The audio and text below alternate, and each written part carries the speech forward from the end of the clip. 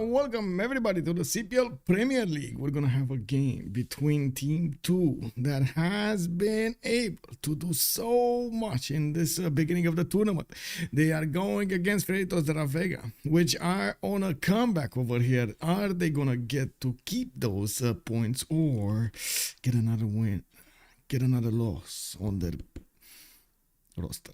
That's unfortunate. We're going to need to come back to this and see what's going to happen at the end of the game to actually know the result. And Sasso, bonsoir monsieur, bienvenue. I do see Belisarius. Good evening, sir, and welcome. Kepor, hello, sir, and welcome. Whoa, you actually came to watch the competition over here. I see how it is. Inc, hello there, sir, and welcome, welcome. Good evening. Monstrat, also good evening, sir, and welcome. Nemesis, I hope you're going to have a good trip if you're going to watch this in return. And I do hope you're going to have a good night's sleep. Good evening, sir. Heining Dave, also good day. Good day, sir, and welcome. I did notice we do have Nemesis picking up that first promotion. Ooh, very nice. I actually wrote first in the channel, so I guess I need to give myself a big shout out. Hello there, Natro, also. Good evening, sir. Now, we are taking a look at the ban phase here. It looks like they're actually going to go for the ban phase in Civ6, and by the looks of it, we do have Team 2 over here on the left side with the banning of the maps. Okay, so Team 2 is on left. We do have Freritos on the right side. They did go for the pre-game bans, and it looks like it's going to be Cleopatra on one side with India Gandhi still on the left. And then on the right side, we do have Theodora and Sejong being taken down. Okay, interesting. Okay. I mean, we can definitely work with that. It does seem like from the civilization roster here, they are looking to go for a land map here. So let's see what is it gonna be. Lakes is gonna be taken down. We do have title access with Inland Sea, Rich Highlands, and Highlands also have been taken down. Both teams kind of are looking to go for this land, so I would imagine they're gonna feel comfortable playing Pangaeas and maybe even the Seven Seas, but they can look at Primordial here. I would imagine they're probably gonna want to stay away from that. I mean, it's gonna be good for us because it's definitely a lot of content, but they're gonna go stay away from it, right? And there we go, Primordial. Next logical choice over here. We do have Pangaea standard ridges taken out, guys. I believe we might have a Genghis Khan showing up in the room here. Is he gonna be allowed in? It's gonna happen. Maybe some Macedonian action here. It's definitely a choice. They took down the Seven Seas, and we do have them readying up for war. We do have on one side, by the way, I do have to point out Pompi with UnderTheGun, Tidube, and JR showing up today for the Freritos de Vega. On the other side, Fkdn, Nyreen, Kiber, and JJJ will be the ones playing for Team 2. Let's actually take a look back on this and see what's going on. Also, last Serpel, hello there, sir. Isn't that Yongle? Wait, this is Yongle? Is it Sejong or Yongle? That's a very good question. This is what you're asking me. It's Yongle. Oh my god, you're right. It is Yongle. Totally mistaken him. Oh my god. Okay. Yongle has more facial hair. Okay. Oh my god, that is Yongle. And he's looking to the other side and not the east side. Okay. Yeah. Big confusion over there. Thank you so much for clearing it up, Lassie Serpel. Let's actually take a look at what's going to happen here next with first ban coming up from Team 2. It looks like Greece Gorgo is not going to be allowed to play. On the right side, the Freritos de Vega will have the next choice, and they are taking down the clock here, thinking how they should approach this, since they did choose to go for Pangaea Classic Ridges, which I should actually add over here on the screen. I do have to point out Pangaea Classic Ridges does give you the opportunity to go against your opponent from a relative early stage. We're going to see quite a bit of conflicts rising up from the beginning stages of the game, maybe even in the ancient era. We're going to need to take a look at what kind of possibilities they're going to have, if they're going to have those pathways, those highways to their opponents created by the territory. Now, Linda, good afternoon, ma'am, and welcome. How are you doing, sir? Oh, how are you doing, ma'am? Oh my god. Ooh. Anyway, Basil the second over here also on being banned by Freritos. They did take out both Byzantiums right now. Interesting choice to not allow Byzantium at all in the game. Now there still are very powerful choices that could be played, not only with war bonuses but also with good streaming bonuses. We've seen how many times Cree has been picked up on some of these maps. Hungary is not going to be allowed in. It looks like they do not want to handle the extra pressure that might come from those city states, and they're going to take it down. Of course, I'm actually quite quite curious if Javar on the 7th is gonna get picked in this kind of a map, even though I do believe there's a much higher chance to see something like Lotaro, like Genghis, like Montezuma in this particular matchup and on this particular map. I don't want to say hello, by the way, also to YouTube. I think I found how to actually do a poll, so if you bear with me at the polling when we're going to do the remaps and so on and so forth, I hope I'm actually going to get that properly done. Let me actually switch my screen so I can see properly over here as well. There we go. There we go. Oh, we do have another choice, Julius Caesar. Julius Caesar showing up more and more, especially after the performances we've seen last week. It definitely looks like the players are finding out the ways to play Julius Caesar, the proper ways to get Julius Caesar going. And well, with the added bonuses, the buffs that he did receive, now it is quite fun to actually play. I gotta say, that's a lot of gold late game when you start taking over cities. That's so much gold. The Elephant guy did show us over there what he can do with it. Now we do need to see also 2 more bands being taken out, 1 from each side. 2 is going to be on the buttons, while they're going to need to start picking these civilizations. I do have to say 2 should have the first pick, and I'm pretty sure they're going to want to get an advantage from allowing themselves to have access to a civilization that they really want, of course, according to preferences, the map, and so on and so forth.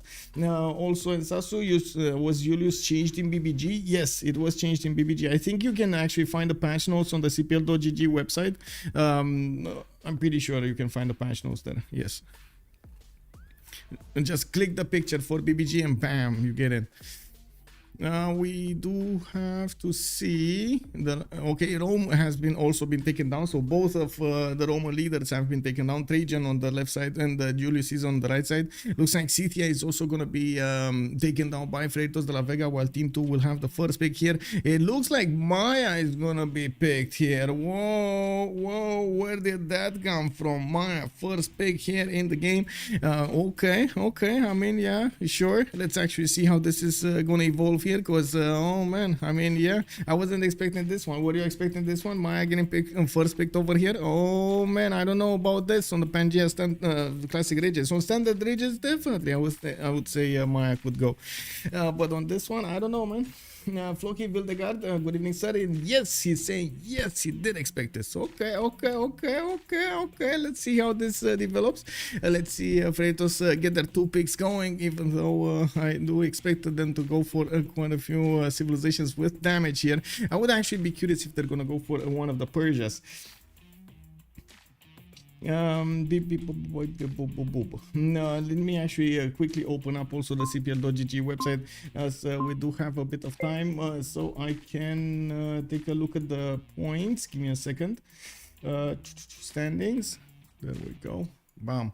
Let's see what we have here. Team 2 is on the first place with 7 wins and 0 losses. They have 0 losses from the beginning of the tournament, while it does seem like Freritos de la Vega are starting to catch up. They only have 6 games, 1 less, and of course this would be the 7th with 2 wins and 4 losses. Was this updated? I think it wasn't updated, right? It should be like 3-3, and if they do get this game going, it's going to be like 4-4 if they manage to win it, right? I think it needs to be updated.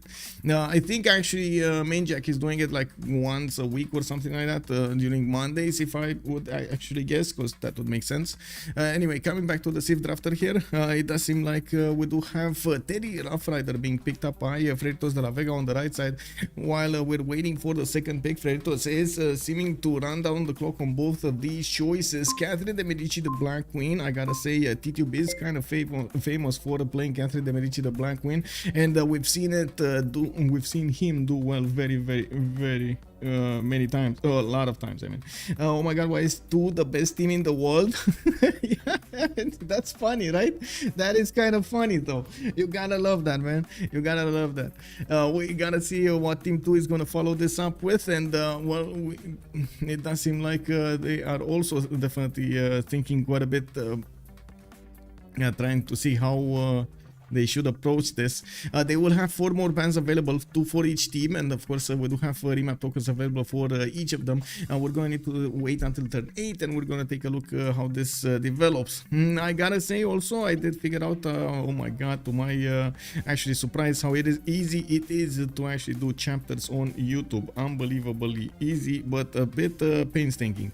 But yeah, I'm gonna try to get the chapters going also on the upcoming videos, but again, it does take me quite a bit of time to actually get those settings done, so I do beg for your forgiveness.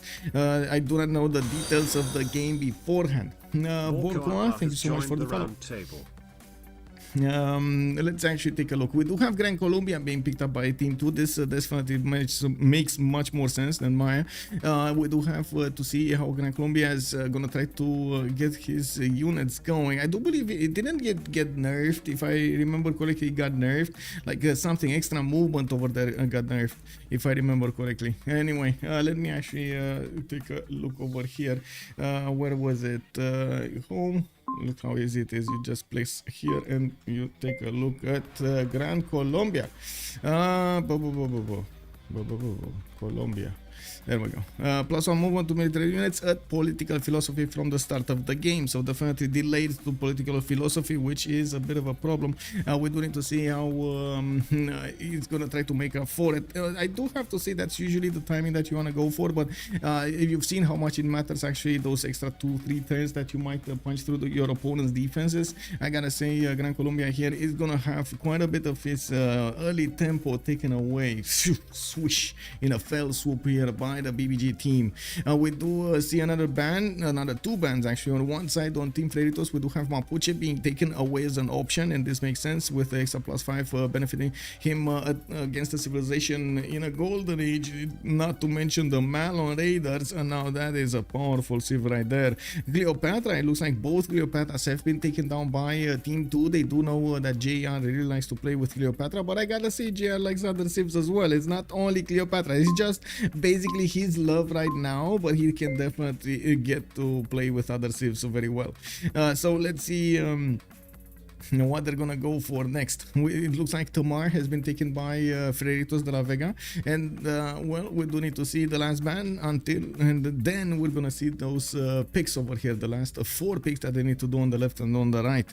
Come on, Team 2 is banning, and it looks like they are thinking what to do, what to pick over here. I gotta say, have you noticed the drop in Ludwig II choices?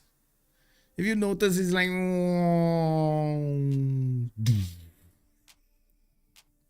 it just went downhill, man. Like he hasn't been picked for so many games now. Hello there, King Lemmy. How are you doing, sir? I'm doing well. I hope you are also well, and welcome to the stream. No pre-game bans tonight. I see Yogal making it to the actual bans. Mudras, what you saw on the left and on the right is actually the pre-game bans. They did do the pre-game bans. As you can see, there are like 7 bans over here. Yeah.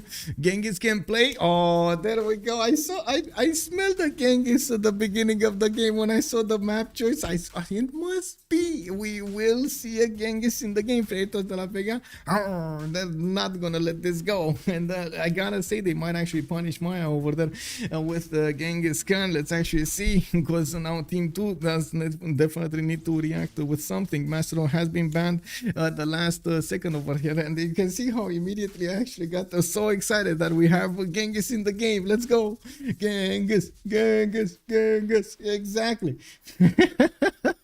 Okay, let's go. Let's see, what do we have here? Team 2, come on, you got 2 picks over here, and you gotta show them you are up to the challenge. Of course, you've seen they have 0 losses, so we're gonna see how they're gonna approach this. They're definitely thinking about it.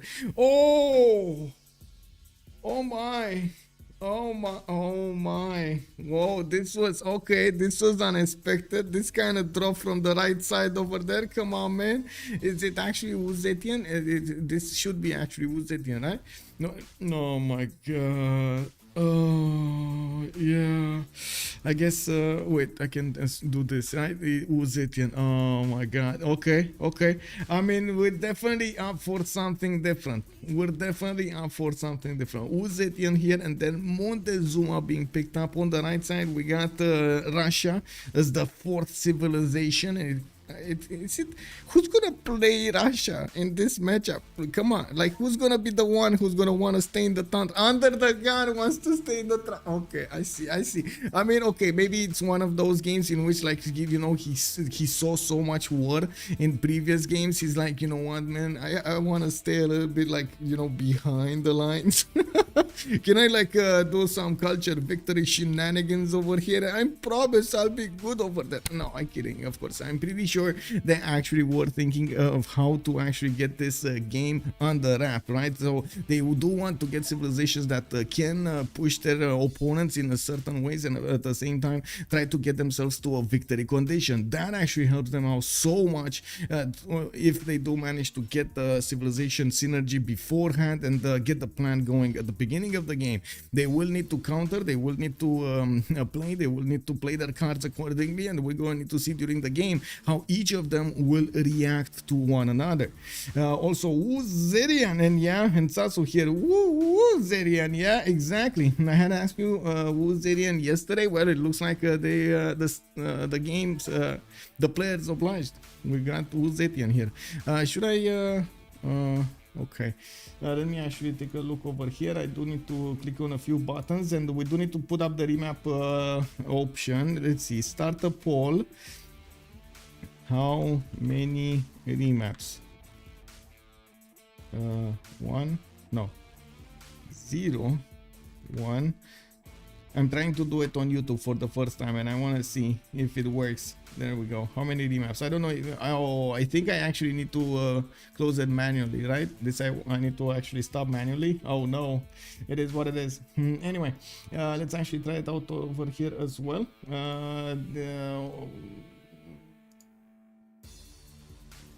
There we go. So, prediction. Bam. That prediction, how many remaps? 0, 1, 2, 10 minutes, and we're gonna try to stop it at the same time over there. So you guys get your points. Let's see how many remaps we're gonna have during this game. Team 2 going against Freritos Vega, and I think the big question is we need to ask ourselves: Team 2 is gonna be in the room with Freritos Vega, or Freritos Vega is gonna be in the room with Team 2? We're gonna see. Pompi here with Terry Roosevelt, the Rough Rider. We do have UnderTheGun with Peter. It looks like Nyreen is gonna go for Montezuma. With Pompen, it's gonna go for Genghis Khan. Kiber is the one picking up Simon Bolivar. We got Fkdn on Zetian, and then La Menace, Catherine de Medici, the Black Queen. Wait a second. Okay, interesting. And Big J over here is gonna go for Lady Six Guy. He's gonna be the one who's gonna need to show us that Lady Sis guy definitely deserves this first pick over here. This was quite something to pick Maya like this. Percentage of Civs with headwear, Monkas, yeah. Look at the in-game chat. What's with the in-game chat? Baby, send spy to Tidube, not me. Okay. Kick W. yeah. I wanna be the 5 times. Okay. Anyway, we're gonna have BCY on. I do believe Pangea should be on Classic Ridges over here. Classic Ridges, yes, Pangea Classic Ridges. We do have the Custom Wonders, of course, 53. New World Age for extra heal and pleasure. And let's actually take a look at what's gonna happen when they actually ready up. Zetian Fkdn, man. Zetian over here. Interesting choice. Offensive spies definitely gonna help him out. Didn't they actually make him like instantly regenerate or something? The extra spy on Zetian? Something like that. It instantly pops back in your series. Or did I read it wrong? I guess we're gonna see during the game, because that just seems so funny to me. Like instant resurrection over there. You guys found an Ankh somewhere and I didn't know about it. Anyway, and we're loading into the first map here. If you wanna correctly predict, of course, the outcome of this cycle, we're gonna go through the remap phase. They do have until turn 10. Each of the teams do have one remap token. They can use it at turn 10, and we're going to need to see if we're going to have them satisfied with their spawns and resources, or are they going to want to just change? And we're going to need to wait and see that. But now you have the choice of getting some extra Twitch points over there on chat, and I do believe on YouTube the poll is running. I'm not sure exactly. Oh, looks like we do have already some votes. Oh, there we go, it's running. Hello there, YouTube, and welcome. Let's actually take a look at what's going on here on the map. What do we have here? We do have Norway. Whoa. I think we need to relobby. He forgot to put a second spectator. Oh my. Is any moderator here? Calling all moderators. It's, oh my god. Linda, are you around here? I think we need to relobby.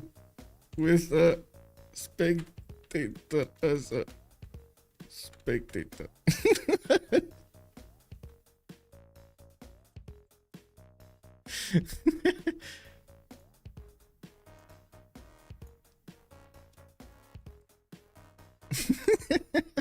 I mean, it happens, man. It should have been at some point something like this happened. Yeah. I mean, I think JJJ just figured it out, yeah, it's one AI over here that's gonna be annoying to everybody. It's gonna be like really annoying. It's what it is. Austria map going bye-bye. Why is Austria map going bye-bye? What is Austria? What? Yes, that is.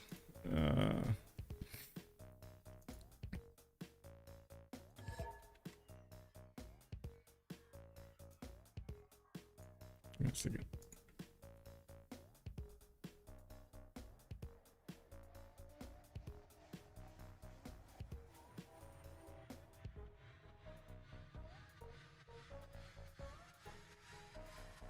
I mean, oh my god, this guy.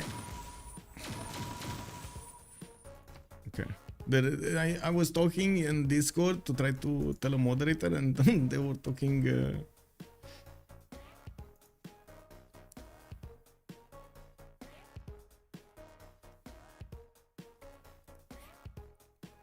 Anyway, it is what it is. We got it. They're disconnected, and we're probably gonna have a really quick.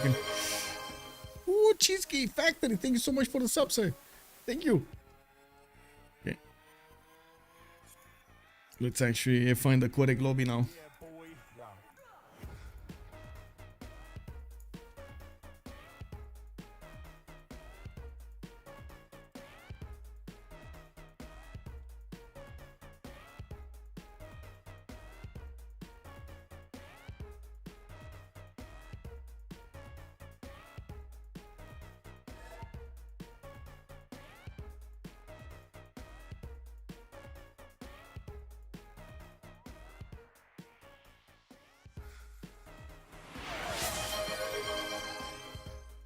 Oh, anonymous gifter, thank you so much for gifting us up to us, Enrico. Much appreciated. Welcome, I'm Zerico. How are you doing, sir? Good evening.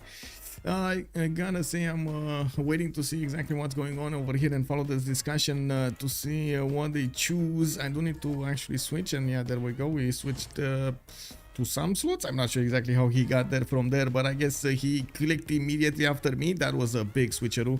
I don't, okay, it is what it is. Let's actually check the 0ms and see if we do have a connection to everybody in the game. And Pompi joining, Fkdn joining, UnderTheGun joining. Okay, everybody is in, and we do have more than 0ms to them. We do have this going, so they're gonna actually remap it. There's I don't think they can actually do anything to fix the issue. There still is going to be a civilization in that particular game, so they do need to redo the whole game.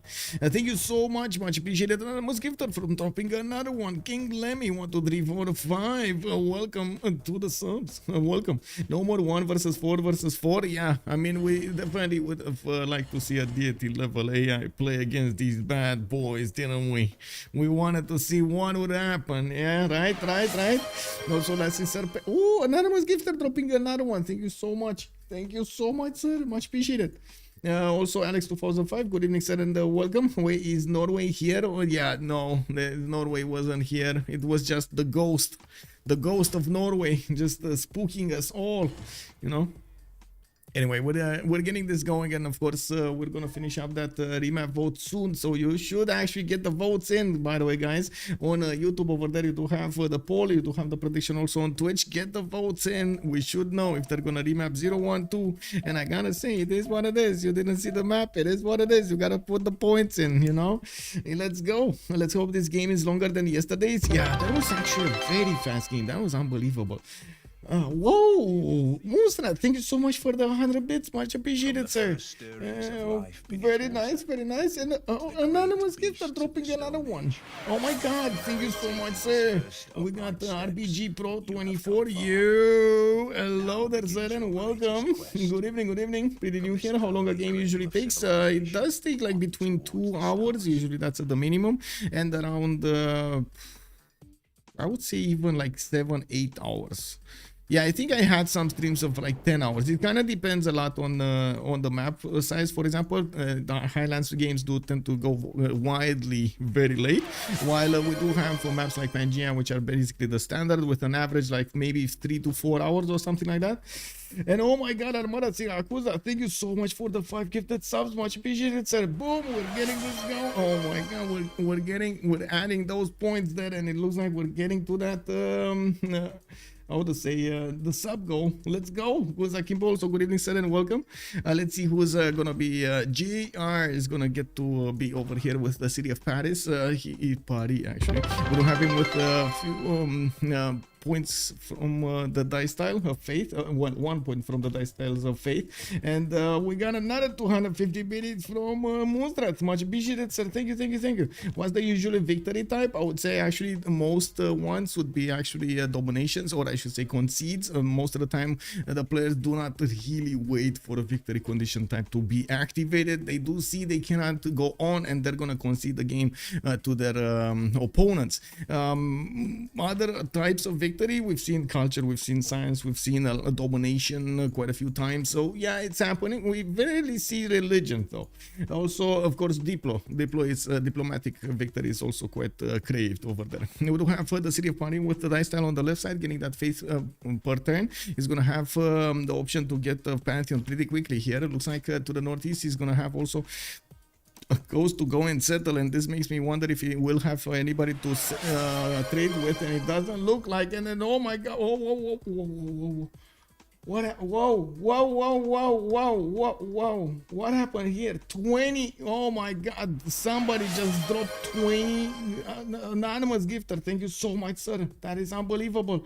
And another one, oh my god, this is amazing. Thank you so much. With somehow beating all the record, about to beat your last record. Keep up the oh my god, this is amazing. Anyway, the focus. Let's actually take a look in the southeast of the city of Paris. He's gonna have a lot of distance until he's gonna hit neighbor. He does have Nyreen over here, which is gonna be his opponent, and we're gonna need to see how Nyreen is gonna try to also get settles there. I'm pretty sure he's gonna want at least one between the mountains, and of course looking at the dice tile, looking over here next to the bananas, pretty good settle over there to get. Now Tenochtitlan is not gonna benefit from an extra continent, unfortunately, and it looks like we will need to see how this is gonna evolve here as I would say as an empire, because I'm pretty sure he's gonna have a bit of a problem with Genghis knocking on his doorstep from the northeast. Of course, way pumping over here might actually be pumping towards Tenochtitlan soon. We do need to see also to the southeast, Gran Colombia might actually come to the aid of Montezuma soon, and see if we pumping is gonna be on his level. Tenochtitlan does get his ivory tile to use here, 231, which is gonna give him the extra much needed production. He does have some tiles that he, of course with resources that he can easily improve. I gotta say these ivory tiles are gonna be easy to improve, but otherwise unfortunately he's gonna need irrigation over here, and he's not gonna be happy about it, you know, not gonna be happy about it. We do need to take a look at Pompi. We do have Mongolia here with another scout in 2 turns. He did pop a scout early, and there we go. We do have him moving up to the north to discover his land. I do also notice he is gonna get Anshan to the east side, and another another civilization here. Maya is gonna be to his very far east, but I don't think it's actually in how to say, he's gonna have other pressures over here to actually do anything about Maya. I'm pretty sure it's gonna be Maya is gonna be somebody else's responsibility there. We do have him with a decent river network to the west side, to the north, and to the east, where he's gonna get some spices to improve. And I do see, of course, ivory tiles with some bananas. Pretty good settle over here, I gotta say. This is, and he's getting there quite quickly. 4 times, bam, to settle the city. Nice. We do have to take a look also on the next one, Maya. Let's actually see what JJJ is gonna have to benefit from. I do see a +4 observatory, another +4 here, and okay, another +6 here. If he's gonna go to the south, that's pretty good. To the east side, doesn't really have that much to rely on. Only one of these T tiles, and that's about it. Maybe a maze tile, but you know, you gotta dirty yourself with just 5s. It is what it is, man. No plantations. It is what it is. Let me actually see if the vote has finished over there.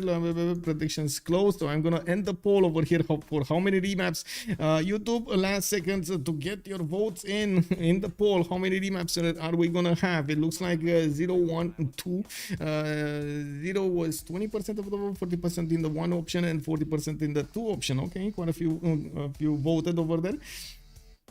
Yeah, we do have also Scout coming up from webcam now soon. He's gonna figure out how his land looks. That's his second one from what I do see.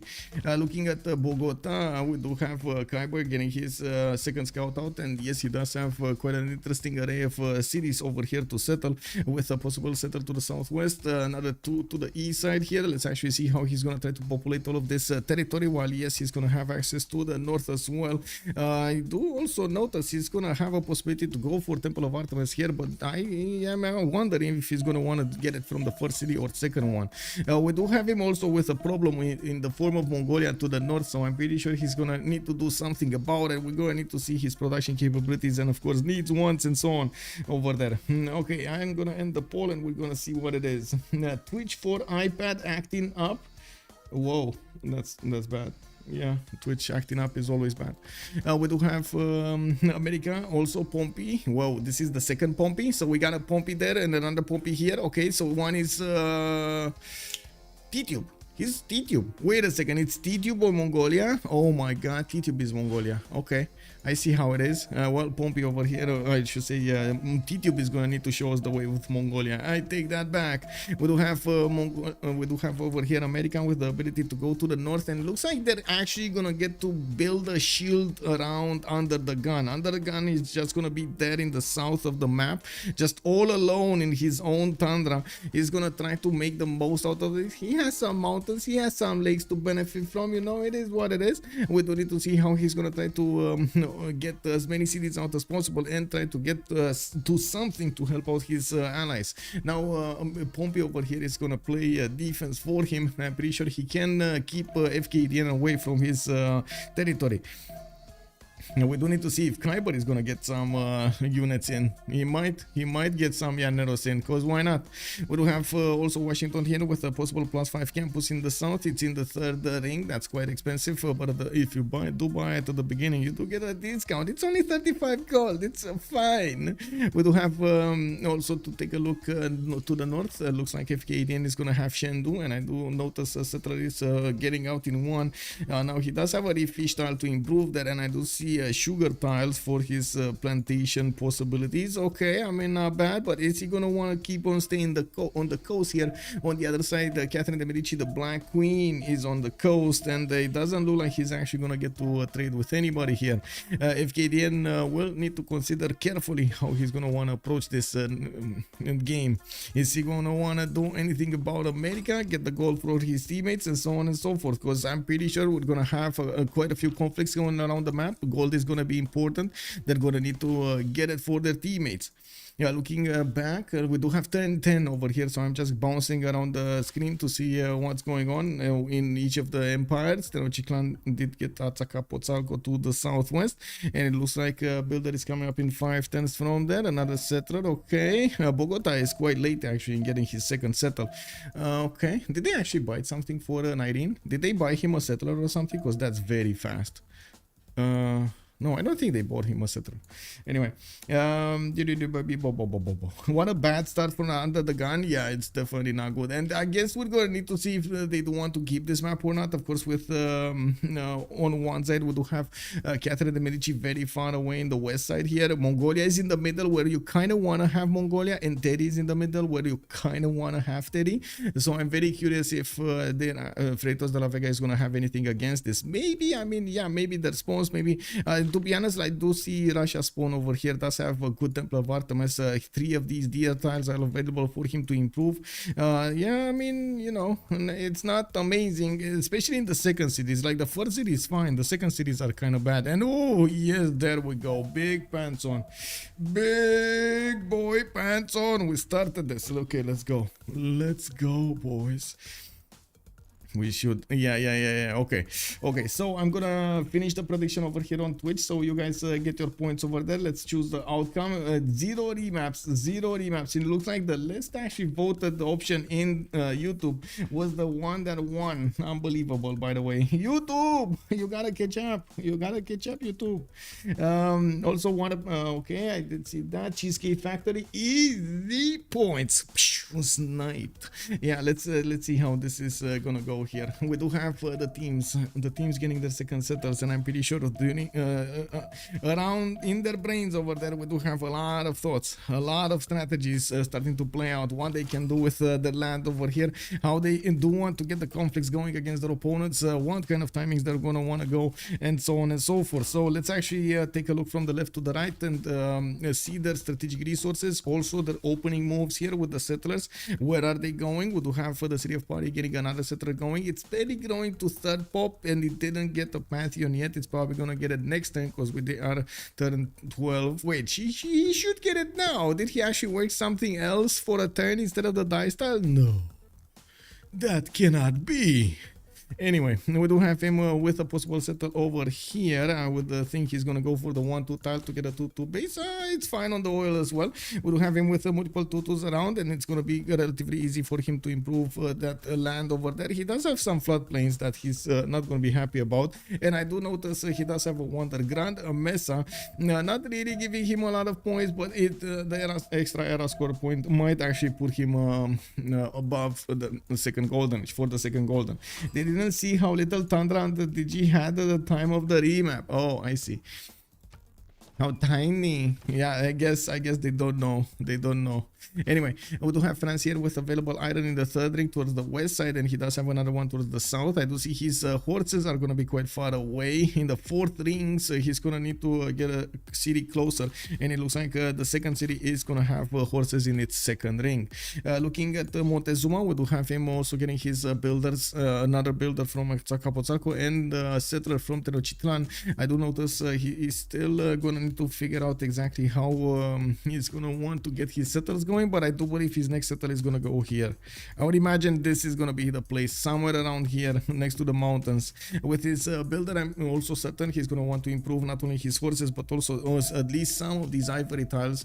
I'm actually quite curious what kind of pantheon is he going to go for here. Is he going to try to go for the gods of the hunt, god of the forge, or something else, because Mongolia next to him is definitely posing a challenge. I would actually want to see Aztec focus more on actually melee units than going for cav units. Also, Monsternet +5 production. Why didn't it go to +3? Wait, what? Oh, that uranium tile. What uranium tile? I'm not sure exactly what you were looking at. Anyway, moving on, we do see Tenochtitlan benefiting from an iron tile in the second ring towards the southeast, and I do see him also with the horses towards the southwest, and that he's gonna get to improve really quickly. He's gonna want as many resources as possible, especially horses or iron at the beginning of the game. Mongolia being next to him will require him to get an army. Nine, hello there, sir, and welcome. How are you doing? Give me a second, because I think I actually popped the screen weirdly here. There we go. Now it's proper. We do have two take a look also on Mongolia side. We do have Ulaanbaatar being settled, not on the hill, not on the 2-2 base, which would have given him easy access to other tiles, but he didn't want to get the 2-3 deer tile worked, and of course he's gonna work the ivory tile, while in the meantime he's just gonna build that monument and try to grow into the spices and the bananas. We do have Karakorum benefiting from a lot of 2-2s, nothing amazing here, but the extra food in his capital does allow him to grow a little bit better.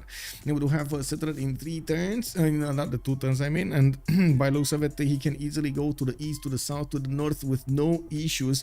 I'm actually very curious if he's gonna go for a side settle or a forward settle over here. He might not want to open up too much of a front towards Kiber, might not want to get us close to Kiber as how to say, to make him attack. Now I would imagine also the stone tile would be an interesting settle over here. I would also imagine settles with a lot of chops are going to need to be preferred, so he can actually get as much of an advantage as possible against his opponent. Montezuma here is only going to have a +4, maybe a +5, maybe even if he settles like a coastal city at +6 damage against his opponent. It's not going to be an amazing advantage against his opponent, but still it's better than others.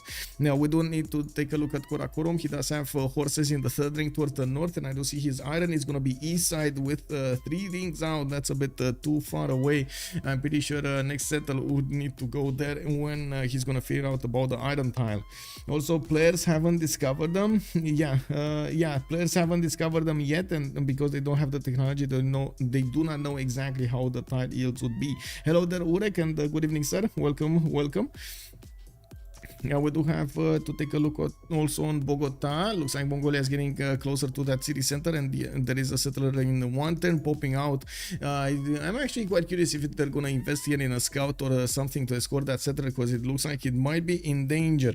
We do have him with the possibility to go to the southwest if he wants to, and I gotta say the Mongolian scouts do not actually have the promotions of hills for them, so they're gonna actually move quite slow, especially in hilly terrain or forested terrain. We do have Maracaibo trying to go for a builder here, and I do see he does have forces right next to his city center, while I do notice the iron tile next to Bogota is gonna be like very nice, but it's gonna be annoying if he wants to put a district over there, and of course he discovers iron before. Now I don't think he needs to, right? He doesn't really need to get bronze working. Anyway, we do have God of Open Sky in quite a few turns over here. We do need to see where he's gonna get his sheep tiles improve, his pastures improve, so he gets that extra production culture going. I am actually quite curious if Mongolia is gonna do anything, because I'm pretty sure Kiber sees that settler, sees the scout but doesn't see the settler. So you see Kiber has vision over this, but on the other side we do not have Pompi with the vision over the Kiber settler.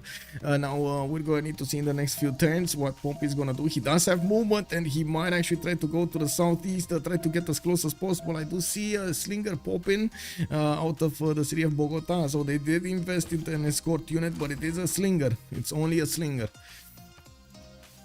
Also, Montezuma got a very good Petra plus Dead Sea City, the scout. Let's see. Yeah, this is an amazing Petra city actually. Pyramids also possible. Amazing, yes. And yeah, he did get the Texcoco over here to the northwest, and it does look like we do have Pompi in Tidube actually going for the horse settle to the southeast of Karakorum. We don't have him yet with a Pantheon, and I gotta say Catherine Medici did go for City Patrian Goddess, and we do have him opening up with campuses. Looking at the eastern side, we do have Maya. JJJ started to put down his observatories. Looks like he put some of them down in places just to fast put them down rather than max out the science output, because I'm pretty sure this observatory over here could have been a little bit better. Well, it is what it is. We do have it with a possible banana that he will get to improve on the west side. He does have some tiles like amber tiles to get some extra amenities, and I do see the olives and the tea tiles are also gonna give him something here. Now we do have him sitting another settler towards that western location, and I do see him getting a few slingers out so he can upgrade them into hulges. We're gonna need to see also Maya a little bit later on what is he gonna want to play with. And we do have him with an iron tile right between his cities. He's gonna easily get to improve that if he gets the technology. And I do see horses are gonna be 3 rings out from webcam now. Doesn't have any other one very close by.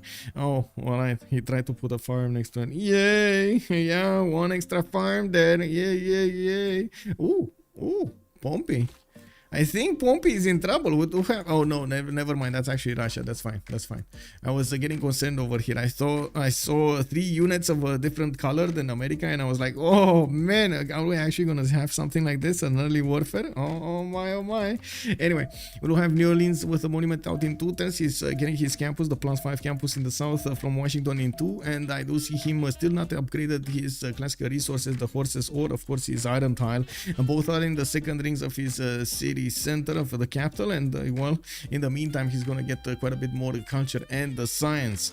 Now we do need to see also how he's gonna try to plan out his city placement here. He could try to go to the north a little bit more and try to poke against his opponents. Maya and Zetian are both his opponents. Now we do need to take a look at also how Fkdn is doing on the coast here. He's getting his fish tiles improved in the city of Chengdu, and I do notice he's getting another city towards the southeast, towards those maize tiles. No pantheon yet from him, but he's getting his monuments out for some extra culture, and his volcano got a little bit excited here next to the city of Chengdu. He saw the 2 scouts almost fighting each other over there, and he thought he's gonna jump in.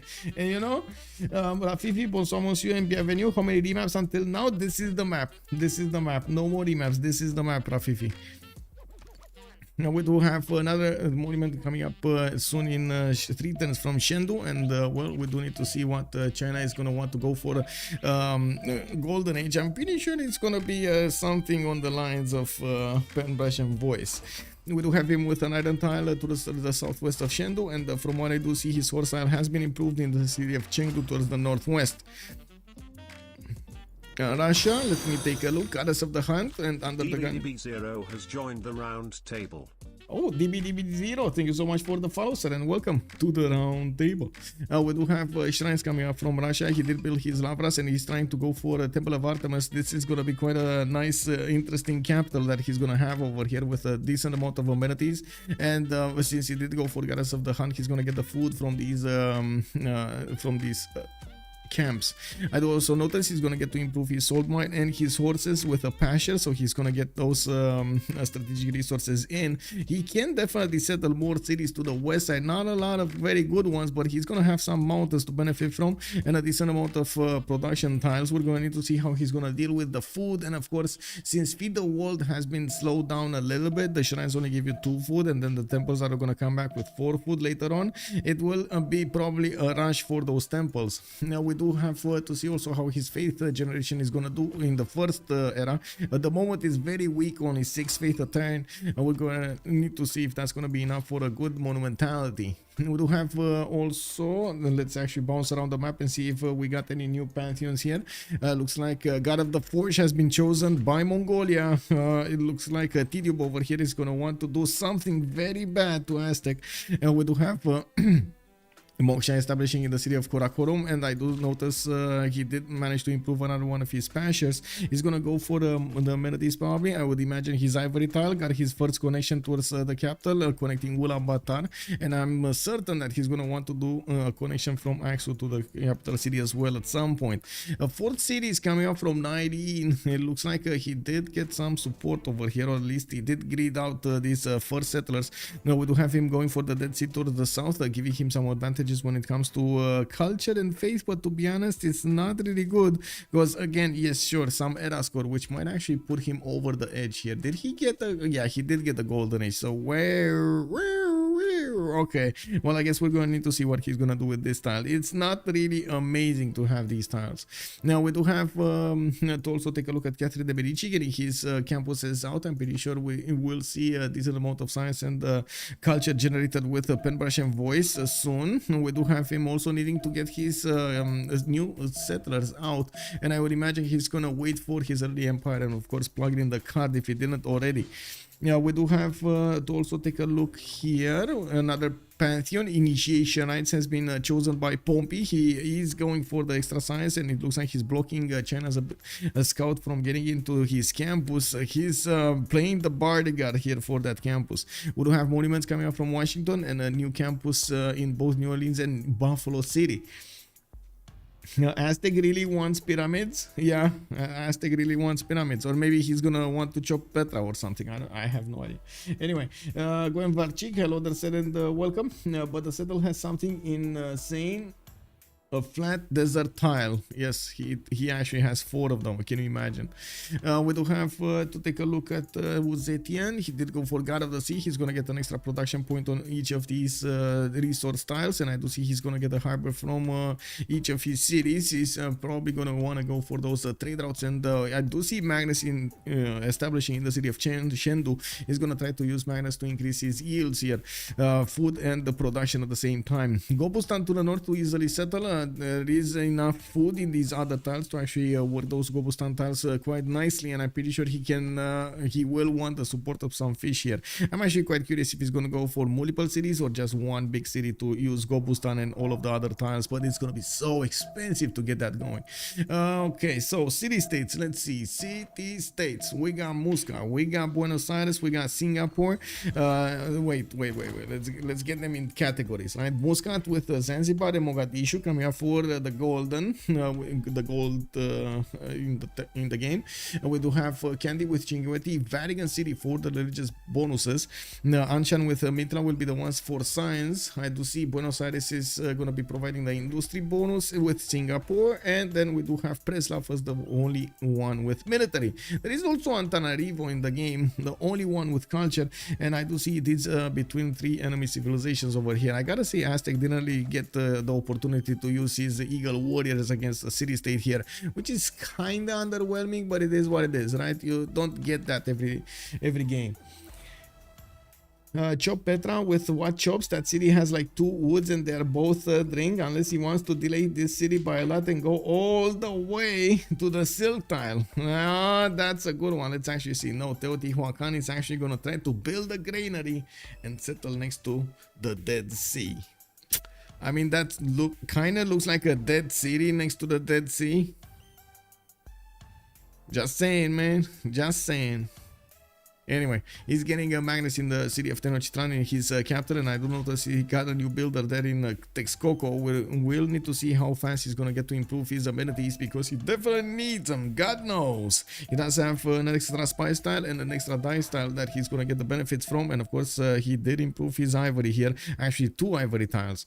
We should actually see Temple of Artemis finished in the city of St. Petersburg, boosting his food generation, the amenities of the city of St. Petersburg, and of course, as you can see over here, is now getting so much more population, or I should say much faster.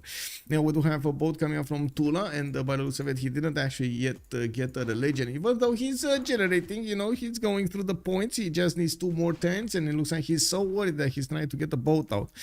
He does have something amazing, and that is Chinguetti next to him. Russia plus Chinguetti equals love. Can you imagine what's gonna happen here? Can you imagine the faith per turn that he's gonna have? We're gonna tremble at his feet over here under the gun. No, don't stomp us, sire. Don't stomp us. My God. Who is playing Mongol? Tidube is playing Mongol. The best is to get an engineer and build the Petra with, but on another city. Absolutely wasteful if he builds the Petra in that nearly low desert. Low, yeah. I mean, it is what it is, man. It is what it is. Let's actually put up the prediction for the next period. Who will win is the big question.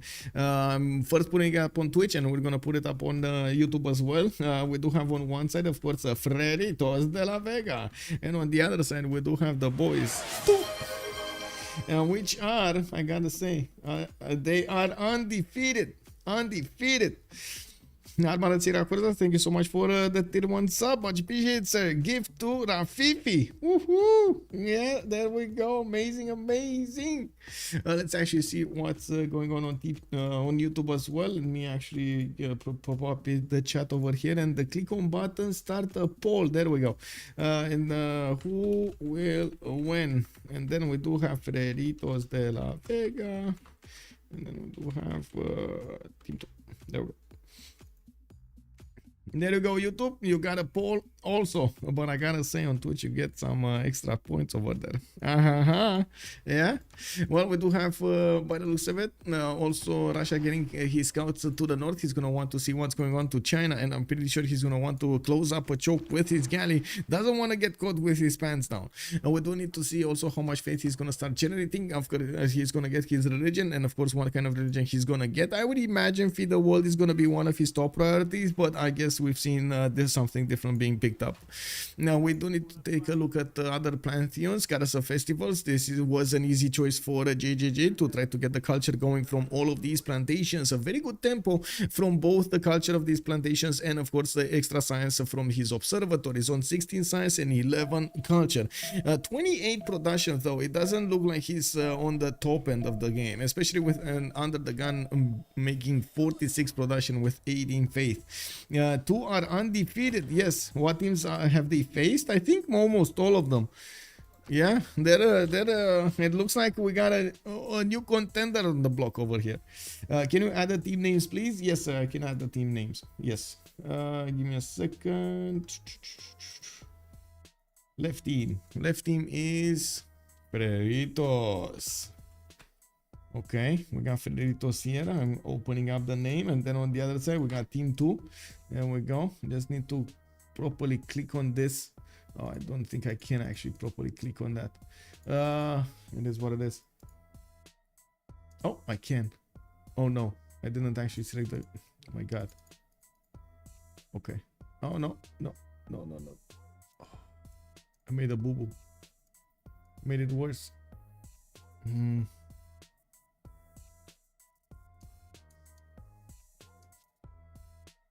Anyway, I guess I'm gonna leave it at that and try to figure it out afterwards. For that, yeah, we do have another observatory here, a +4, and he does have, of course, this one a +3. We do have new builders coming out from his cities, and he's getting his cover on plus. I do notice we do have 4 more turns until the next era, and we're going to need to see if they do manage to get enough era score. I would imagine it's easy, right? We do have everybody getting over the threshold with enough time to go for it.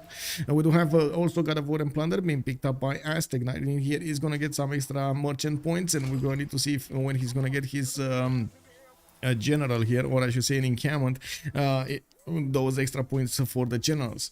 We do have already oh my god, we're going to see it again. Guys, please hide your kids quickly. There is some +18 stuff gonna happen to Tenochtitlan. Oh my god, he's gonna do it again, man. He's gonna do it again. Is this the target? Oh my god, Nyreen is on the receiving end of all of these. He does have a builder there in Tenochtitlan. He might actually try to chop a warrior here, but it's only an eagle warrior. Like, you know, like, okay, sure, it is okay-ish, but it's not that strong-ish, especially, you know, against Mongolian. Oh my god, 39 against 32. He's doing it again. Rafifi is hiding his plush rabbit. Yeah, I mean, you gotta be careful, man. We got Mongolia on the way. Has joined the round table. Zombie Face, hello there, sir. Was it? Yes, it was Tidube yesterday. He's doing, guys, like, he's doing the exact same thing. Exact same thing. He didn't change a thing in his opening over here. We do have him with already 3 horses and 3 archers going against his opponent. He will have an extra +3 from the Mongol horde, and I do see Nyreen's eagle warrior is trembling right now on that time style. I gotta also say over here, Nyreen did manage to block him from actually pillaging his horse. And looking at the text screen, we do have Nyreen 3 turns away from horseback riding. No, it's happening again. Oh my god. Carolyn, hello there, sir. Could you show what tech is Aztec going for right now? I think I did. Also, Chokela, good evening, sir, and welcome. Oh my god, this is unbelievable. Anyway, well, let's actually take a look on everybody else. What do we have here? Gran Colombia here. Oh, Aztec was just in time. Bienvenue a tout le monde. We're watching a game between Freritos de la Vega and Team 2. Tidube is about to eat in Tenochtitlan's city. We look at him go, move the horses every turn over here to go and get his croissants in Tenochtitlan.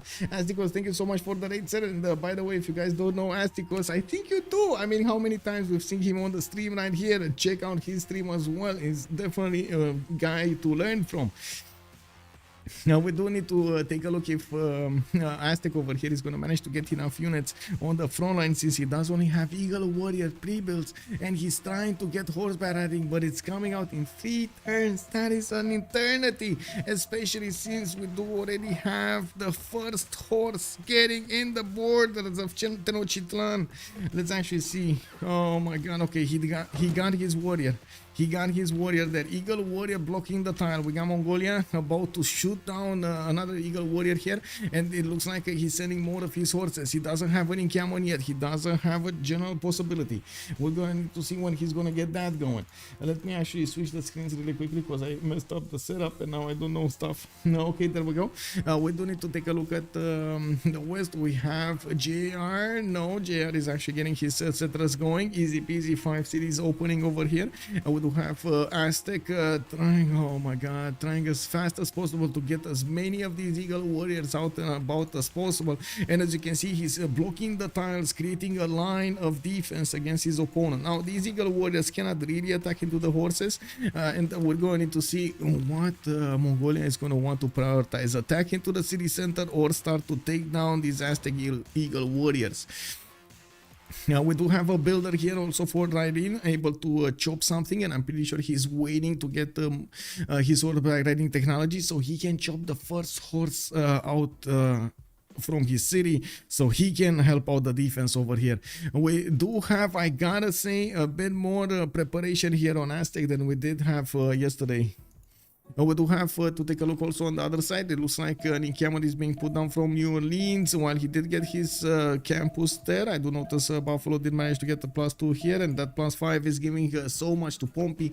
We do have him with an ability to get probably a night attack against Maya. I'm very curious how that's gonna be like. We do have a free builder. Oh my god, free builder. The warrior Nyreen managed to create a builder of his own by taking down Mongolia's warrior. That was a gift from the gods over here for Nyreen, because he's gonna get to chop his much needed horses out of the city of Tenochtitlan. He will need a lot of resources from his teammates, and I'm pretty sure they will oblige. Now, Aztecs saw the vote and decided they weren't feeling like dying. Yeah, probably, man, probably. Russia will have to defend the Tula from the Chinese boats. Yeah. I mean, by the looks of it, China is getting out. He's getting out, and Fkdn is gonna get a bone to chew over here in Tula.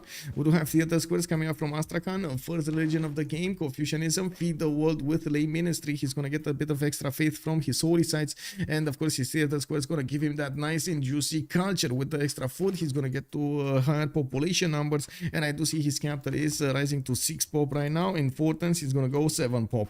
We do need to see also how fast he's actually gonna buy or build settlers, because he's definitely gonna require a lot more cities. Only on 10 science and 10 culture, UnderTheGun does have 51 production with 37 faith, in a good position to try to expand in this upcoming era, in this era exactly. We do have Catherine de Medici with a pen brush and voice golden age going for his audience chamber, and I do see him getting a horse out from the city of Nyon. I do also notice Camon training project coming up from JR, and we might be seeing him also trying to push Nyreen here, especially since Mongolia is getting his oh my god, his horses taken down by the Eagle Warriors. The Eagle Warriors of Aztec are showing up big for him. He spread them out, got them, trained them from all of his cities. His population was ready. They put their feet in the door and they said, no, We're not going away. Tenochtitlan is our capital. We do have to see if the upcoming forces coming up from Tidube are actually going to break the line of defense here. Also, Caroline, hello there, sir. Builder is actually very big. Yes, it is. It is. Exactly. He will get to defend. Aztecos just got a sub. Woo, anonymous gifter showing up again. Thank you so much, man. Much appreciated, sir. We do have to take a look at what's going on with Genghis Khan with 9 science and 18 culture. Pembrasian voice Golden Age. We do have him with getting an encampment from Ulaanbaatar in Fortens and putting down his Gavel Plaza, but didn't actually quite stop from building units. You do see another wave of forces just going crazy over here against the Aztec. I gotta say, it's gonna be just a matter of time until Nyreen is gonna get his swordsman out, and that is probably gonna be attack over, right? We do have a horse coming up from Aztec. We do have already a lot of vigor warriors. There is a big army here, and we might even get to see Mongolia again and push back, especially if Gran Colombia joins the fight. We do have also UnderTheGun with 9 science and 16 culture. He does have his monumentality golden age on a 35 faith a turn. Okay, not an amazing one, but a pretty strong one if you consider how much production he has. We do also need to see him expand as quickly as possible, and you can see that he's trying to get his settlers out and about. We do have him also with a possible naval warfare here. It looks like China is gonna get a navy and is gonna try to get to knock down Tula's doorstep.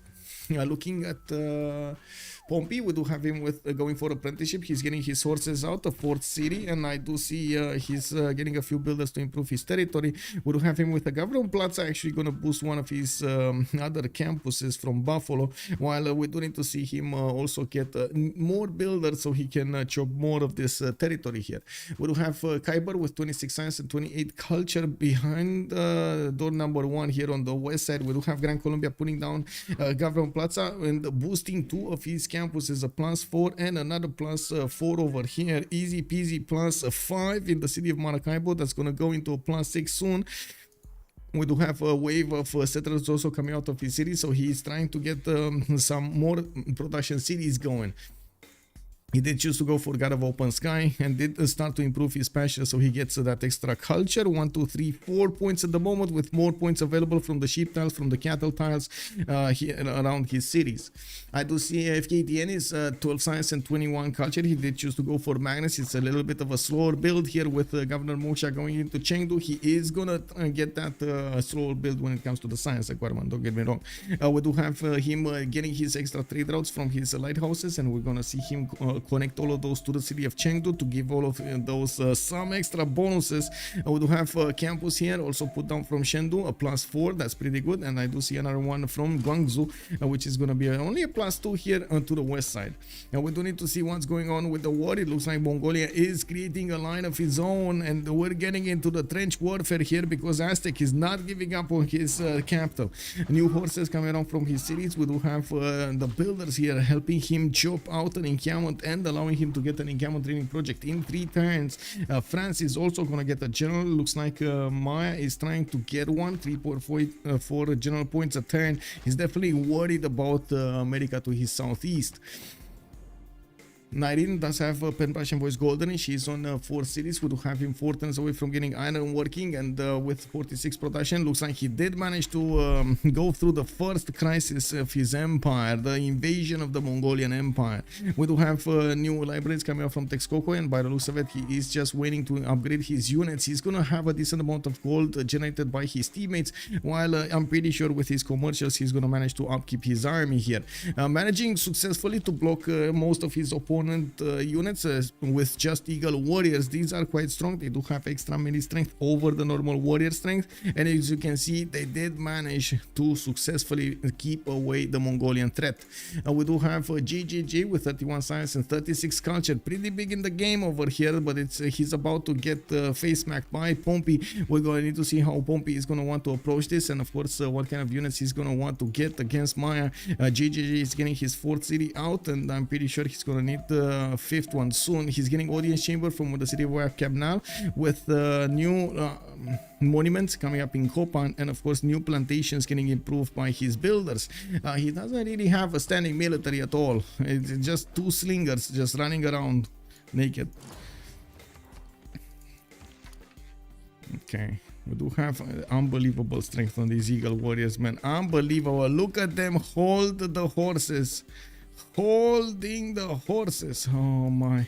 Anyway, we do have Gran Kiber coming up with Cartagena de Indias, starting to get his horses out, and he could definitely try to hit Mongolia from his east side where he least expects it.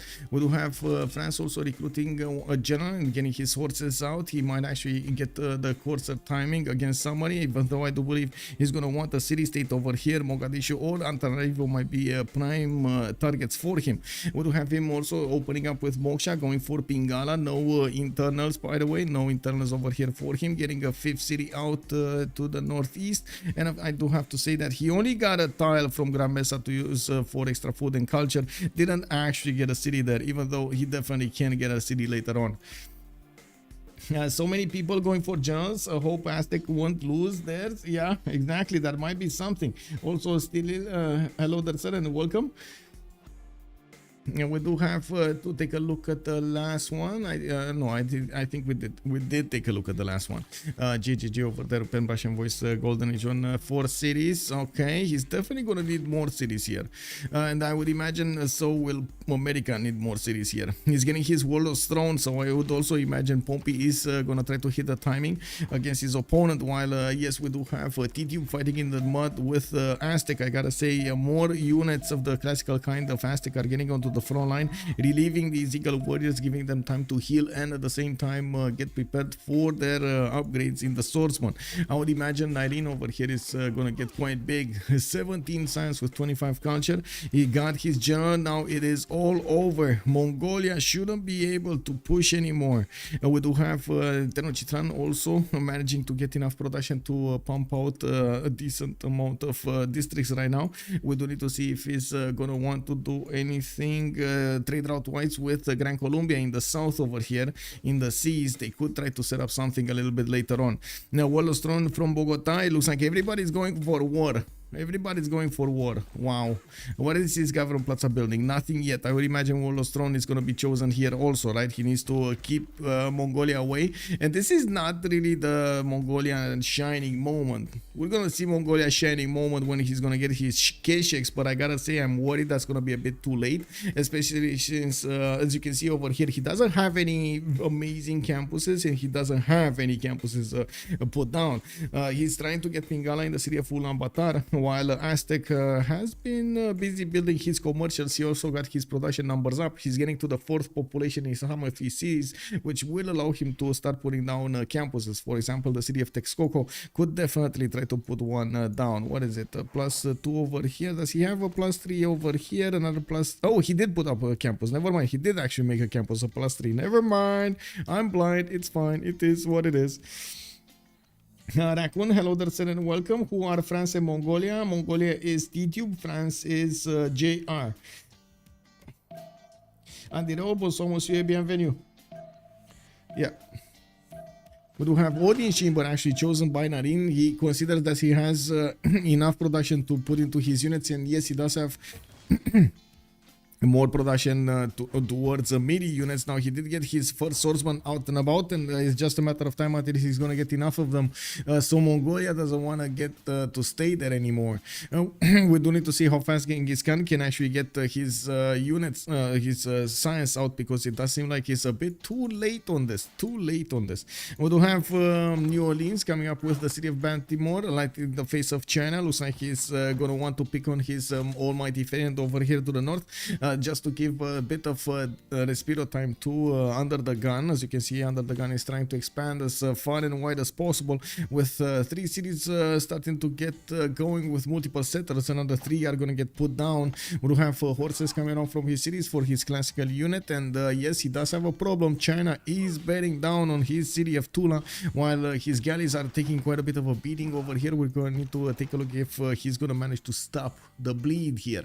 11 science, 35 5 culture, and I'm pretty sure with the new population numbers, he's gonna put down some campuses to get those science points in.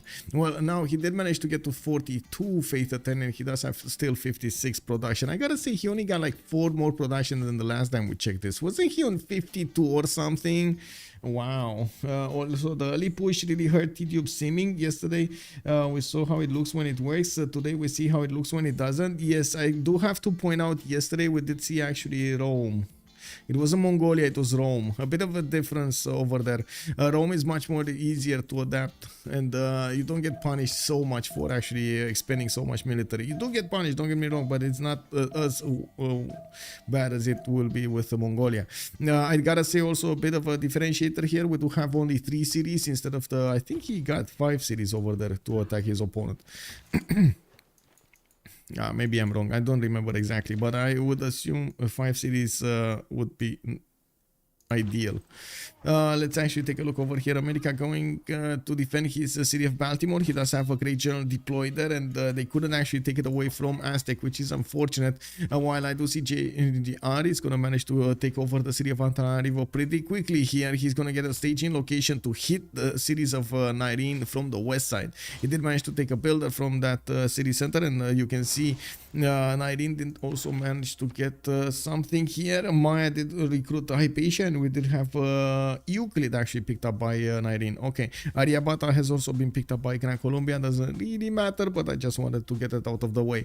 Did we actually open up all of the... Yeah, we did open up all of the generals. So, okay, what do we have here? General on France, general on Zetian, general on Montezuma, and general on America.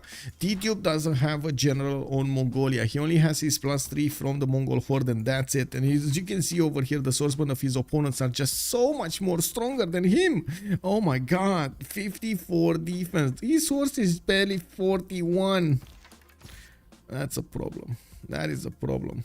And I mean, I guess these units are not really gonna eat them, right? Eat the horses and burp out builders. It is what it is. It was 3 cities yesterday as well. The entire point was rush before Egypt was ready. Can't delay until 5 cities. Oh yeah, I guess so. Alex 2005 making a good point here. Impressive how JJ stopped the push with only 1 encampment, and he's still on 1 commercial district. Wait. You mean Maya? You mean Maya? I think the decision to actually attack Fkdn was made because he wanted to protect Russia, not really because of anything that JJ did. At least that's my impression of it. How many is on Aztec? 2. I checked 2. Only 2. Also, so happy. Good evening, sir, and welcome. Have I seen correctly that Russia built pyramids? There is a random desert tile. Wait, there is a random desert tile? There is a random desert tile. And yes, he did build pyramids. And yeah, big over here. He did manage to get extra builder, not to mention extra builder charges on all of his builders.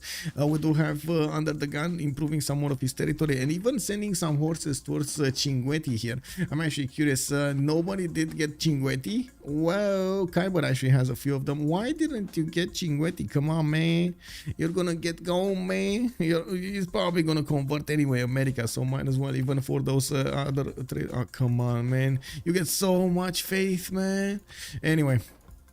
It is what it is. Now we do have the temples coming around from his cities. He's gonna get that big boost when it comes to the food part, and you're gonna see how the numbers will change in the population counter so quickly from one side to the other. It looks like he's so confident that he's actually gonna keep away Fkdn from his side, that he is putting another city on the coast, Kazan, and he might actually get a canal here from St. Petersburg to help him get to use his production from the capital also in that sense on the navy. We do have a government plaza barely getting out from St. Petersburg. It is getting out here, so it will boost 2 of these theater squares, and by the looks of it, Lavra. We do need to see what kind of building, specialized in building, is he gonna go for here, because he does have quite a few choices. We do have to also see how fast America and Mongolia can actually get to their next technologies. Looks like Genghis Khan is gonna need 9 turns to go for the apprenticeship, while he's putting a bit more pressure on his opponent. Of course, the Aztec and Great General is helping Aztec so much over here keep his borders. We do have France also starting to move in. We got +3 intel on opponent's movements, and of course the +5 from the Great General on him. Does Aztec have oligarchy? Give me a second. Yes, he does have oligarchy. Yes. There are also gardens for Russia. There are so many wonders for him. Yes, he did manage to get like 3 wonders very quickly over here. Pyramids, Temple of Artemis, and Hanging Gardens. I gotta say, Hanging Gardens, it is extremely important for the growth of your series. It's unbelievably important how fast you can actually get to the 4th and the 7th population, not to mention even higher. If you do manage to build it early on in the game, it is unbelievably strong. Well, strong. It's strong, not unbelievably. We do have Kazan with Harbor coming up in 3 turns here. Looks like he did actually kill the fish to get it, and he does have a few more fish towns that he's going to need to upgrade. We do have him stopping the attack of China on the land, and it does look like Fkdn's attention has been picked up by America. I think this is job well done here. We do need to see how Fkdn's science is going to change, because it definitely seems like he's going to overwhelm Pompi in the next few turns, especially after I see these multiple campuses coming around of his cities, giving him the points. We do have another settler from Chengdu, and I do see new trade routes for those internals, while next to him Maya is also starting to get big. In the overall tab, I gotta say, we do have a much more happy science environment on team 2 that we do have on the French team, on Freritos de la Vega. So we definitely need to see how this is gonna go, because it looks like Freritos is playing the catch-up game and not team 2. Let's move in Tanarivo. Let's actually take a look. JR is moving in towards the city of Texcoco. We do have Hannibal Barca soon arriving over there on the battle scene, while he's trying on the backline to get more commercials, of course, new campuses. We just saw another city-state go down over here, and I'm actually whoa, which city-state was that? So what did somebody take? Oh, Anshan. Anshan has been taken down by Gran Colombia. Okay, Anshan. So he did put Caracas, and it looks like he's moving in to protect his, how to say, his ally Maya. We do need to see Kiber try to go against Mongolia from his east side. If Mongolia is being caught off guard here, yes, he does have a lot of chops, but unfortunately no builders to chop with. And looking at the gold pattern here, it's not like they can afford to just throw gold at Mongolia. It looks like Tidube might buckle over here under the pressure of both of his opponents. While we do have JR struggling to get his units through the chokes to try to do some damage over here in Nyreen's territory. It looks like Nyreen was had an easy time to block these western chokes just with his Eagle warriors. He's of course going to upgrade them into swordsman if things start to go south. We do have JR only with 33 science, while JGJ is on 71 already and 45 culture. I do see Kiber is also on 49-31, so I would imagine timings for Llaneros are going to be amazing here, not to mention even like earlier units from Gran Colombia. Maybe Corsair timing would be quite strong against his opponent. I'm actually pretty sure of that. The mathematics coming up in 1 from Kiber. I do see new markets for those new trade routes, and of course new commercials. We do have him with a decent amount of 46 production, not a lot, I gotta say, 11 gold per 10, but he did put he just took a city and he did just put 1 down. So I would imagine 2 down actually. Kumana was settled recently, so 2 for 6 cities at the moment. I would imagine these production numbers are gonna go way higher after he's gonna get to improve the land with his builders. We do have a wave of settlers and builders coming up from America. Looks like the Pompi did decide to slow this a little bit down and try to get more cities out before he's gonna do any kind of warfare against somebody. Pompi is 27 science with 22 culture, while we do have even 48 production. He's not even close to Fkdn's production, not to mention JJJ's 57. We do need to see if he's gonna get some pillages. Looks like he did manage to at least get a campus here away from Fkdn, while Pompi is taking some chances with only just a few units to attack into Chinese defenses. We do have also Russia attacking the city of Cinguetti, and looks like he's getting some support help from Pompi's force. They're gonna take that city-state down pretty quickly over here to benefit from an extra city. I'm actually curious, is he gonna keep this? Is he gonna give it to America? Is he, what is he gonna do here? We've got Under the Gun with 20 science and 40 culture. He does have weakness over here on the east side. He does have naval cities, coastal cities, which are gonna be exposed if Fkdn does manage to get his science numbers up, but it doesn't look like Fkdn is that fast to get the science numbers up. I was actually expecting him to get over 30 science after he did get these campuses. Something happened here. I'm not sure exactly what happened, but something happened over here that he did not get them. Oh, first of all, pillage over here, and the second of all, probably that one just wasn't enough. Okay, maybe Pingala is establishing next turn. Did he move Pingala somewhere else, or did he just establish it? I think he's just establishing it. Anyway, I would imagine 30 points. Maybe I'm dreaming things, but I would imagine around 30 points would be the size that he would have had here. Moonstrath, so happy. Whoa.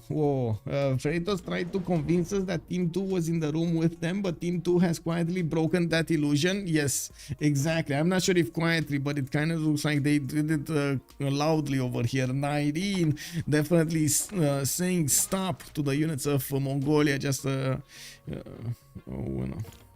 as we do see more units coming from France from the west side, we do see JR also getting new cities. He's on 2467 at the moment. Did manage to acquire the city-state of Antananarivo, and I'm pretty sure he's gonna get the position over Texcoco soon. Now, JR did manage to get to 46 science and 34 culture, but he doesn't have a unit to break the defenders of Aztec yet. Looking at new cities from Russia, we do have Smolensk right next to Muscat, which could have been his city. We do actually have JR establishing his Amani in there, and it does seem like Cinguetti did lose the majority of his garrison health, but it wasn't fully taken out by anybody yet. I'm very curious next turn who's actually going to take it between these two civilizations, Russia or America. We do have America also getting new units, new settlers out and about, and I do notice is also about to chop some libraries here. We do need to see also the feudalism timing. I would imagine most of the civilizations did get to the feudalism timing. That's the reason we actually see mass production of builders. They're trying to get them with the 30% off card, and of course keep them on one turn until they discover feudalism, plug in the card, and then finish them to get both of the best of both worlds. Andrew M, hello there, sir. Good evening. How are you doing tonight? No production. Why is JJJ so irrel? Come on, he's not that irrel. Yeah, not that irrel, but yeah, the production is gonna need some help here. I'm pretty sure with the upcoming feudalism builders, he's gonna get much better production numbers. Of course, amazing opening over here with 81 science and 54 culture before the first era. We do have 9 more turns until the first congress. It looks like Maya is able to run away with this. He did get kind of lucky being decently far away from Mongolia, and I gotta say, if Mongolia would have gotten the attack on Maya, totally different game. I would imagine totally different game. Now, Aztec was lucky with the Eagle Warriors. Well, Aztec was lucky. Aztec had the Eagle Warriors, and he had foreseen in good enough time that his opponent is coming against him. I'm pretty sure he saw the garrison defense strength go up of his opponent's cities, and boom, he thought, sources, getting those on the map. What you do, Mongolia? Yeah, hello there, sir. No, Jeron. Good evening, good evening. Look at this. We have Russia back in the board. Yeah, but I'm not sure if it's going to guarantee them the win here. Peter did manage to jump up to 35 science, 46 science, and 55 culture. Looks like they're supercharging their empires here. He's getting new libraries in, and he will have the opportunity to actually get a coastal attack against China. Now, it might be that China's in the room with him, you know, under the gun might actually be the one doing the damage. We do have American pushing in, slowing down Fkdn as much as possible, keeping him low. So, of course, Under the Gun gets in with his own kills. We do have lighthouses coming from Tula, another harbor in Kazan, and I do have to say St. Petersburg is going to get to the 10th population pretty soon. I'm very curious to see what is he going to choose for the 3rd district. Now, we do have also for the 4th district, I mean, amphitheater coming up in that city center for the extra culture, while I do see him on a 118 production and 65 faith per turn. He did manage to take Chinguetti down and keep it, repairing the Lavra and moving the horses towards the north. He can definitely try to go and pillage and also disturb the peaceful lands of China here, try to do some damage with those units. He does have an American horse right next to him, and of course the majority of the Chinese army is deployed in Guangzhou, where they are defending against the American incursion. We do have Mongolia also getting his builders out. I do see he's trying to get new settlers out from his cities, but he's about to be hit by Gran Colombia. We do have a few horses scattered around by Gran Colombia that are repairing, healing themselves after they attacked Anshan. They could definitely try to go in and pillage some of the traders that Mongolia did get going in his territory, not to mention keep him from pillaging these tiles. We do have problem. Pompi is only on, or I should say actually Tidube is only on 18 science with 33 culture. Stirrups is in 13 turns, and he's gonna look for somebody to actually boost that for him. Feudalism in also 2 turns. He's gonna want to get these builders to chop as many tiles out as possible, in as fast as time as possible, to get everything he needs for the upcoming war. Orders have been built in his encampments, and we do have him still getting the promotions off of Aztec. To be honest, he does have a problem, and it looks like he enclosed Aztec, and Aztec built a trench against him. We don't really see any kind of movement here between the two players. If Russia do a naval push, China will not be able to defend on land and on the seas. Yes, exactly, Raccoon. Yes, Russia going straight caravels. Well, it looks like we do have Fkdn 5 turns away Buttress, 3 turns away mercenaries, while Russia is mathematics in 1 and civil service in 1. It kind of looks like that way. It looks that way. And I gotta say, new builders also coming down from the Chinese territory. He's gonna still have quite a few chaps actually. Look at the Longchi. Quite a few jobs available for him. But these horses might have something to say about it. I gotta say, UnderTheGun should definitely get in there. Get in there. Disturb China. Not allow him to get the galleys in the water, you know. UnderTheGun is going for his shipbuilding. He's definitely far behind Fkdn's points, but he does have significantly more science. It's 54 science, and new campuses are coming around every turn. We do have them with the most economy actually on Peter. 37 science here, and 66 faith with 136 production. That is quite nice. We do have him, of course, with the ability to just buy out the traders if he needs to. He's just getting another lighthouse next turn from Tula, and I do notice he's starting to get the boats going from Kazan. I would imagine he's going to want to get a builder here as soon as possible to improve some more of these tiles, because this is just bad. Just bad. Anyway, if Russia, okay, nothing happened over there in the chat. It's all good. We do have to take a look at west side. Okay, JR just made his presence felt here, but didn't actually follow up with an attack. He might be wanting to take out this Mogadishu. No, it's there, so they're not gonna take it out. JR with Kiber. Oh, they're actually fighting for it. I see. Mogadishu is actually fought for, and we do have JR and Kiber. Both of them are planning to plug money. A major forest fire in the cities of Toulouse and Marseille, allowing him to get more production over here from the extra fertility that those tiles will benefit from. New builders coming around, of course, with the feudalism bonuses on them, and he's getting the new market, so he gets those production points going. 54 science with 46 culture. He's actually managing to be quite ahead of Nyreen next to him. It looks like Genghis Khan is doing his job of keeping his opponents slowed down. Wow, wait, a boat? A boat? A boat from Chalco? Is this a desperation move to get the era score? And Nyreen is 46 out of 52. It might be a desperate move to get that Terra score going. Looks like Axo did get the opportunity to chop at least 2 of these horses, and Gran Colombia getting in. We're going to need to see if he's going to get some pillages done. This will definitely hurt a little bit Mongolia's timing. He would have definitely loved to get some heavy chariots out for the upcoming upgrades in Knights, but now he's going to be forced to get more horses so he can defend the attack of Gran Colombia. You do have Boston also also settled. Looks like the UnderTheGun's forces are starting to get into the borders of China soon. He does have the movement right now. He just needs to click the button and poof, 2 of these horses are just gonna pop in.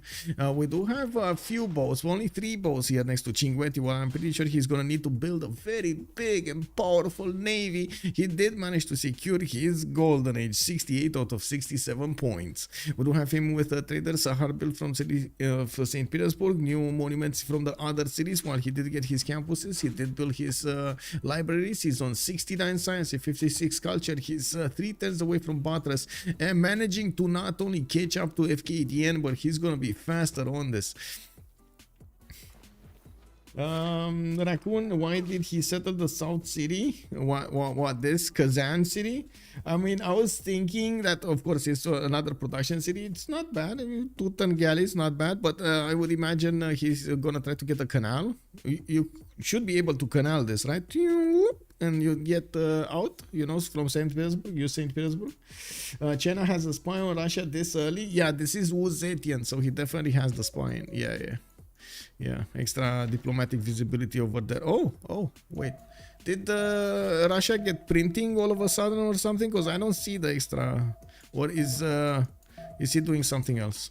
Neutralized governor. He's trying to kill Moksha. Oh, I see. He's trying to kill Moksha. Get some promotions in. I see. Well, there's a Habub store that did manage to take out Novgorod tiles, which is definitely an annoying thing for UnderTheGun's builder that's gonna need to do the same thing all over again. We do need to see how things will evolve also over here with the units of Gran Colombia starting to get into the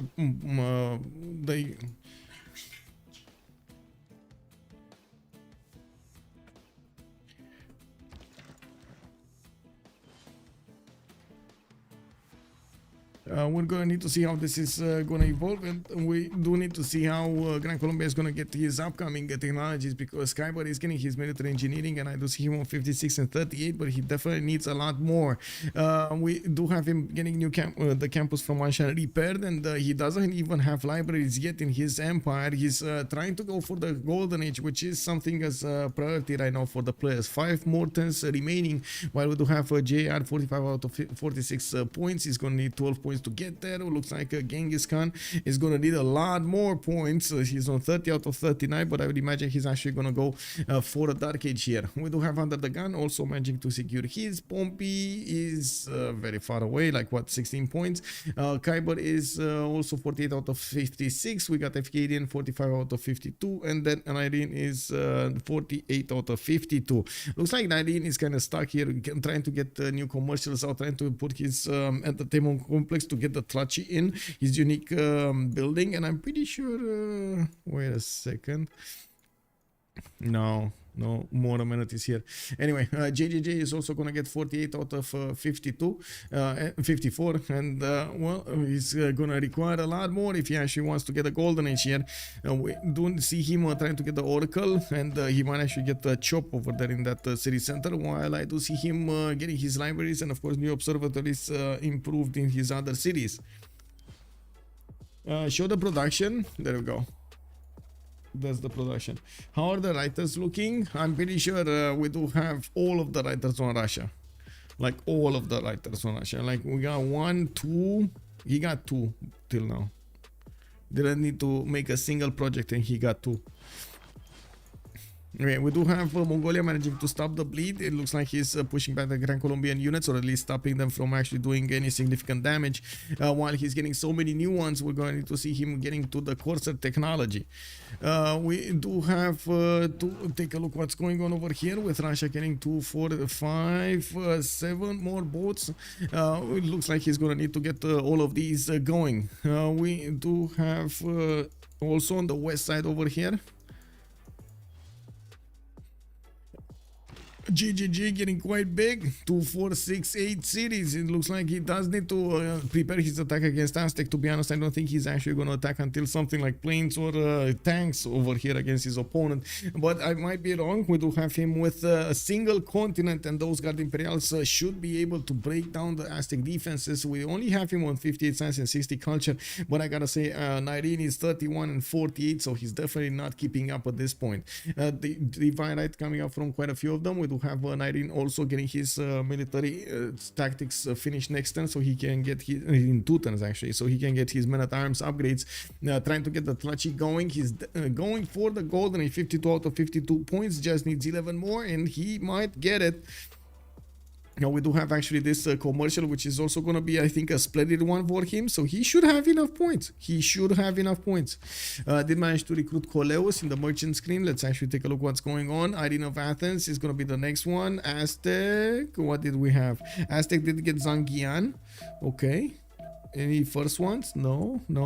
That just Zankian. Okay, so at least he got an extra one, and he got Coleus for the extra luxury resource, which is gonna give him an extra point of damage. He's on +4 right now. He's gonna be on +5. Very nice. That burns. Moksha is down. He killed. Oh my god, he took it out. And we do have China here getting a level 2 spy in the city of St. Petersburg for that extra diplomatic visibility. I'm pretty sure he's gonna do quite well with that on his boats. +6 damage on his side is gonna be amazing. We do have also to take a look at the tech side here. UnderTheGun is 3 turns away from getting cartography, and Mercenary is finishing up in 2 turns. He does have a much bigger navy than China, does benefit from at the moment, but these are gonna be quite strong units from Fkdn. Now I do want to see if he does have an admiral. I don't think he has an admiral. He needs an admiral, right? He needs that extra +5. They didn't really open up the next wave for admirals, and by the looks of it, we do need to see when that's gonna happen.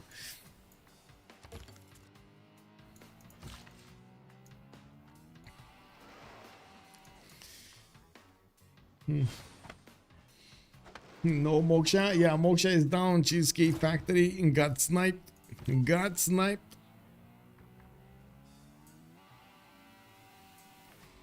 Nope. Stonehenge started up by Nyreen.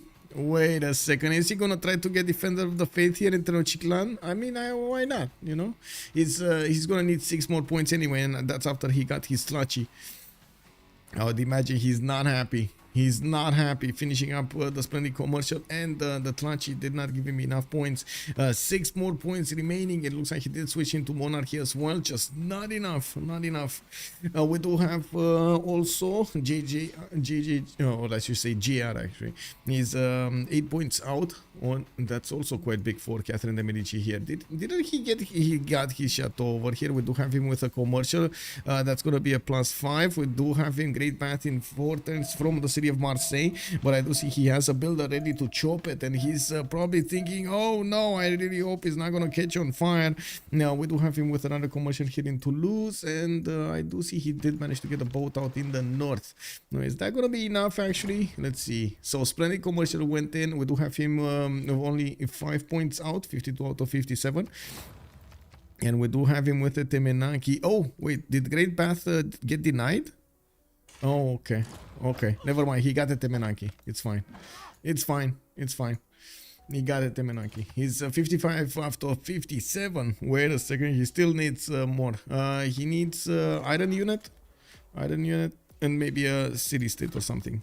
Anyway, now we do have Aztec actually getting his Stonehenge build chopped over here in his capital city. He's gonna activate his religion soon, and did manage to secure his golden age. Looks like Fkdn 52 out of 52. It did manage to secure his. GGG secured his on 54 out of 54. And we do have Gran Colombia also 1 point out, and it looks like he got pushed away from Mongolia's territory also. While Warlord's throne is getting built in the cities of Mongolia, we do have him with a few builders starting to get the improvements. He did get the city of Choir also on the northwest, so he can set up his economy with France.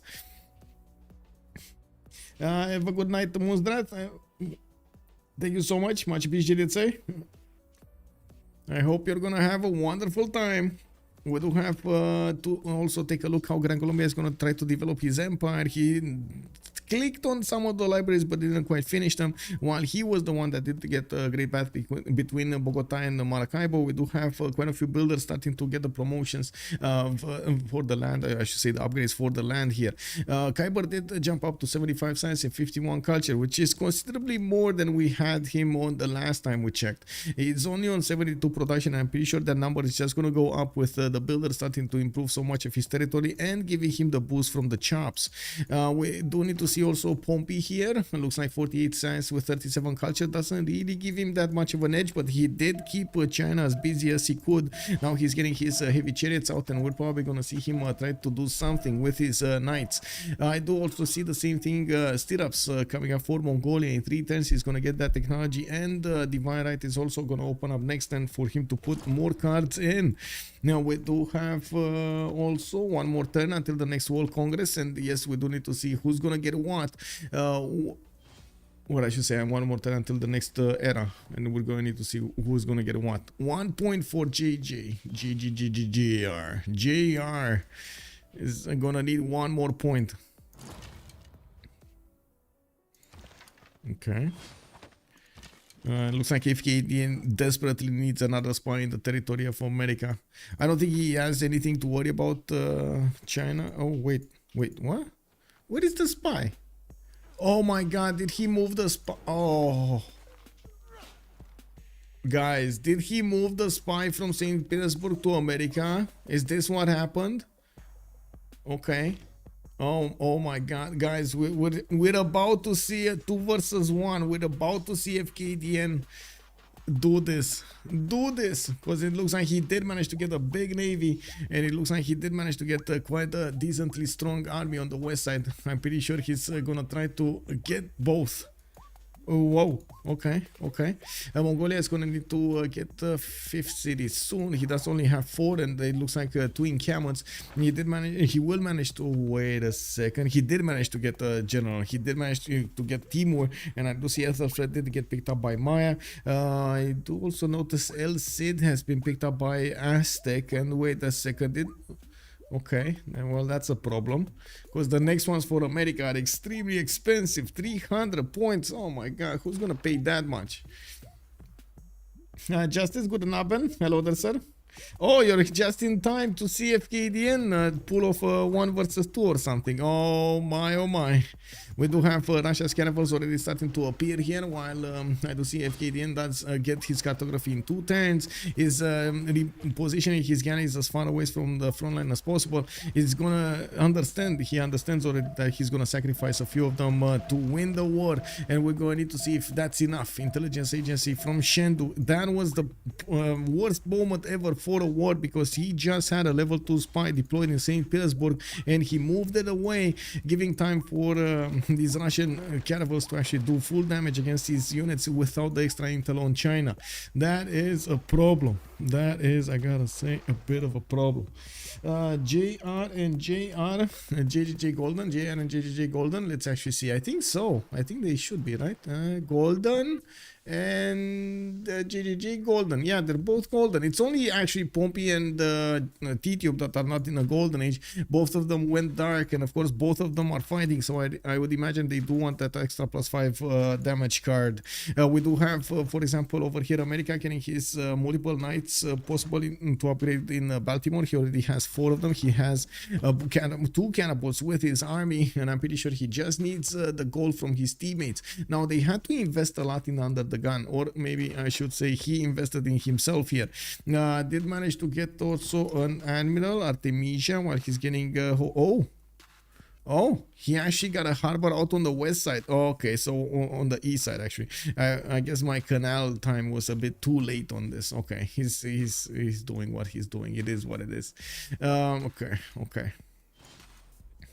Oh, the level 2 spy actually got in the city of Boston, which is rebelling in 8 turns anyway, and by the looks of it, Fkdn is left with a big problem. He has catapults bearing down on his units, and he doesn't have that extra intel on opponent's movements.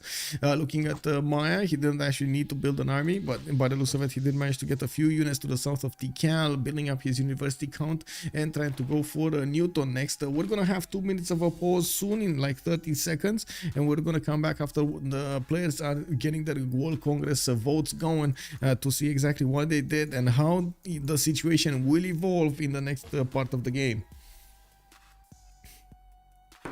I'm on really bad internet hotel from Egypt. How's it going? Oh my god, Justice, I hope you are fine and your internet is working fine.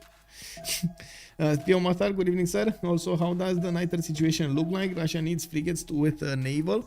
It's gonna need some frigates with those. But anyway, we're gonna see that information in 2 turns, and we're gonna come back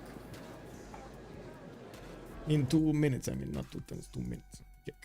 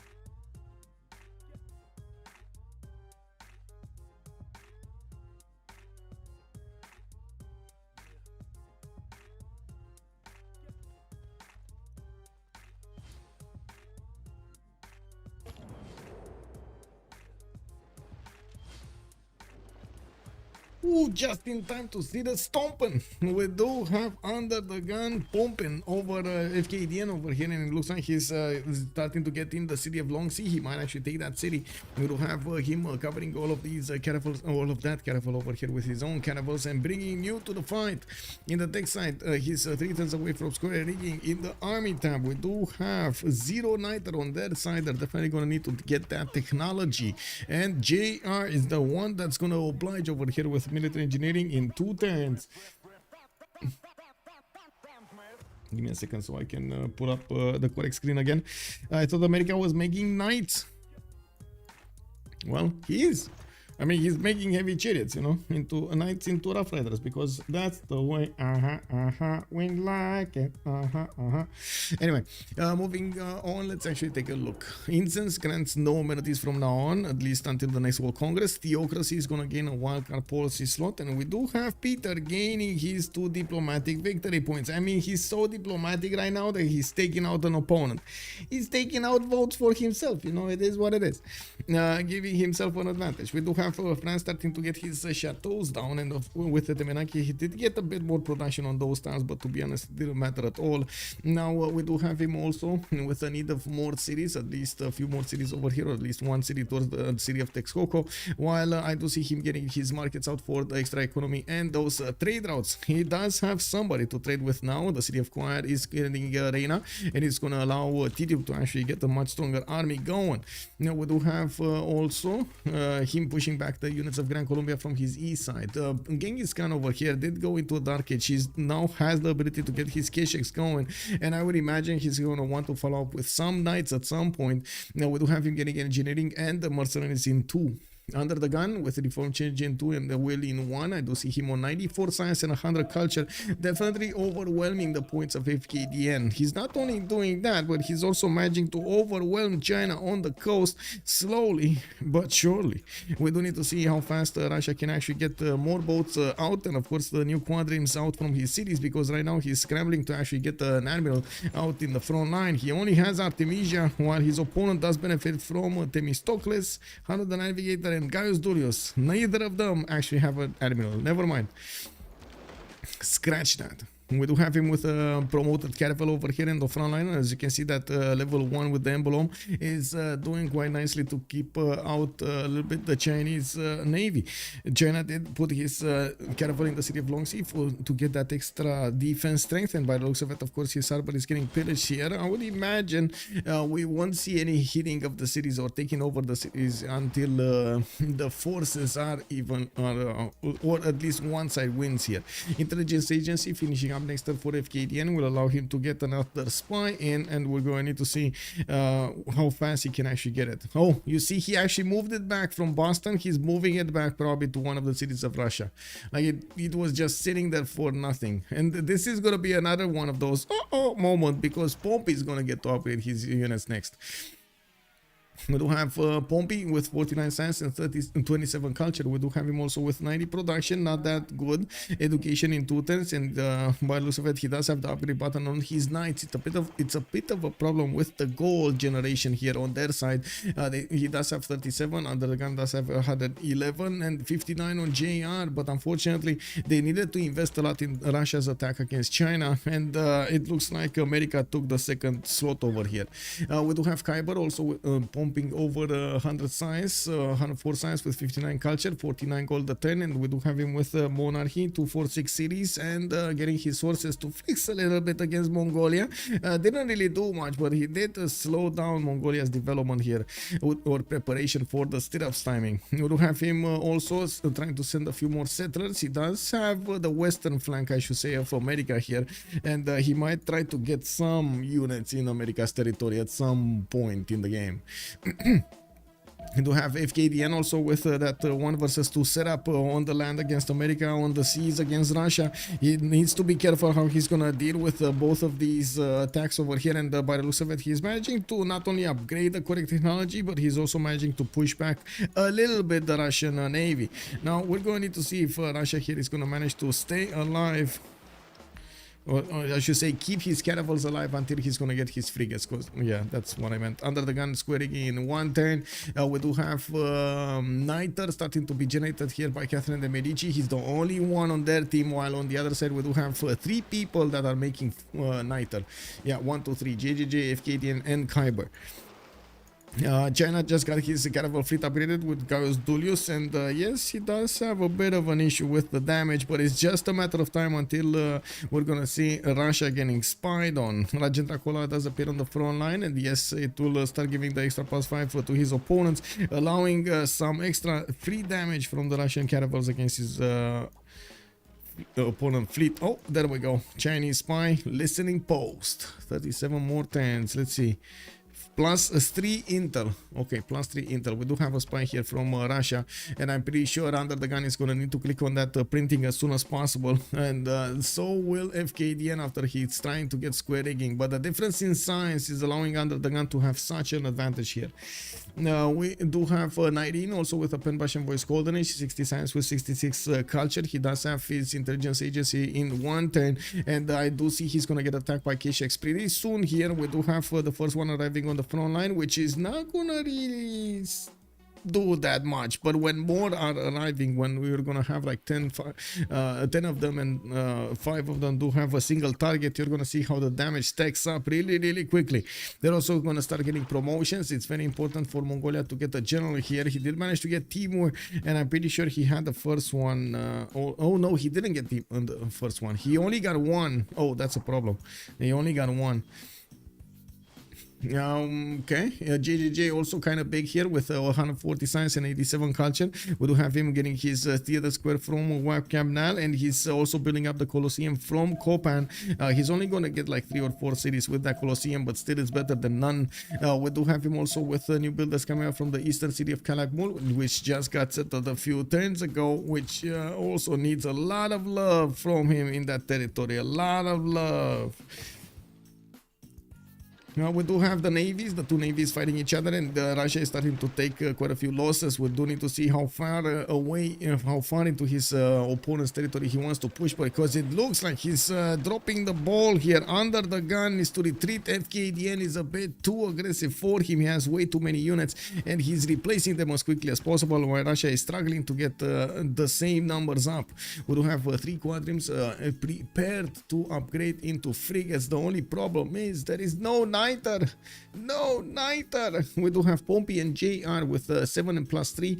They might give them to UnderTheGun here to get his frigates going. He definitely needs to get it going quickly. We do have new quadrims getting out from Yaroslav, and I do see Kazan is working for a lighthouse. I gotta say, I think he's not taking this seriously. I think he's not taking Zetian seriously. Okay, guys. Big question. Twitch chat, YouTube chat. Is UnderTheGun taking Zetian seriously?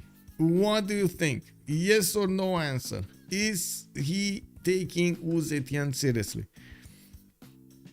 Does China not have an admiral? What is going on? China admiral. I think he was making points, but I don't think he actually got a project in. No, he didn't get an admiral. No, he's not taking him seriously. Okay. Nico, hello there, sir. How are you doing? No respect for the Daniel. Oh no, he's not respecting Daniel. Oh, that's a problem. That is, I gotta say, that is a problem. Disaster, yeah. See Future 72, hello there, sir. Well, we do have Fkdn moving a bit to the south, and by the looks of it, we do have Russia retreating next to his borders. We do have a new harbor coming up from Cinguetti to allow him to get new boats in that city center, while he's massing up these quadrims from his southern cities, one-turning these. Okay, I think now he's taking him seriously, guys. Clearly know if he's building a lighthouse. Exactly, right? Alex in 2005 is thinking the same thing, right? Getting a lighthouse here instead of quadrims or catapults. Oh my man. Anyway, we do have Pompi getting his machinery, and yes, new K6s are coming out on the field. He has a problem. The swordsman of his opponent are getting their second promotions with Tortos. They're going to be hard to hit, especially when they do upgrade into men-at-arms. He does need so many of these K6s. This is about that time when Mongolia just transcends its nature to be a Keshik factory for the remainder of the game. This is the moment Tidube just accepted his future in this matchup. We do have the Knights of America also getting into the borders of China with one of the catapults also bearing down on the city of Guangzhou. Victor is scrambling to get in there, and of course they need to build a monument very quickly so the people can pray at it and look at the gods and save them from the American invasion. We do have Pompi here with the knights with enough damage. 64, bam, took down one of the horses of Fkdn. Man, they're bullying him so hard. Fkdn is forced to go for square rigging in 6 turns. He managed to push back UnderTheGun, just shoved him off of his coast over there. But now from the west, we do have that second enemy of his, Pompi, which is not gonna take any prisoners on the city of Guangzhou. Oh my. Yeah, a tactical monument. Exactly. Yeah, get that tactical monument, man. Oh man, I love how that sounds. A tactical monument, yes. China was busy in a land war with America, and UnderTheGun didn't think he would have this much of a navy. Yeah, probably R36 is definitely making a serious point there. Also, Bartolome is serious based on wrong estimate. Yeah, yes, taking it seriously, but has underestimated the opponent. Okay, yeah, he definitely underestimated. I can definitely say that. Yeah. So okay, there was no disrespect over there. It looks like chat over here is more leaning towards thinking that he underestimated Fkdn when it comes to his abilities here, and how much of a navy he would have ready for him.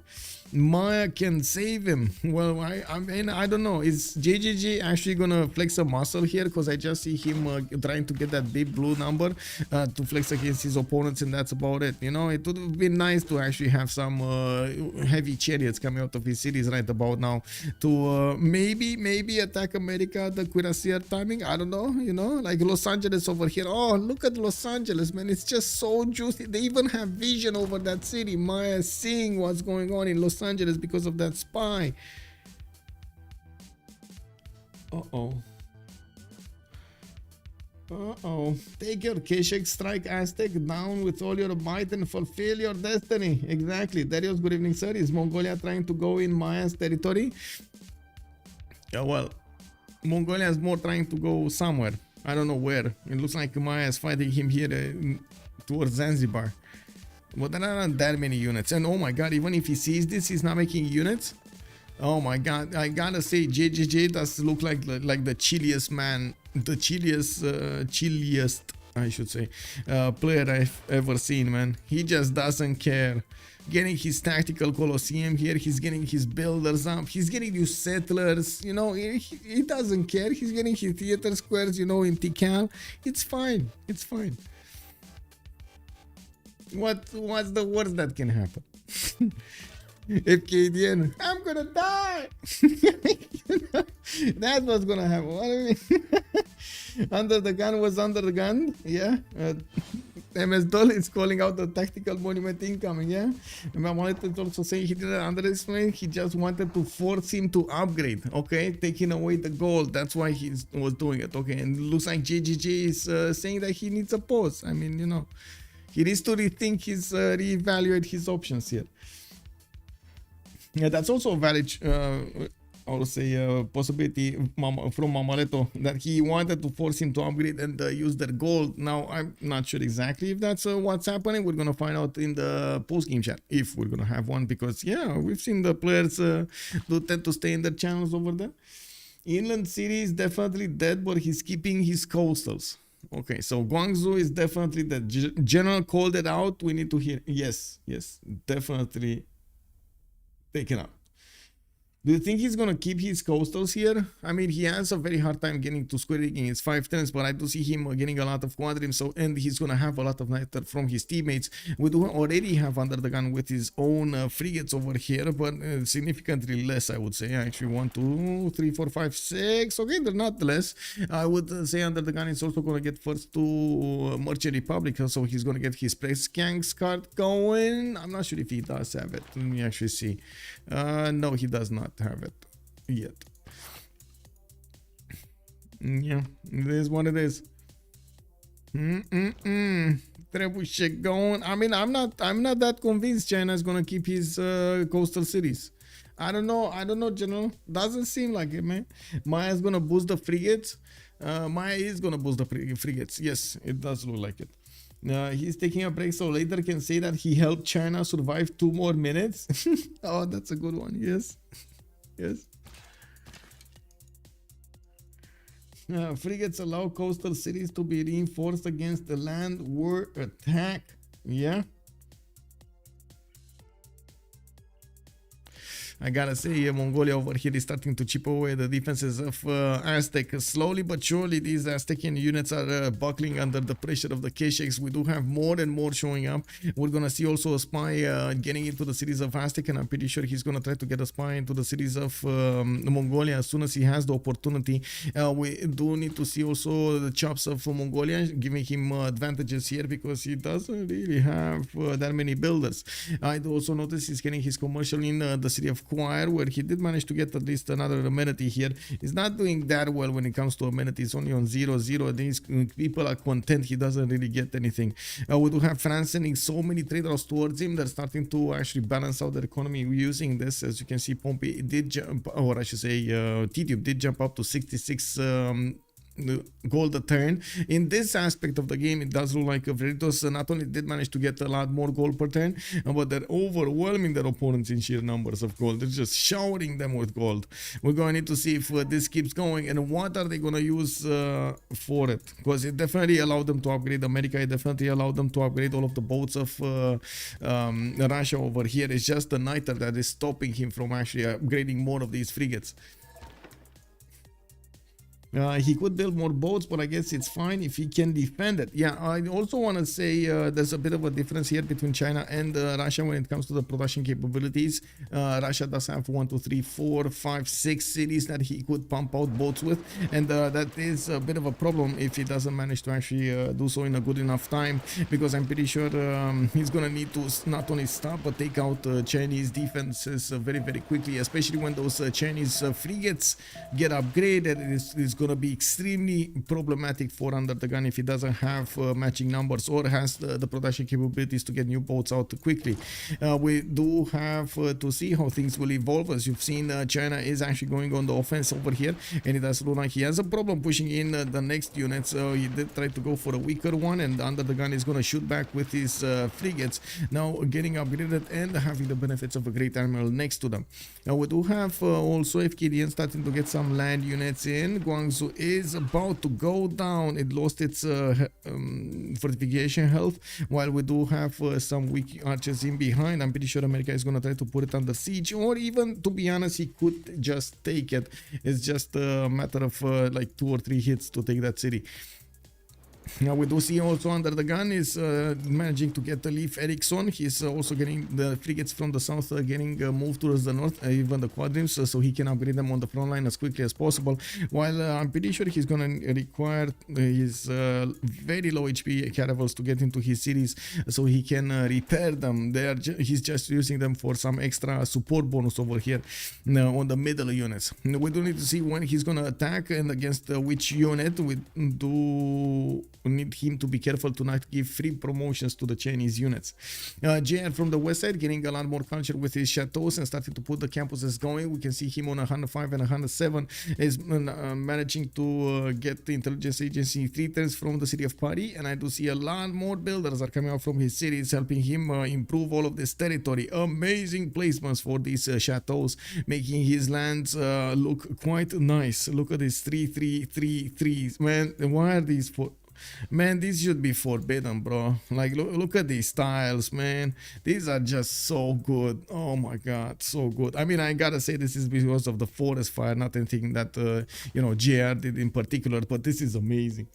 Freritos seems to be outsimming 2 by quite a bit. Those production numbers are looking good. Yeah, also, yeah, I gotta say this UnderTheGun on 238 production versus Fkdn's 105. This is gonna pose an issue. We do have UnderTheGun with the ability to also get to nationalism quite quickly, and it looks like he is gonna try to take out the caravel fleet of his opponent. He did successfully take it out, but he didn't actually get to shoot with all of his frigates. A bit unfortunate. UnderTheGun here is losing a few free shots against China. He could have done quite a bit of damage against him there. Anyway, another level 1 promoted boat dies, and it looks like China is starting to trade units with Russia, which it does seem like it's in the favor of China, since Russia doesn't really have replacement units for these caravels. He's getting more frigates, but that's also a technology that China is going to benefit from this turn. Next turn, we're going to see these frigates start to sail away towards their opponents, and the Chinese Navy is going to have the opportunity to take down the Russian Navy right here, right meow.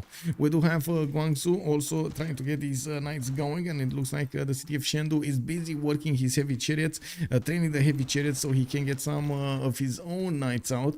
Fkdn is 1 turn away from stirrups, while he did plug in his mercenaries. He does want to pay as little gold as possible for these upgrades. We do need to see if we're gonna have JJJ start to get some units out. I do see a knight on the west side, but I would imagine that was a reaction to the Mongolian units running around here rather than any kind of offensive army that he wants to do.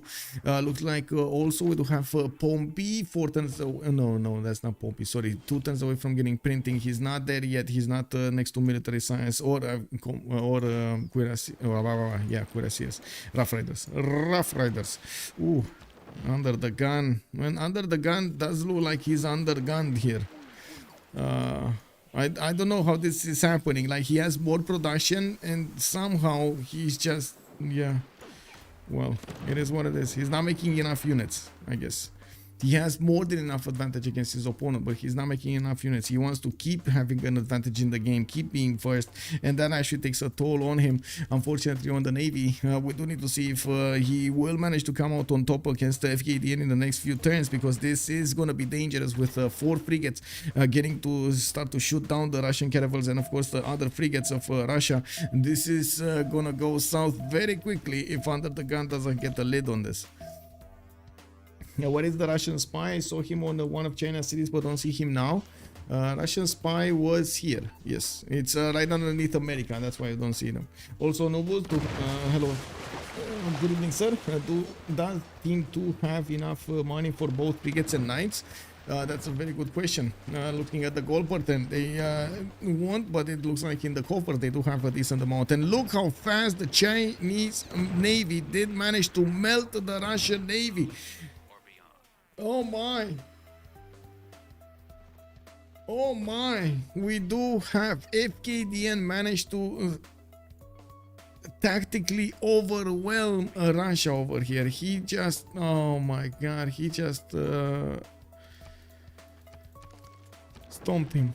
I think this is a proper stomp over here. His navy just got wiped clean off. We got a few boats here that are gonna get back, and we're gonna need to see what he's gonna do. He just moved one of his frigates, can't move more. He does have a caravel that I think retreated or something, because it's, yeah, back on the tile. And by the looks of it, his northern tile can't do anything over there. The harbor is gonna get pillaged, and it's not like UnderTheGun can get out. Well, yeah, that's a bit of an issue. We do have the Knights of America getting very close by Chengdu. Now Chinese Knights are also upgraded, and a new wave of quadrims are coming up from his cities. I gotta say, Russia, even if he had much more production, many more cities, he underestimated the number of boats that needed to be built so he can take on the Chinese Empire. We do have Mongolia not letting go. He got a bone to chew with Aztec, and it looks like he keeps on chewing on it. He does have his Keshik on promoted 1. Okay, yeah, 1 promotion. We do have another 3 over there with a level 2 crossbow that is gonna come off from behind. Looks like there is a spy from Aztec in the city of Ulaanbaatar, a spy from Mongolia and Tenochtitlan. They're basically equaling each other out. There was another religion here on Aztec. He did get the Zen meditation with Defender of the Faith, so he gets an extra +3 on the borders of Tenochtitlan. We do have industrial zones also coming around from JR. He's starting to get to 116 science and 112 culture, not to mention 159 gold per turn. With the multiple industrial zones starting to ramp up on him, he's gonna have a lot more production numbers to work with. He's already on 185. I would imagine he's gonna go very quickly over 300. Now we do have also a new city from Aztec. Nyreen actually, oh my god, so much disrespect to Mongolia, man. Just got this city right in the face of the Mongolian Keshiks, not a care in the world. They are there. Unbelievable. Anyway, I mean, I guess Mongolia doesn't actually have knights. It doesn't really have a unit to hold these Aztec men-at-arms. And as you can see, the men-at-arms do so much damage against the Mongolian Keshiks. It's not even funny. We do need to take a look on the eastern side, because it does seem like Russia is trying to scramble to get his bows from the south. Fkdn is managing to do more damage against other units, while Russia did manage to get away with a frigate. Well, he's gonna get a possible promotion on that one. Even if he does have a lot of frigates, he doesn't have a lot of caravels to work with, and that's something that he's gonna need to get. We do see him going for printing. I do see him using the press gangs card right now, so he does have the ability to get the half-cost caravels as well as these half-cost quadrims or frigates.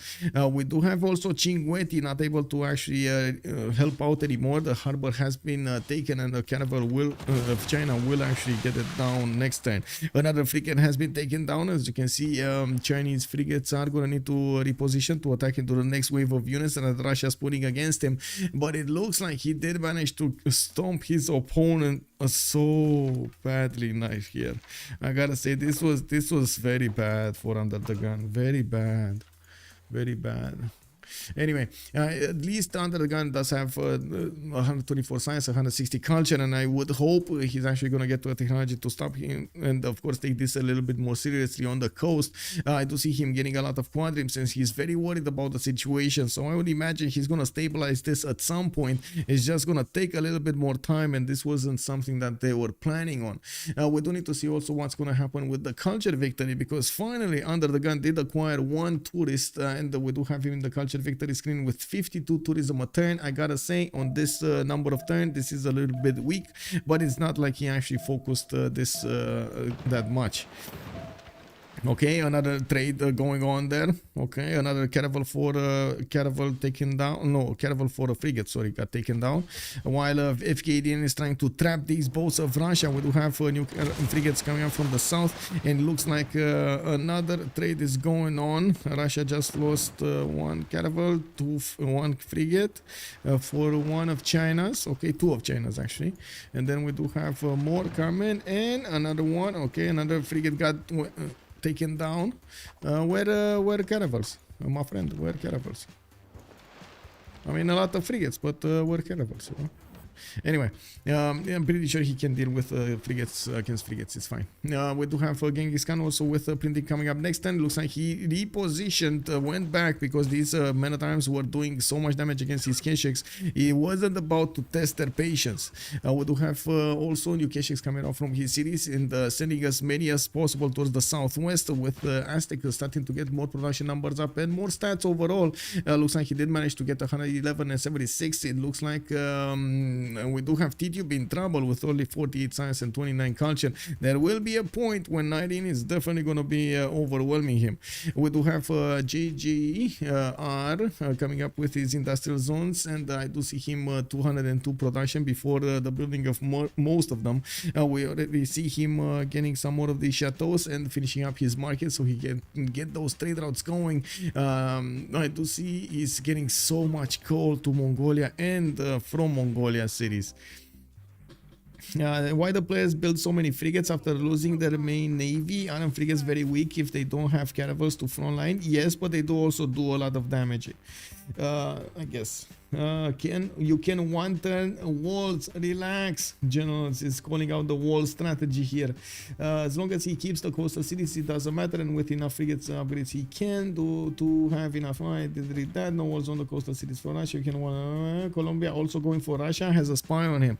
Let's actually take a look. Yes, Colombia showing up. Kiber is trying to smash through the American defenses. It looks like he's also putting a city to upgrade units right in the face of Russia. He might want to get these Laneros through the south and choke to go against the Russian cities. I'd also note that Gran Colombia has a horse actually in the borders of Russia. I'm not sure exactly what happened here, but I think a city-state at some point died by the hands of Russia. We do have the Gran Colombian units, the corsairs getting in, and they're going to start pillaging the lands of Pompi. We do have also Pompi trying to pillage the lands of China, so I guess this is, you know, kind of fitting, right? You got both of them, but now finally JJJ is gonna flex some military finger here, and he's gonna send these crossbows towards Los Angeles. It took him a while, man. It took him a while. It's all good, man. It's all good.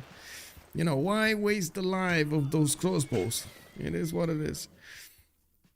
No, China pushing back America, but not before he gave America so much gold that they can upgrade whatever they need. I'm actually very curious how fast JR is going to manage to get to his Guard Imperials. He's on gunpowder in 3 turns, exploration in 1. I do see a new wave of builders, and of course finishing up his production buildings, workshops when... Okay, siege tactics in 2 turns. He's going there. He is going for the Guard Imperials. And I would imagine Aztec cannot stop this from happening. But I don't think Llaneros are going to be fun also. Either, actually, for Russia. Unless Russia is going to quickly get something like Cossacks over here on the west side. This is going to be a problem. Houston, we have a problem. Let's actually see what's going on here. Only 3 frigates remaining for the Chinese Navy, with another 3 deployed in his 4 actually deployed in his cities to help him defend. It looks like splitting up his navy and moving so far away from his land did give enough time so Russia could get his other fleet out. His new boats are coming out from his cities, finally putting the caravels in the production queues of his main cities, so he can get new types of these boats, these mini boats out. Now we do have UnderTheGun getting his own military engineering in 1 turn and discovering nationalism in 3. It looks like we also have 9 more turns until the next World Congress, and we're going to need to see what everything's going to change there. GGG industrialization, 1 turn, nationalism, 3 turns. We do have him getting theater squares for the extra culture, and I'm pretty sure we're going to see a nasty fascism tank timing coming from him, which is going to take out probably Mongolia and America. We're going to need to see how he's going to flex those military muscles, because buckle up, boys, we have a game going. It wasn't a fast skill, it is getting towards the mid to late game. See Future 72, and you can pre-build straight the Niter and upgrade them. Yes, Maya is the only one not at war that's going to hurt 2 chances, especially since Maya isn't seeming particularly strong to make up for it. I think actually we do have Maya over here that's going to get a significant advantage against his opponents, but I gotta say I am also a bit suspicious about why he never actually got a few units. Just to, you know, poke a little bit America. Anyway, we do have America pushing back his opponent here, and the Gran Colombia didn't choose to wait for the Llaneros. He did have a few more turns to go for it, and I do see Kiber actually going for mass production in 1 turn. Pikachu? Okay, I guess he's delaying something. Okay, I would have imagined he wants the Llaneros as soon as possible. Is it a gold problem here? I don't know. No, I mean, look at how much gold he has. It's definitely not a gold problem.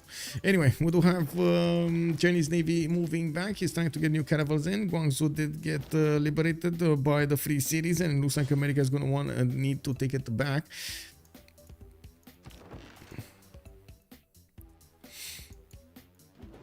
Well, it looks like Russia is going to push back his opponent here. He had enough production to get new boats out, and China's navy, its numbers, is going to need to go the same. Up, not down, up. Colombia just really wants shipyards. Yeah, I mean, I don't know. Yeah, I mean, I guess he moved away, like he's trying to delay a technology. Okay, so at least he does have Llaneros. Maybe, okay. He does have Llaneros. It's fine. I was worried he doesn't have Llaneros. He does have Llaneros. I didn't see the upgrade button. It's fine.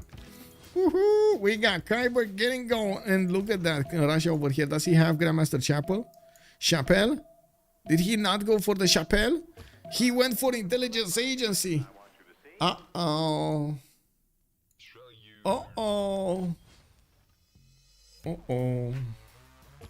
Yeah, I think this is a bit of a problem here. A bit of a problem for UnderTheGun. He's gonna feel the heat of the Gran Colombia military from the west side. They thought of a main attack from Gran Colombia was against America, but they were wrong. Can you show how the writers and artists, how are they? I mean, Gran Colombia with Russia are making some points. Gran Colombia on 3, Russia on 8, France on 1, Maya on 9 points. Looks like him, the previously recruited, we did have 1. Looks like also France did manage to get Tyson Newton, very good for JR there. And Maya did get Ibn Khaldun for the extra melodies. He also has Colosseum, so this is going to be big. So, okay, 1 over here on Russia, another 1 on Russia. I think like 4 on Russia and 1 on Maya. I don't think there's anyone on Gran Colombia. Okay, we got new boats coming in from China from the north, starting to trade the punches with the Russian Navy here.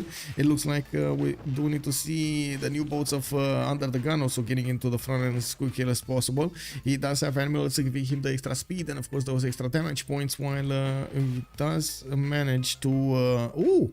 he actually got enough visibility to counteract the visibility of China. Very nice. But this is a big problem. This is a big problem. Okay, guys, in one word, What do you think UnderTheGun's reaction is gonna be when he sees the Llaneros attack into him? One word.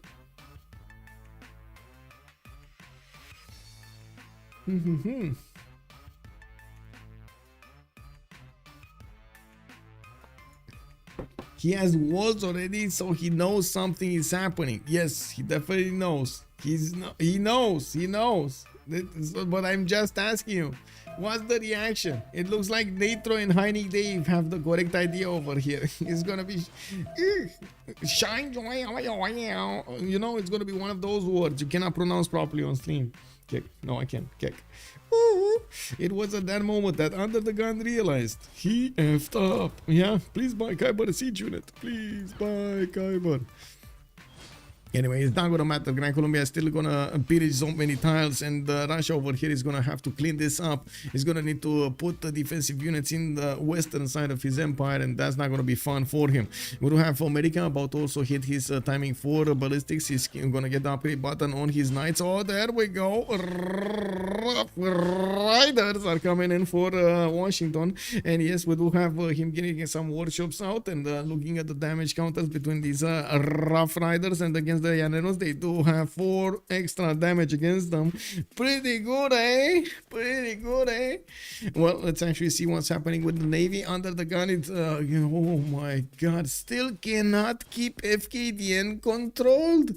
He's man letting Fkdn do anything he wants on the eastern coast over here. Unbelievable, man, unbelievable. He cannot control him. It's just, you know. Anyway, we do have a JR actually finally getting that city right in the face of Aztec. I would imagine he wants to stay away from that floodplain, and I would imagine these pre-builds are gonna turn into God Imperials here. We do have him also getting a military engineer from his capital, and he desperately needs another one of these generals. Colombia has +1 strength, okay.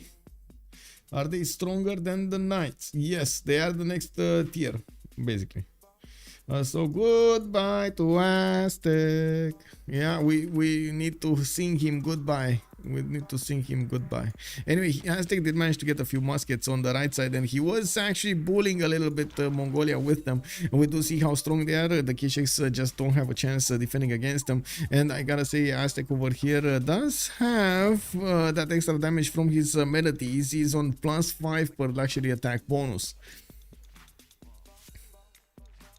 Okay, it's UnderTheGun's time over here to shoot back against Fkdn. I do see more frigates are available. 1 shot, 2 shots, 3 shots. No, yeah, the third shot that it didn't get through, man. It got stuck. It got stuck in the chamber. We're not sure exactly what happened. Okay, Russia's just gonna lose that frigate. Okay, and he's actually gonna trade it for another frigate. We do see UnderTheGun moving in and trying to take another frigate with him. We do have China treating his boats a little bit and shooting back, taking the caravel down. Looks like there was a trade over there. We do have so many of these UnderTheGun's units coming up from his southern cities. He's trying to upgrade them and move them to the front line as soon as possible so he can finally take down the Chinese units and control Fkdn. He wants to control these seas and the gold. We do have the Llaneros moving into his cities though, and he can't stop this from happening. Looks like Russia is gonna get bullied hard over here by the Llaneros. We do have UnderTheGun trying to get the walls up in Smolensk and even deploying Governor Victor as soon as possible, as soon as his legs can carry him, get to Smolensk and start this defense. We do have these Llaneros that can actually do a lot of damage against the walls as well, and I would imagine we are gonna see a Kiber over here start hitting those walls as soon as possible.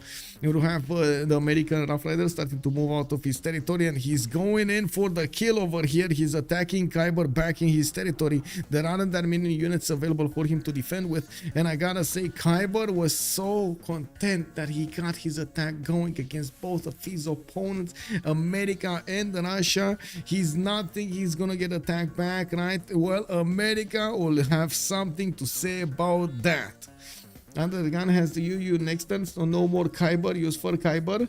Whoa, okay, Brody Barhead, hello there, sir. Rough Riders should go north. Where units though? Yeah.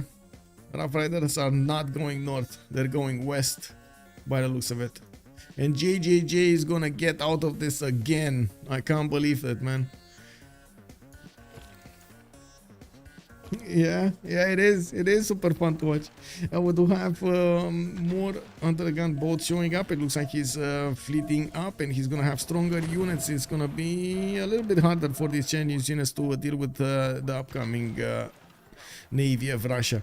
We do need to see a lot more of these caravels showing up, and I do see corsairs are also gonna need to start coming out of his cities. Unfortunately, Kiber did not start attacking Smolensk, and this is not gonna go his way. We do have Cossacks coming out of the units of Russia, and as you can see, they can actually keep the Llaneros away. It will increase the strength of the city of Smolensk, and it made the job for the Llaneros that much more harder. We do see Kiber is trying to get as many pillages as possible, but unfortunately a lot of faith will be acquired and not gold. We do have the American Rough Riders also making their appearance felt in Kiber's territory. Kiber over here with his Llaneros, he was just chilling, trying to take new horses home, you know, trying to see that perfect horse over there to take home to your child, and then the nasty Rough Riders just came out of the woods over there and started bullying them. Oh my god, man, you know, man cannot have a proper barbecue here. We do have to see also Fkdn getting those naval units attacking Russia. It looks like there's nothing happening here. Anyway, Linda just got here. How is Colombia in the game on classic ridges? Not bad, actually. No, not bad. Actually, not bad. What are you wondering why it got in? Also, Chokela JR settled right in Aztec's face. Yeah, man. I mean, you know, he pulled off a JR on him. Wait a second. Where is Mongolia's army? Did it just disappear here? Oh my god. There were so many other units here that are not here anymore. The K6 looks like they did manage to do quite a bit of damage against some of the muskets, but couldn't quite take them out entirely. We do have new K6 coming around. The Drakota army from Karakorum. I do see another spine from Aksu, and I gotta say a lot of knights are going to need to also come pumping towards the southwest, towards Nyreen. Now we should be very close to JR getting his super duper EUU here. We do have the Gran Imperials about to be upgraded, and he's gonna have the core ability to go with them. Civil engineering finishing up in 2 turns. We do have him getting a siege tower from the city of Marseille, while the men at arms and the muskets are starting to pour in from all over the empire for the mission, the holy mission to take down the Aztec Empire. Nyreen over here, by the looks of it, is gonna try to get more men at arms of his own, upgrading them into musketmen, but unfortunately that actually cuts into their niter supply. We still have Fkdn doing as many moves as he possibly can, evading the death toll over here, evading his irrelevancy. We do have him pushing out as much as possible the Russian frigates, and it does look like he lost the ball. This is about the last post that he's ever gonna have in this game. We do have, yes, a new caravel coming out from Shendu. Yes, he does have a quadrim out next to Shendu, but it looks like we do have Russia managing to get so many new boats out on the front line. Oh my god, this is gonna start. Oh my god, look at these Llaneros, man. Oh my god.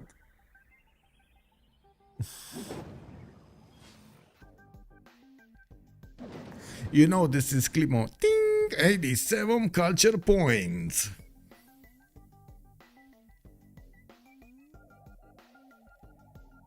Guys, I'm gonna try to get a clip here, so let me actually see what's going on. Can you like Kiber, can you like stomp your opponent empire faster, please? Trying to get clip here. Hello. No, I'm sorry, man. I'm sorry, but this is like look at how many units he has, man. He's gonna finish so many tiles. Llaneros, Colombia's unique unit. Yeah, Misirin, hello there, sir. Cossacks ready to counter. Counter what? They're not countering anything, man. They're not countering anything. Oh my god. Kiber, are you last moving? Are you last moving pillaging here? Because I want to see the all. I want to see it all. I want to see it fast. Oh my god, he actually already did the pillages. Or some of the pillages. Come on, let's get the clip going, boys. Not enough Cossacks to do anything, yeah? He's gonna get exactly milked over here. Oh my, oh my, oh my. It is what it is. Anyway, we got the walls. I think he's conceding on the coast as well. He's like, I'm not gonna fight Fkdn anymore. Fkdn too big. Yeah, well, of course we understand why these llaneros are definitely a problem, a big problem. Getting walls every one of his cities. Oh my.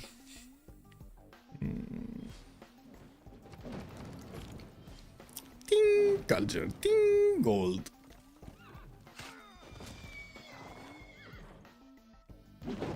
Ting, science. Ting, culture. Okay, that's it. That's the clip. There we go. What's incoming? Imagine game on lakes or highlands wouldn't be this fun to watch. Yeah. I think Pangea has actually the most entertaining games, I gotta say. We got JR over here trying to go against Aztec. Looks like Aztec is not letting him. He just upgraded one single line infantry course and he's like flexing against JR. He can't push in. This is a disaster. No, JR, get out. What are you doing? We do need him first of all, get a general. Second of all, trying to get his core ability up so he can actually core up these units. The God Imperial send flex against his opponent. I'm pretty sure at that moment it will be stronger than the line infantry core. We do also need to see what's going to happen over here with the Rough Riders getting into the territory of Kumana. I do see them starting to get through some of the Llanero cores, but I gotta say there is so many yields being milked right now from UnderTheGun's main empire that this is a problem for their opponents. America next to him did manage to take away a city from China, but couldn't follow up on the other cities. And now the Chinese Navy is stronger than the Russian one. Disaster! Oh my God, this game is moving everywhere. We got Russia retreating with his navy towards in the borders of Yaroslav. We do have him busy building Cossacks, which are not really doing that much against the Llaneros. Oh my. Oh, this is beautiful. Also, Crispy Chicken, hello there, sir. Why did the game yesterday end so quickly? Rome was about to smash Gandhi, but then it just ended and the players declined to attend the post-game chat. Rome was about to smash Gandhi because exactly, Rome was about to smash Gandhi. That was the point, I think, if I remember correctly. Like Rome took Egypt and then he was killing. It wasn't Gandhi, it was Spain actually. He was killing Spain. Llaneros get extra strength from adjacent ones though. Yes, they do. They did nerf that. They did nerf that. A little bit less. They still get some, but it's a little bit less. Can you show if Russia yields dropped? Yields 229 production on UnderTheGun. He still has considerably more than Kiber. He's on 97 science and 90 culture. I would say he dropped considerably here. He dropped like at least 450 or 50 I should say culture points. Guardian Imperial base is 70 strength. Let's actually see. Go over here. There we go. There it is. There it is. JR. Not even flexing his. What is his general? Why does he not have a. Oh, it's the expensive general. Excuse me. I mean, this is a bit too expensive for my tests also. 300 points for a general? I don't know about that, man. Anyway. Egypt got conquered, so it was 3 versus 4, but then as it looked like it would have if they were going to even it up with India's fall, and the game ended. They couldn't actually push India. If you're you're talking about Julius Caesar pushing India on the coast. Gandhi actually upgraded more than his opponent. That's why they couldn't do anything about him. It was just falling. It was out. Yeah. Give me a second. We're also gonna have a pause, by the way. We just went into the next era. It's turn 73. It looks like Dark Age, Heroic, Golden, and Heroic coming up for the Freritos de la Vega. While on the other side, we do have Dark Age, Dark Age, Dark Age, Dark Age across the board for Team 2. We do have Fkdn pushing in his advantages against Russia. While we do have these Llaneros of Kiber just running around wild in the territory of Russia. Unbelievable what's going on here. Anyway. I'm gonna have the 2-minute pause while we're going through this Congress. Preserves, nobody likes that. This one, because I'm pretty sure nobody's going there. And 2 minutes of a pause.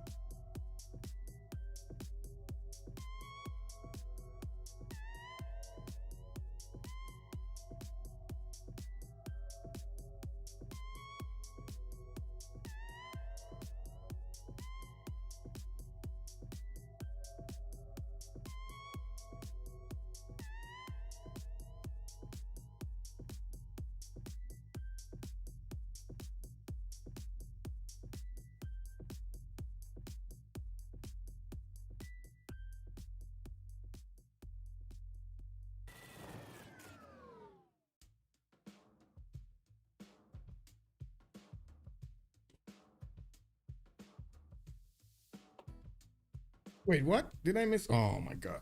Anyway, it is what it is.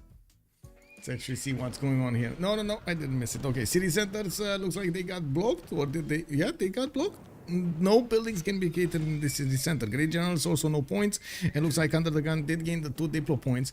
It's managing to do some more damage to these units, these Llaneros, while we do have them coring up. It looks like Gran Colombia is going to keep on simming, and they will take the city of Preslav. We do have China actually bearing down on his opponent with the navy, and Russia is struggling to get his units out to deal with both the Gran Colombian attack and of course his next door neighbor here, China. Now walls cannot be created in Yaroslav, and that is going to be a problem. Did that peculiar Aztec city turn out to be useful? Xochicalco? This one? Not really, actually. It's just there, I guess. It's barely getting its first commercial out.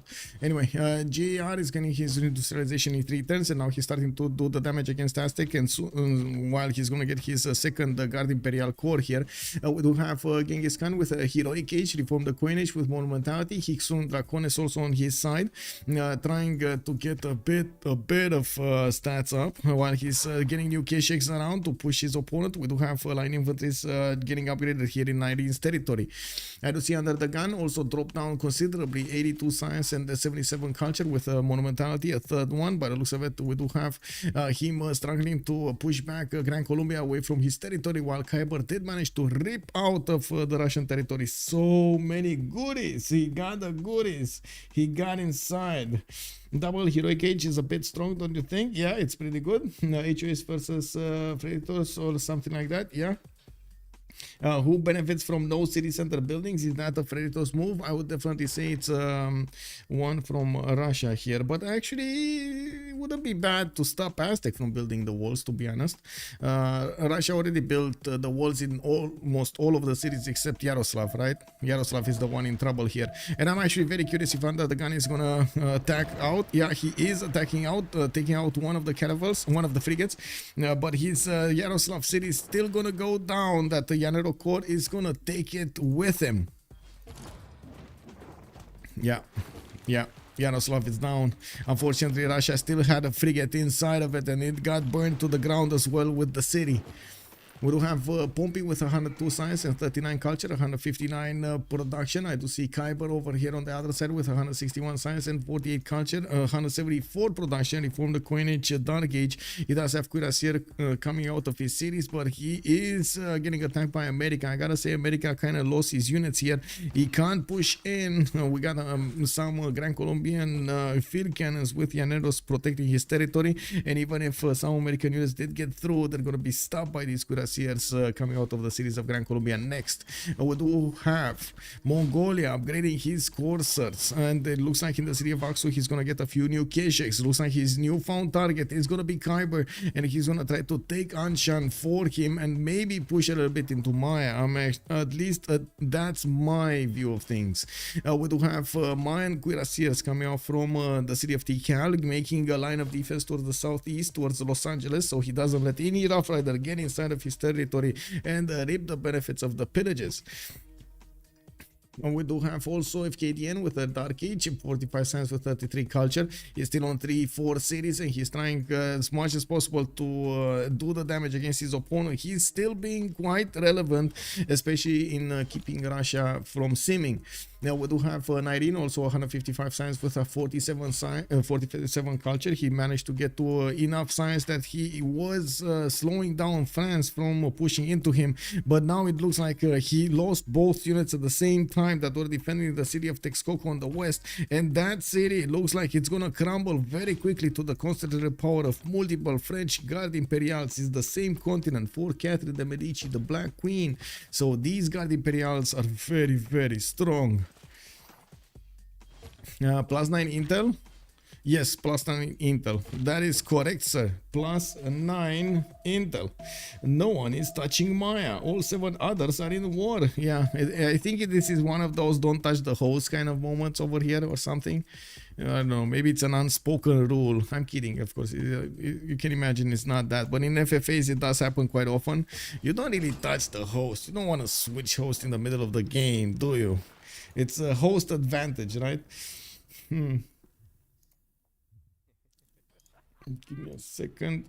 Let me quickly get the screens proper. There we go. Now we do have China moving in towards the city of Tula, while new Russian frigates are joining up the fight here. It doesn't look like they do that much damage against these Chinese caravels. It definitely needs a lot more boats if he wants to be competitive here. Unfortunately, Gran Colombian Llaneros are still running around his territory, but I think he did manage to deal with most of them. Like, there's only one running around towards Chinguetti, and that's about it. Like, all others, from what I do see, have been taken care of. Now he's doing the repairs in his empire, and he's gonna start catching up. Now we're going to need to see if his navy is going to be sufficiently strong enough to push back the units of China, since there are more coming. There are more on the way. Well, let's see what's going on here. Looks like Texcoco is gonna burn. We do have France with the ability to take over that city center. He is in a dark age, so I'm pretty sure he's not really gonna want to keep it. It looks like also Aztec is in a dark age, so yeah, okay. I mean, yeah, not that much pressure, but still, that's gonna, you see Bordeaux is flipping. You can imagine Texcoco is gonna flip much faster, being so close to the 10 pop cities of Aztec here. Oh my god, he got it, boys.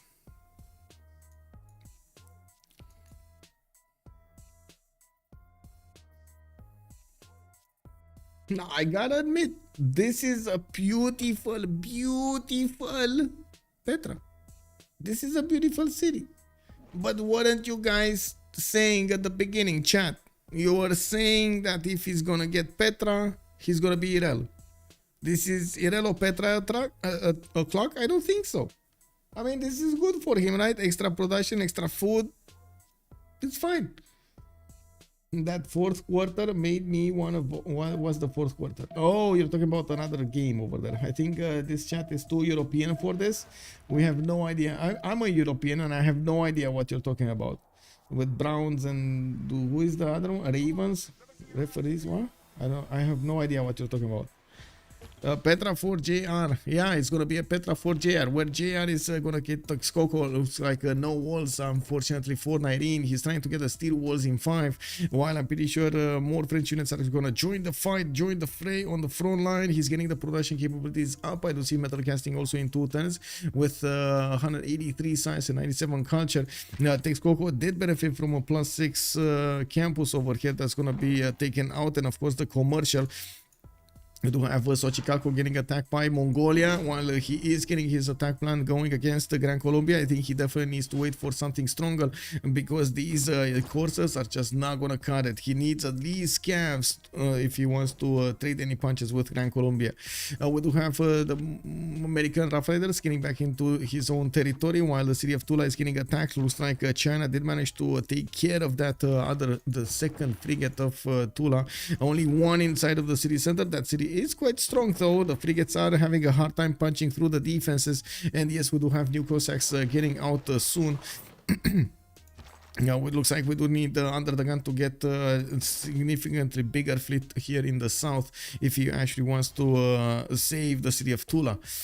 He doesn't have the ability to buy units with faith, unfortunately. Even if he does have 90 faith a turn, this is not a possibility for him. He did not build his Grandmaster Chapel. Is there any country outside of the US that follows American football like Canada or Australia? I have no idea. I don't even know what's up with American football. I can totally understand soccer. That's so easy. American football, so complicated, man. You need to move, you need to stop, you need to watch, you need to stop, you need to think, you need to put that. Why would you do that? Anyway, NFL, what? Okay. Oh, then what is baseball? What is baseball? Oh my God, that sounded like, what is love? Baby, don't hurt me. I don't even know anything about NFL. I mean, don't get me wrong, I have no idea what it is that, but I'm pretty sure they have a quite very well developed scene for it. England, Germany, Mexico, and about 100 others. What? Then Arij Kenin, hello there, sir. National Football League, NBL, National Basketball. Okay. Well, isn't that NBA? It shouldn't be NBA. Hello. Yeah, isn't it NBA? At least that much I know, you know. Come on, man. Yeah. Acronyms are very weird. Yes. No league. They don't have a league for the basketball. You know. They don't like being in a league. They like to be an association. You know. And then it's gonna be next up. We're gonna see the baseball community. Let's go. We do have France over here with a bit of a problem. Nyreen is going to get the steel walls in 5 turns, and that's going to help him defend against his opponent's Guard Imperials. Now we do have JR with so much damage being done against his live infantry corps of Nyreen. He can punch through any unit that the moment Aztec does get to benefit from. We will need to see if Mongolia is going to be successful in taking Xochicalco. It does look like he's chipping away at that city center every turn, and I gotta say the city is not under siege. Looks like he's also having enough of this, since he's trying to get out of there. Nyreen is getting a cav unit with one of his settlers to move in the warming arms of Kiber here. Yeah, we do have bombards getting towards the northeast of Baltimore, moving towards the Chinese settlers, while China did upgrade some of his crouching tigers. He's trying to get new pikemen out, and I do see he did build a few spearmen. He's going to require the gold so he can upgrade, and that is a bit of a problem. The economy on Freritos de la Vega is booming, and I gotta ask, with the production, with the economy, with the quite a bit of science, except JJJ, which is so big over there, 288 science, 137 culture, 380 production on him. Man, what is this guy missing? You know, like, are they gonna give the game to Freritos? Is this gonna be the first loss of 2, or they're gonna keep their advantage against every other team in the tournament? 0 losses. Actually, still on Aztec soon. Yeah, it's soon. Yes, yes, yes. It's very soon. It's very soon. Yes. JJJ is a problem. Yes. How fast is Texcoco flipping? I would say not fast enough. 4 tens. Wow. Did he just... Oh, wow. Okay, well, I guess that line infantry corps is dead. Wow, Bordeaux getting attacked over here also. No! Nature. Well, let's actually see Xochicalco just getting chipped away over here. As you can see, the city is still not under siege. We do need to see a Mongolian unit move towards the southeast of Xochicalco over here to put it under siege. And one on the commercial or the cattle tile. Come on, get in, no fear. Yeah, that's one, and that needs to move another. Oh my god, he didn't move this one. Anyway, it is what it is. He should have been doing enough damage next time to take it over. Is it gonna be... Oh no, it's in 2 turns he's gonna get steel wall. So this city should actually fall in the next 2 turns of... Or next turn. If not... Well, it's not gonna fall. I'm pretty sure steel walls are gonna be way too strong for anything these Kicheks can do. We do need to see also what's going on here. Looks like Gran Colombia is correctly countering Mongolia to his west. Then_Arage_Cannon has joined the round table. Then Arage Cannon, thank you so much for the follow, sir, and welcome. Kicheks don't zoke anyway, so he couldn't siege it. Well, I mean, you can get the unit on every tile. He can if he surrounds. Yeah, there we go. General has the idea. It's just a unit on every tile and boom, you get it.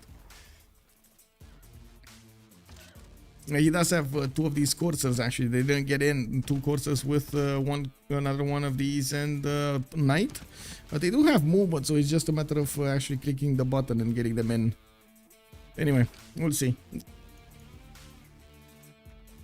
He didn't, so moving across the river doesn't help. Yeah, he didn't move. That is a problem. Anyway, we do have new production capabilities for Maya. I gotta say also JR was getting quite big over there when we was last watching him on 311 production. He still gets his power plants up. I do see Kirvakisivan in 2 turns and trying to get the markets going. Our museums also from some of his cities to get the culture. And what I gotta say, he's still very slow to get to JJJ numbers. And now with the war that is going on against Aztec, we're going to need to see if he's going to get enough stats from these tiles here. He's going to need he's going to get quite a few of these campuses if he's going to get the cities, but I find it doubtful that he is going to get the cities. I don't know. It does feel like there aren't that many units available for JR. And oh my god, another flood in Bordeaux. This is the disaster for proper. Can you imagine? 3 of his Guard Imperials have been taken down. Oh my god. Just, I don't know if there was a worse timing for this attack to go through. It looks like Team 2 is getting some surprise help from the gods here. Yes, he lost Xochicalco. It is what it is. You know, he had to lose a city.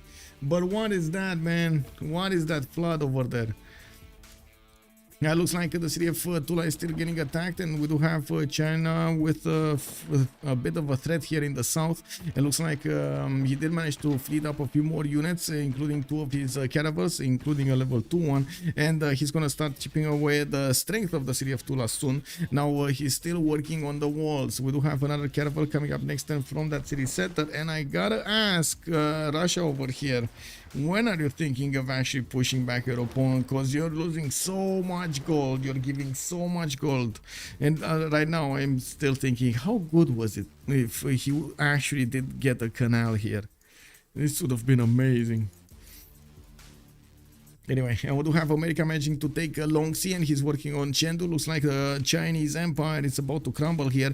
And I gotta say, all of this is happening under the watchful eyes of Maya. Have you guys noticed that Maya has just been watching what's going on to his allies, but did not interact at all? Sadly, this is what MG does to multiplayer. Oh, RNG does to multiplayer, yes. They will just lose to economy though, Chokela.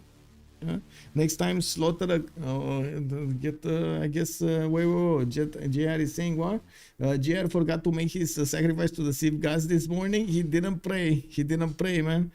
Yeah, Freritos with 500 GPT, 2 with 150. Yeah, that is a problem.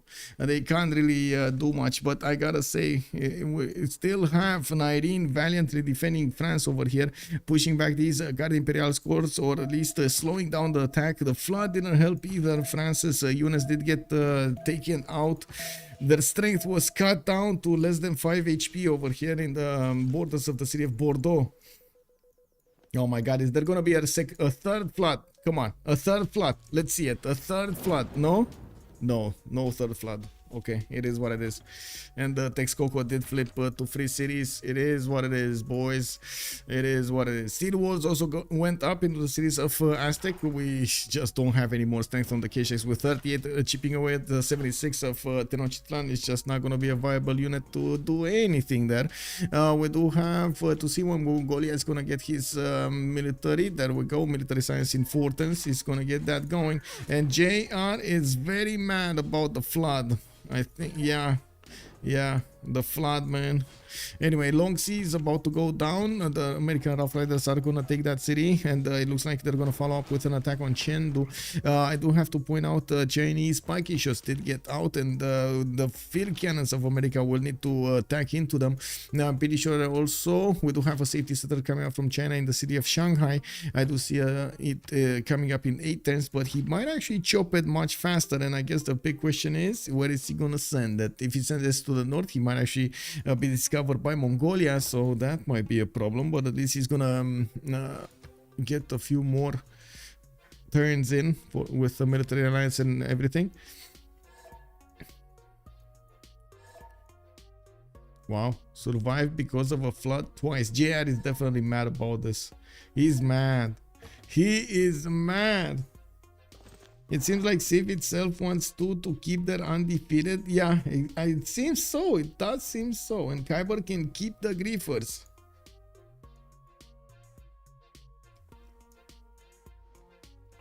Yeah, look at all of these griefers over here. Mongolia just getting all the griefers on his side.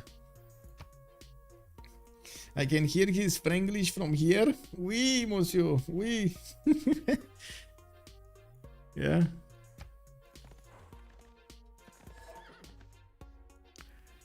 Nyreen said he prayed before the game. It did it, man. It did it. It worked. It worked. He called on the power of flooding.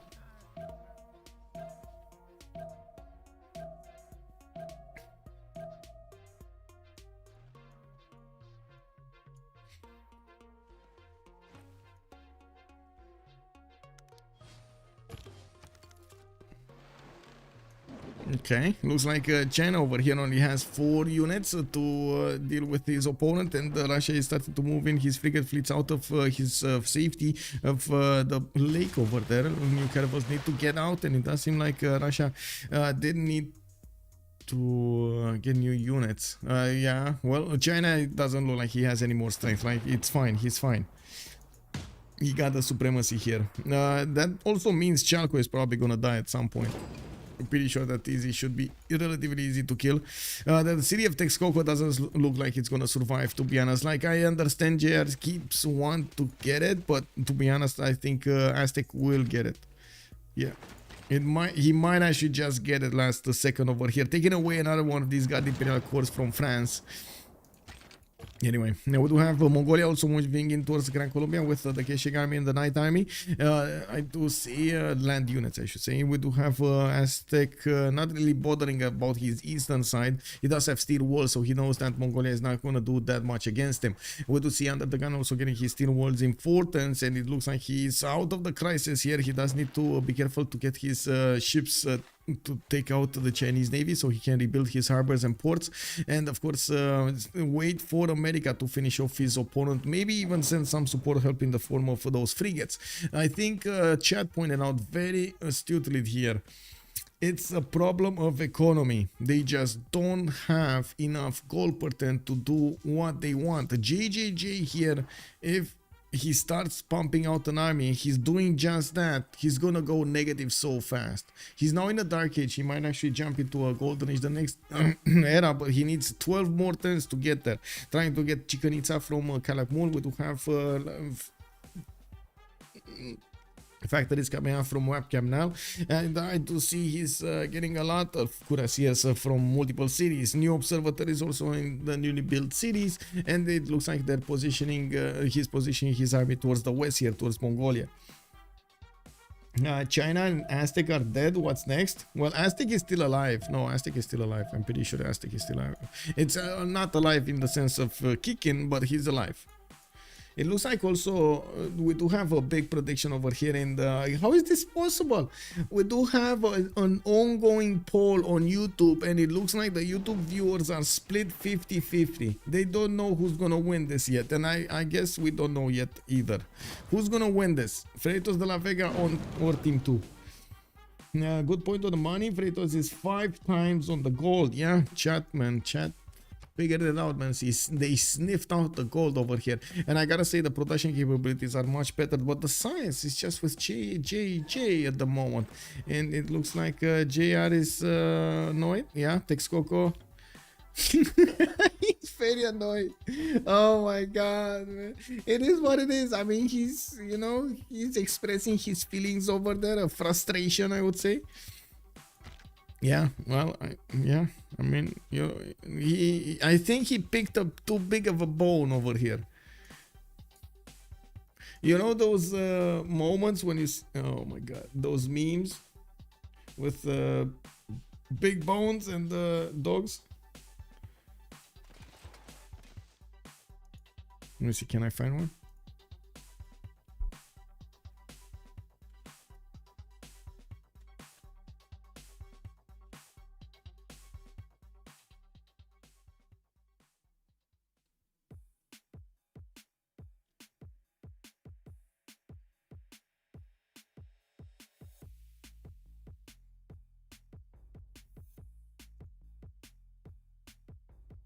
It's basically this.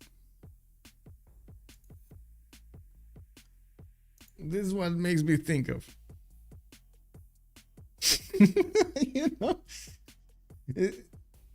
He's just getting stopped by the floods and this unit. That's it. It is what it is, man. Too big a bone. Highest science and highest culture on whom? On the Maya, you mean? Yeah, he's strong. He's so strong. Yeah. Let's actually see what's going on here. We do have American units moving in. It looks like they did manage to deal with some of the piking shots. They did take Chengdu down, and they're going to need to keep on moving towards Chengdu. We do have Maya deploying a few of his cuirassier corps to the east side, and he does have combustion in 2 turns, so I would imagine we're going to see tanks quite soon rolling out. I gotta say, he only has a single encampment and 2 encampments that I do believe are benefiting him with some military economies to get him the oil per turn. Looking at his oil per turn here, doesn't seem like he has enough to field an army. He does have another oil tile here, and he would do quite well to improve it. That's an extra +3 oil that he would need. So 4 oil from his military economies with another 3 here, 7 oil a turn for Maya. Does he have any other? I don't see any other oil. No, I don't see any other oil. Anyway, now we do have the American units managing to go through the defenders of China, and yes, we will see some frigates also coming down from Russia soon, if they're not going to go on the other side to try to take a fight with the city of Chalco.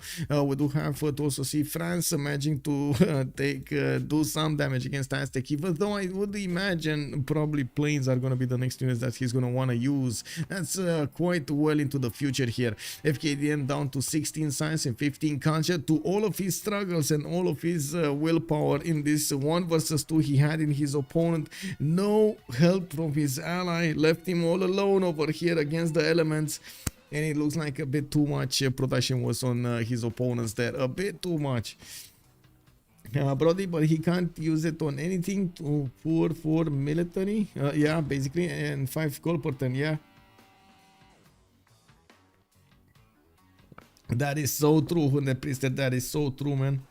How will he ever sustain an army? Well, pillage, economy. I hear some boys from behind of my head over here. Pillage, economy, pillage, economy.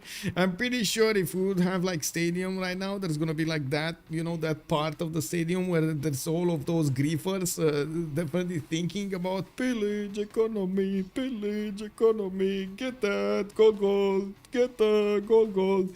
You know how it is? Is there a possible mountain tile between Maya and Colombia? Let me see. Maya and Colombia?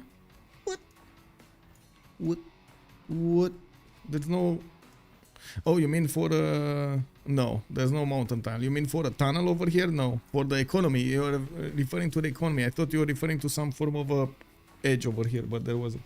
What is this gold on Freritos side? Are they building Big Ben or what happened? No, they're pillaging. They're pillaging, more Americans over here pillaging as much as possible China, and looking at what's going on here, looks like France is getting pushed back. Nothing to see, boys, here. Yeah, it is what it is. Are they building actually Big Ben? Is anybody? I don't think they're building Big Ben, but let me double check. I would imagine no. Oh my god, don't tell me Russia is building Big Ben. No, he's not. He's getting Jebel Barkal. It's fine. I gotta say, they did also manage to roll all of these diplo points on their side. So they do have 9 out of 24 under the gun. He did not get his Mahabodhi Temple for the extra 2 points. He did not get Statue of Liberty for an extra +3. So all of those points are still available if they do manage to get an advantage when it comes to the player count in a 4 versus 3. They will get the diplo. But it doesn't look like their opponents are giving up. We got a quick break over here. Give me a second also.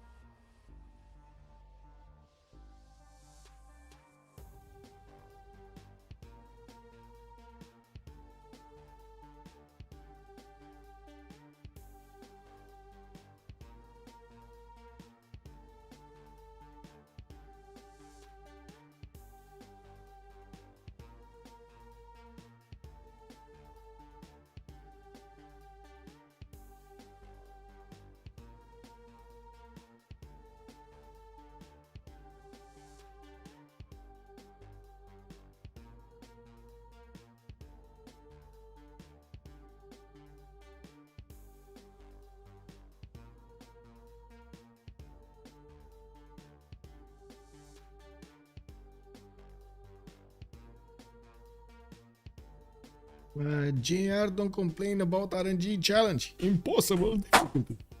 Oh. Freaking headphones, man.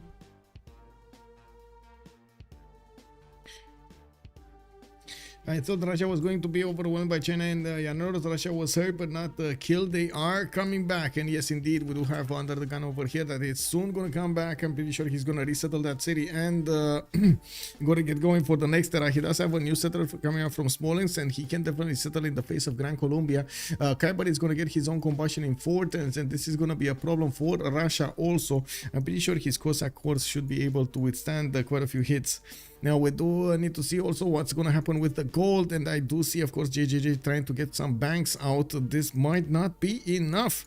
He's getting his also new traders going, and I'm pretty sure he's coupling his economy together with Gran Colombia so he can get the ball rolling in the gold. Well, at least they do have enough gold to upgrade their units, although I do have to say there's gonna be a lot of upgrades being done by Genghis Khan also.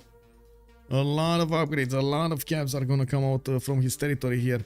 And we might not see enough units from Gran Colombia. He's trying to get his cuirassiers going. I do see Caracas and Anshan busy training them. And also Bogota getting some llaneros. But there still might not be enough. There are so many cabs that are gonna come out from the Mongolian cities.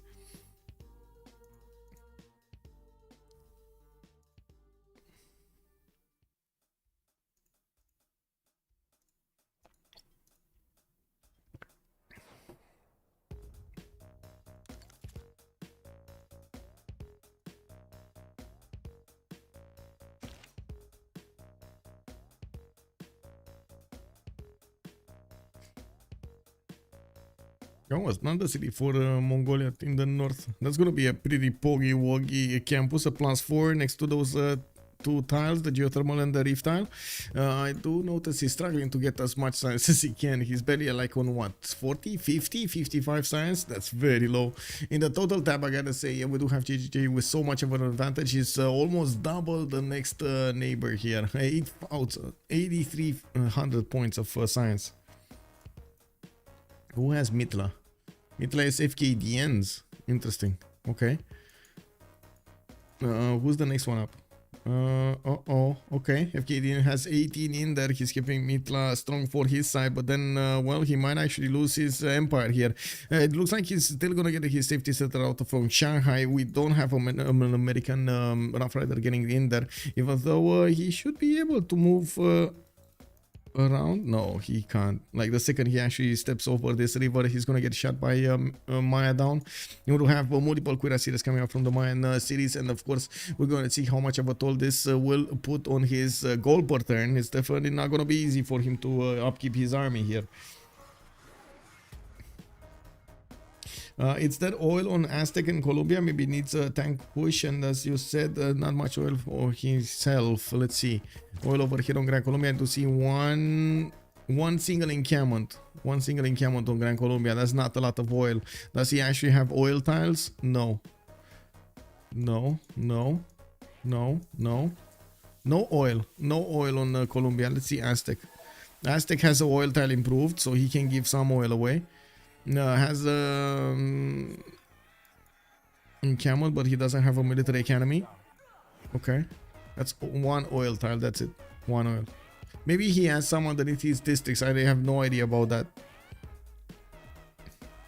Okay, we got two pluses, and we're gonna need to wait for UnderTheGun to unpause the game. We do have to also see how Russia is gonna get back into the game in terms of stats and being useful. We do need to see UnderTheGun over here. First of all, get to steal, and then try to repair whatever happened on the eastern coast over here with the harbors, with the lighthouses, and get some new stuff in. He does have oil in the tundra here. No problems for him to actually get that going with 2 oil tiles available.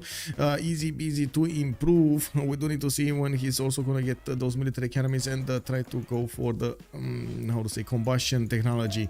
We do also have a first ironclad upgraded. Fkdn did manage to get it in the city of Chengdu to make it that much more harder for the American units to punch through that defense. Of course, we're gonna have the bombard that are gonna chew through first the encampment and then go through the walls of the city of Chengdu.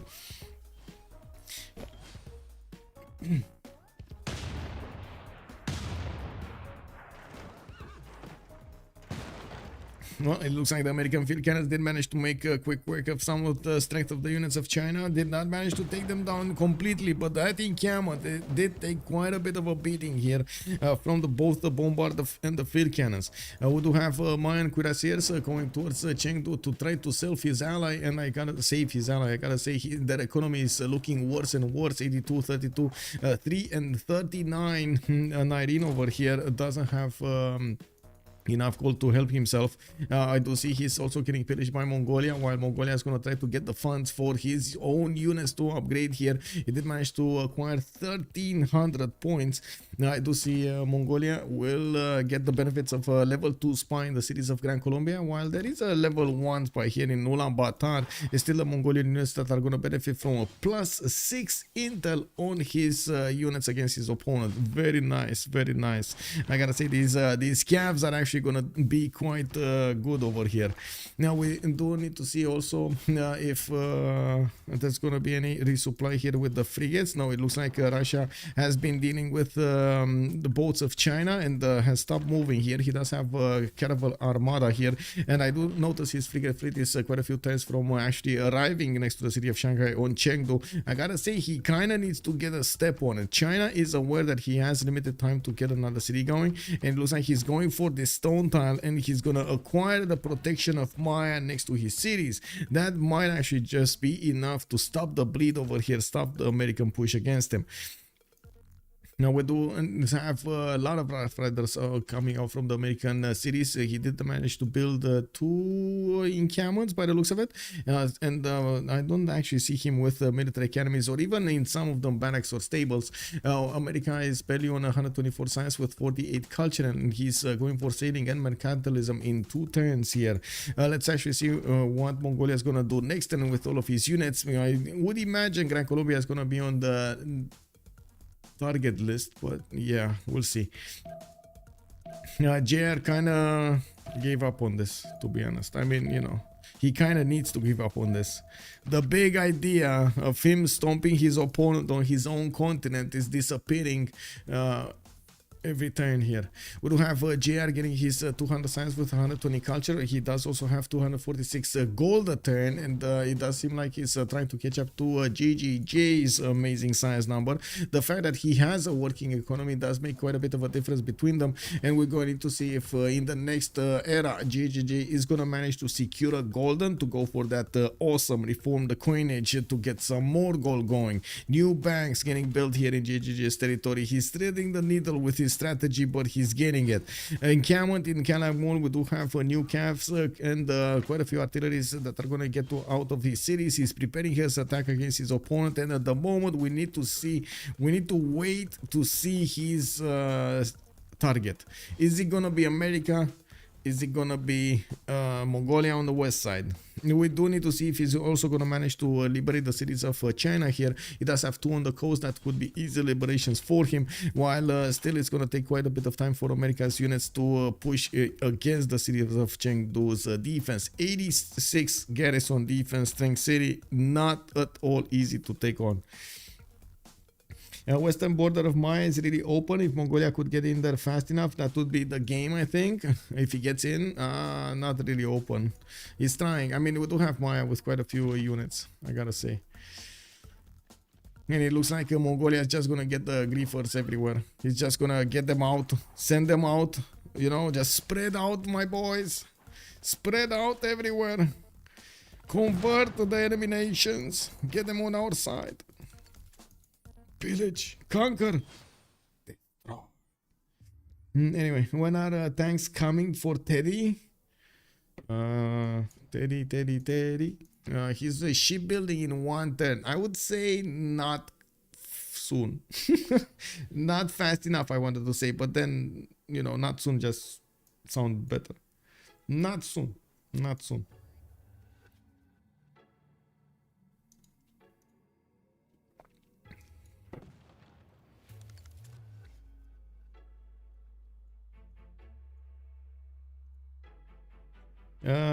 Why is he not going tanks? Yeah, good question, man. Maybe he wants to grid out industrialization. I don't know.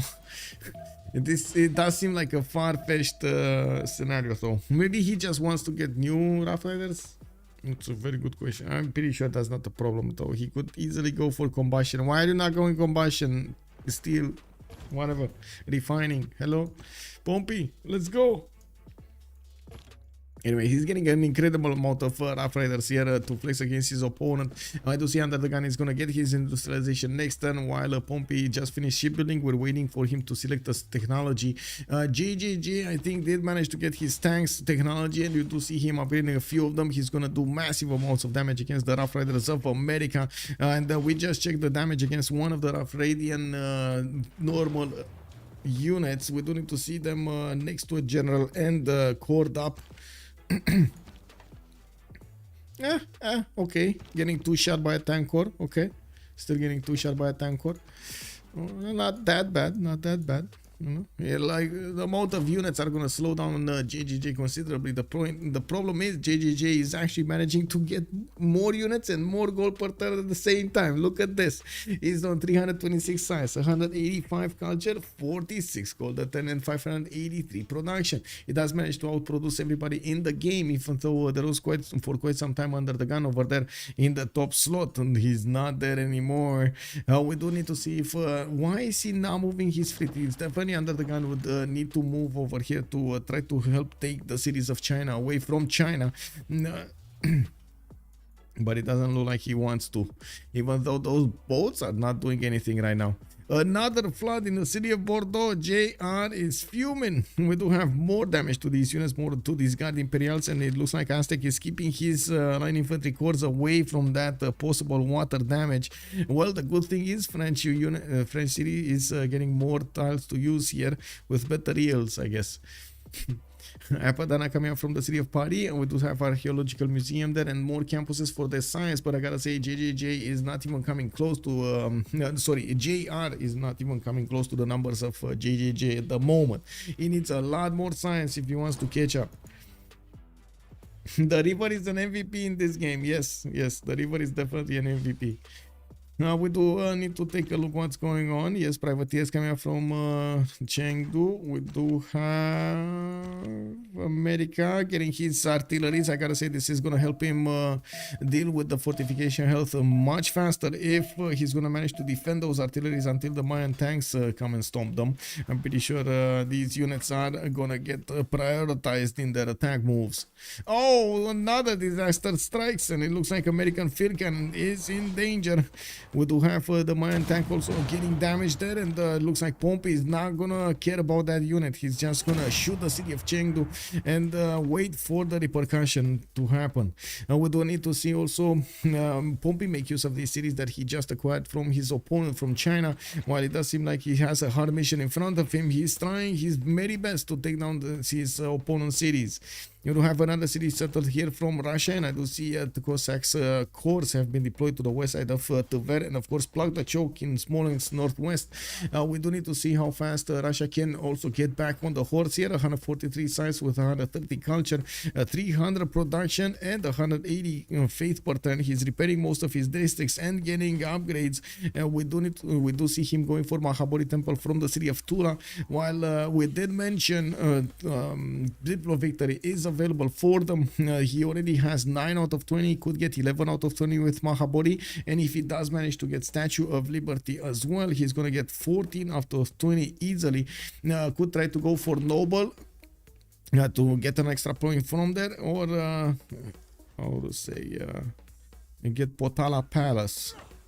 Actually, he could try to go both. Yeah, okay. The scientist hasn't been taken. Noble hasn't been taken. It's still there. It is still there somewhere. Okay, Griffer squad activated. We got Mongolia moving into the cities of Gran Colombia, and it does look like he's also moving into the cities of Maya, trying to figure out if there is any kind of weakness in his opponent's defenses. And yes, he might actually find a few tiles that are left open here. JJJ is busy building up his aerodrome count, and I do see coal power plants with military academies coming out from his other cities. He did build a forbidden city in Tikal, allowing him to benefit from another wildcard policy slot. I do also notice he got this Chikanitsa, which gives him the extra production and the extra culture points on all of these rainforest tiles. Unfortunately, he just doesn't have a lot of them remaining in his territory. He chopped most of them, you know, but at least he does have some amazing tiles. Oh my god, look at these bananas. The 5-3-2-2s next to Copan. It is what it is.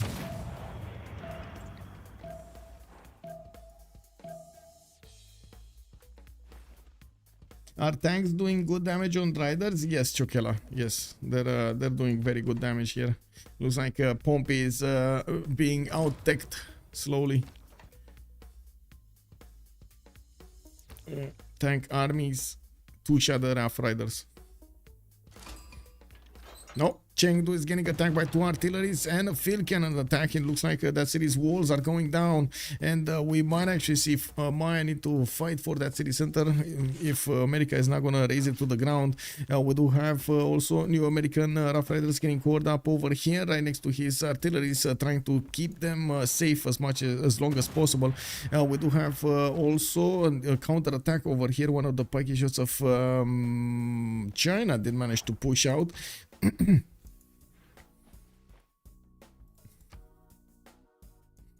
Russia, okay, Jebel Barkar getting out. We do have Mahabari Temple Importance getting also his upgrades here. A new city towards the wonder of Dalol. Well, he lost his other city to China. We do have him getting new commercials for the extra gold per turn. And of course, I do have to say Freritos de la Vega is benefiting from so much gold per turn on their side. Nyreen did stagnate on 140 science and 42 culture. He did need to build up a defense against France over here, and it started losing cities to Mongolia, especially that city to the east of Tenochtitlan, the awkward one. We do have him getting his banks out, and of course they are aware they do need as much of an economy as possible to keep putting gold on JJJ.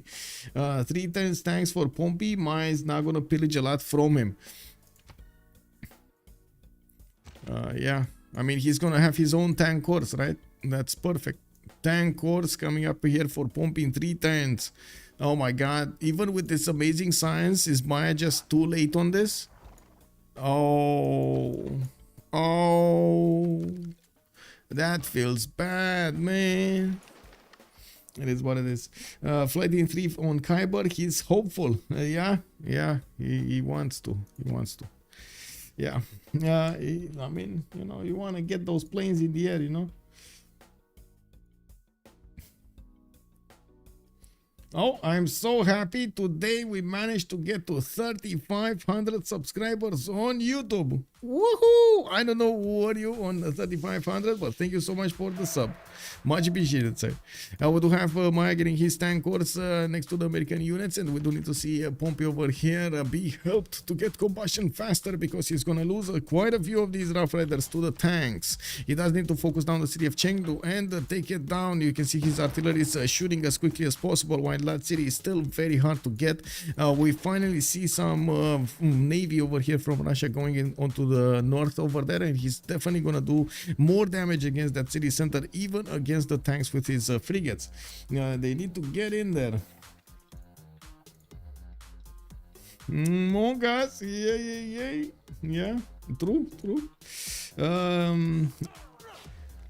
3 turns is a lot. He can kill a lot. Yeah, he can kill a lot, I gotta say. And that's one of the reasons that America is clumping his units as close together as possible to benefit from as much support bonus as possible. Not allow too much damage being done to one single unit, and have the ability to maybe reinforce that. You know, we do have a new Rough Rider here, and it does look like he keeps on building them in the majority of his territory. I do have to say Maya focused as much as possible his west and east because of this Mongolian attack against him. Mongolia doesn't have the +6 intel on his opponent here against Maya, unfortunately. Against JJJ, even if he does have a spy, it's not a level 2 like he has in Gran Colombia's territory. Looks like he was also trying to get new settlers out, trying to be a bit more helpful here to his teammates. Of course, the fact that he does have a strong economy going, helping his teammates upgrade whatever they need, and of course get some advantages on their side is still very, very helpful. We do have 4 more turns until the next World Congress. That means 3 turns to finish this era, and we do need to see if JJJ is gonna manage to get this game going. His team is struggling to get a working economy to help him use that technology against his technological advantage against his opponents. I would imagine JJJ should be close enough to get to fighters, and quite soon try to get to those helicopters. Was painful, but part of the overall war effort. Yeah, Russia's earlier naval work paved the way for America to take those Chinese cities. Yeah, exactly, right? Exactly. It was a concentrated effort over here between Russia and America to take on the Chinese. First plane in 2 turns for Maya. That may be a small window to do something. Yeah. We'll see. I gotta say that artillery doesn't look good. This artillery, I think, is gonna get smashed.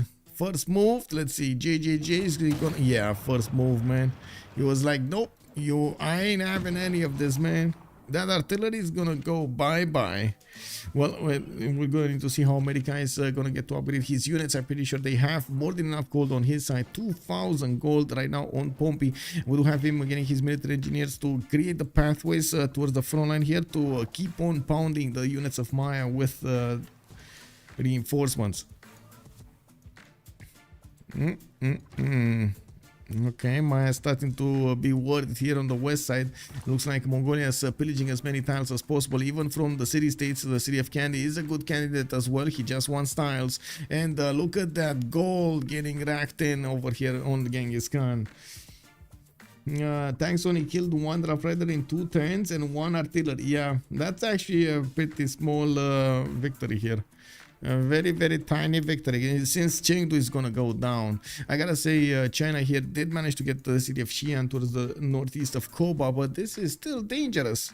Or, you know, at any point maybe some American helicopters are gonna arrive here, or Russian helicopters are just gonna arrive there, you know. Anyway, it is what it is. I did want to check something out. Give me a second. I was checking something out because I noticed something over here in the dashboard. Give me a second. Okay. Oh, okay, never mind. Now Teddy will upgrade all his army because of the GPT difference. Yeah, exactly. All at once. While Maya is gonna struggle to get more upgrades going. We basically have them spending all of the gold on this moment, and if they don't manage to get pillages off of this, this is gonna be a problem. He's trying to get the Potala Palace to deny it from Russia, and we do need to see how fast Mahabali Temple is gonna finish in 2 turns. Looks like there's a Potala Palace in Astrakhan, which will have Leonardo da Vinci next to it. That's not really gonna help, is it? No, it's not. Any good one? Next one? Great. No, it's actually James Watt over here. For the extra production on the factories, I mean, you know, in some scenarios it's good, but not in this one. Not in this one. Okay.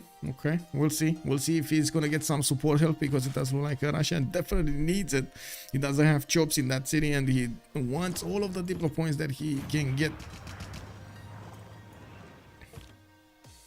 Okay, American artillery did not get to shoot the city of Chengdu, and it looks like he is retreating his Rough Riders from the front line from Chengdu. He's more worried about the Mayan tanks than anything else. He's also Pompi just upgrading his tanks right now. He's gonna get them into his border so he can upgrade, while Russia is getting his battleships upgraded on the east of Shendu on the coast. These are gonna do much more damage against the Mayan tanks, and you can see they're gonna also get some anti-air support against his opponent's planes. They should CC. It's over now. Whoa. Wait, who? You mean they should CC? Team 2 should CC? Is this the first loss they're gonna have? Is Freritos making a comeback? Just stomping through their opponents like this? Wow. Grabbing them by the foot and dragging them down, man. Oh wow, okay. Well, I gotta say they are both putting up a very good fight over here. Very good fight. Wars all over the place. Pillages, chaos, gold dropping, faith making, culture generating game. Anyway, looks like Chengdu is not going to be far off from dying. Yes, there are some privateers starting to get out of those cities. Not going to matter. The caravel armadas of Russia are here. And of course, they do have the support of battleship fleets.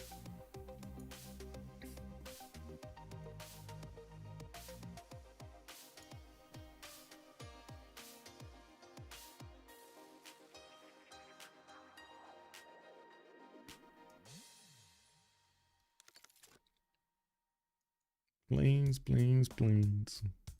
Oh, we do have next turn actually the switch of the era. It looks like a JR is gonna be in a heroic. Yeah, he's gonna be in a heroic.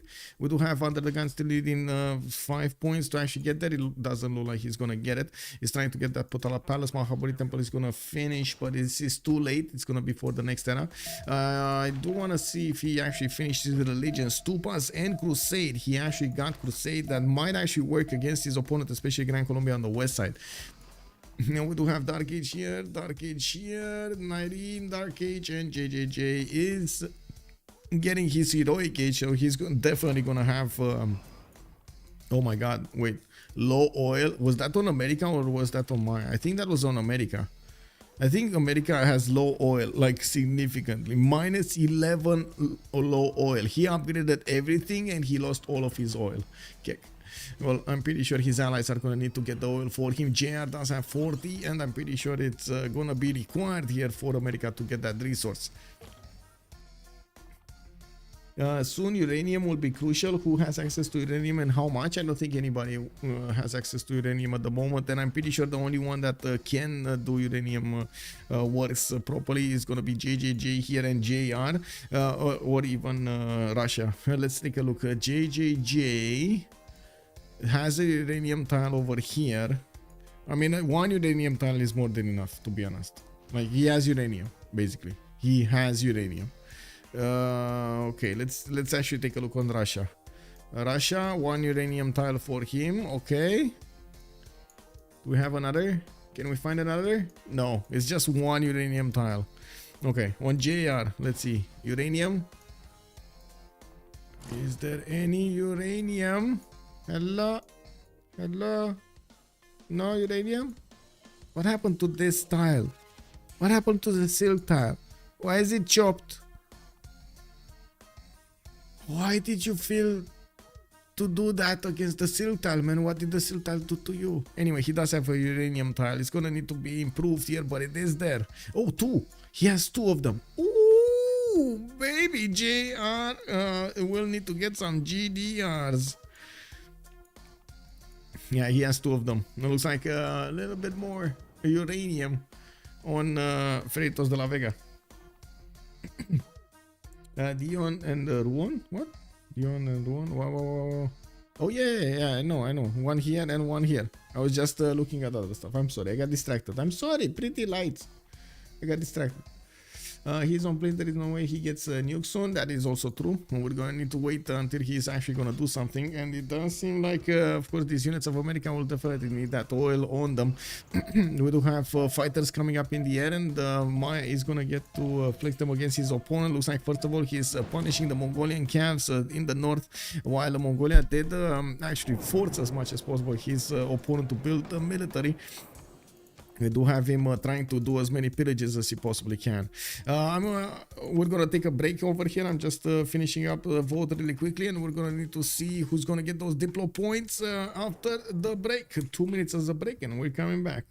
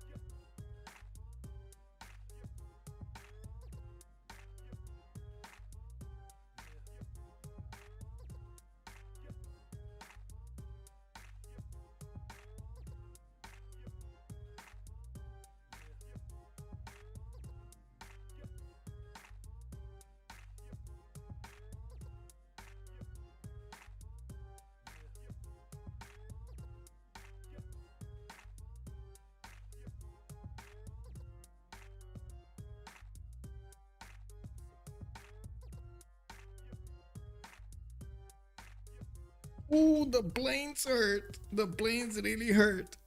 Let's actually see when helicopters are here. In 2 turns, already this guy is going to get his synthetic materials, and by the looks of it, we do have Under the Gun getting combustion also in 2 turns. Now, we do have Pompi getting his military tactics going, and by the looks of it, he did manage to help his tanks get going. We do have to see if he's going to manage to have the strength to push back Maya, but to be honest, it's just enough to keep him at bay. Maya is starting to lose the gold, -1, but we do have a Kiber on 200 and Nyreen on 118. They can afford to keep on pushing. We do have Russia also pushing towards Shanghai, and they just figured out, of course, Xi'an is over here. They're going to need to deal with it somehow. We do have American tanks with the ability to actually get against that city center pretty quickly, while Maya is going to need to react to this. He needs to keep the Mongolian units out of his borders also. Potala Palace is going to finish next turn in the city of Wapkamnal, while it's never going to finish here in Astrakhan, even if he only had 3 more turns to get there. Statue of Liberty, 12 turns in the city of Tula, while we do have Under the Gun getting another 2 Diplo points. We do have all players condemning Confucianism, and coal power plants have been banned in this session of the World Congress. Let's actually take a look over here. What do we have? Diplos, oh my god, 16 out of 20. Under the Gun is going to get the statue, and he's gonna try to get noble, and there it is. There it is. How did they not vote him down? What happened here? What happened here? 9, 8, 7 and 9. They just didn't have enough, man. They just didn't have enough. Not enough deep flow quarters built, not enough alliances, not enough envoys, just not enough. And it looks like we did have Freritos de la Vega managing to get so much of an advantage when it comes to the Diplo victory here. We do have stock exchanges also coming around from Gran, Colombia, getting a push going against his opponent Mongolia, and I do see he is managing to keep away his opponent's units from his ally here, from Maya. We do have him getting the goal for his teammate, and I do see GGG just dropped down significantly, -82 gold a turn here. He might have just lost a card or something. He's down in size as well. He's on, yeah, there we go. He lost the card. He's going to need to put it back in. It's fine. He's gonna get some extra points from there.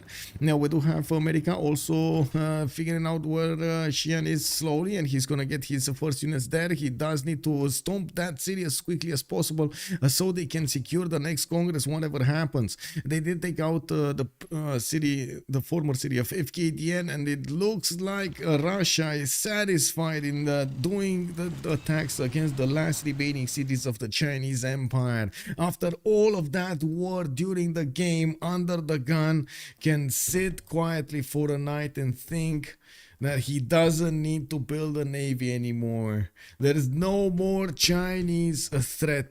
He did it. He did it.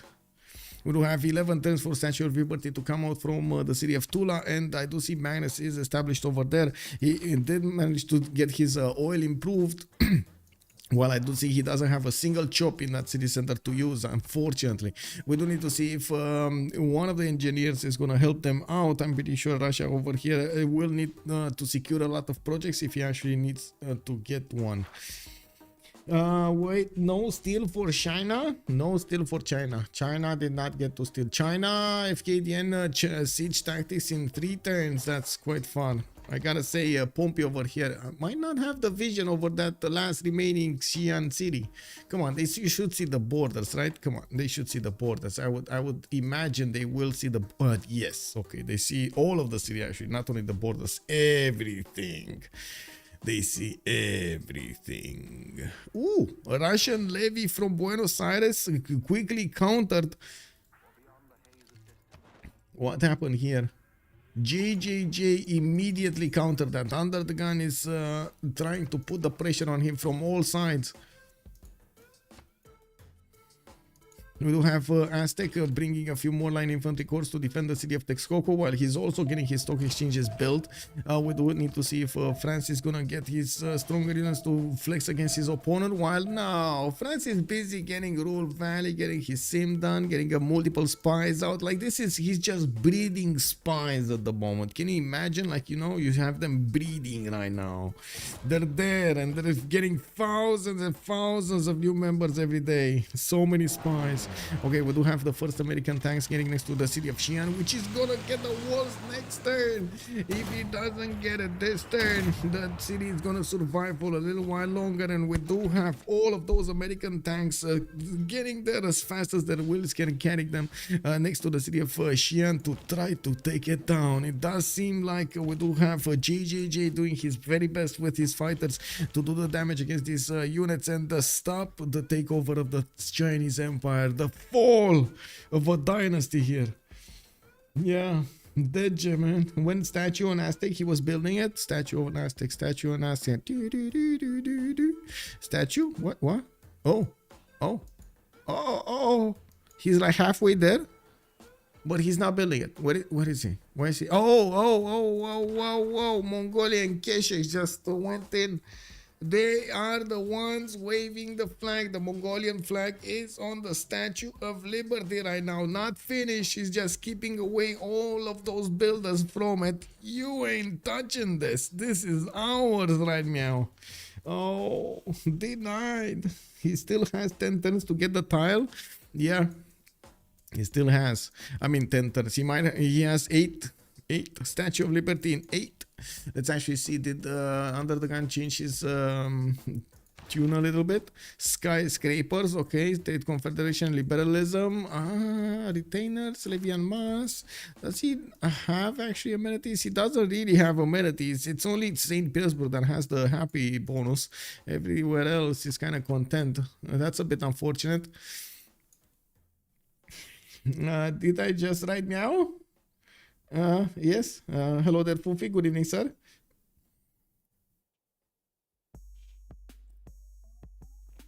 Brilliant Mongol move. Yeah, I gotta say, man, Tidube showing up big.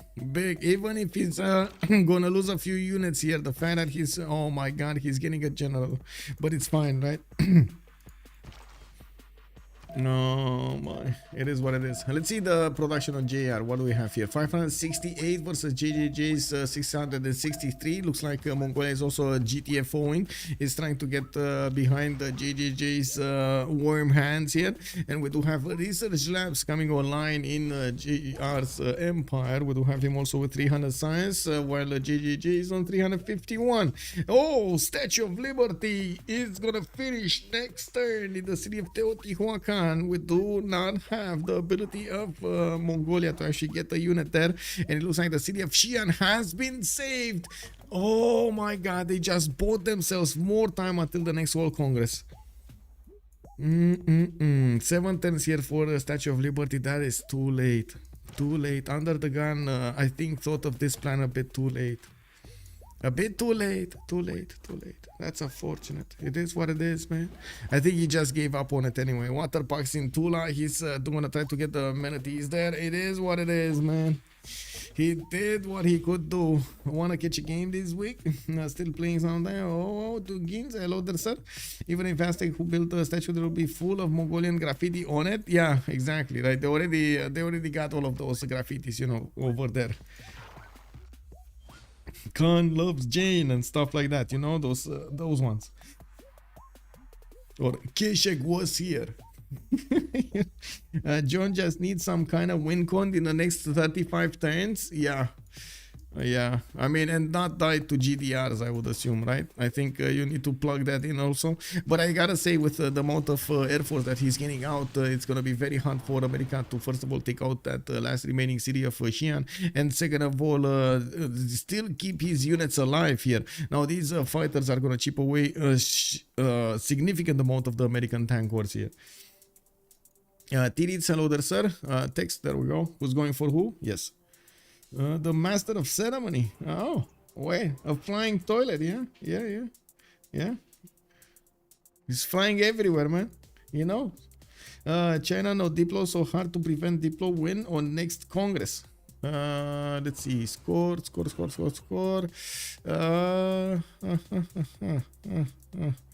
I mean, let's see what the number changes. Do you does anybody want to actually write down the numbers we have right now and check out next turn what will change over here?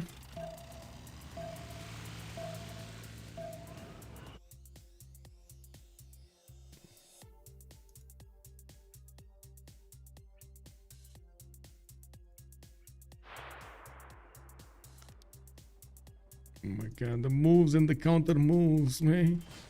Anyway, looks like Pompi is not going to get there. He's trying to retreat his tank core. Xian is going to be safe. He's also clumping up his tanks as much as possible. While you can see these Mayan fighters are doing so much damage against his tank cores. They did manage to take one down entirely. America's army is in trouble. He's going to still pillage quite a few tiles next to the city of Chichen Itza. While the newly built Mayan helicopters are going to start to reign supreme over here.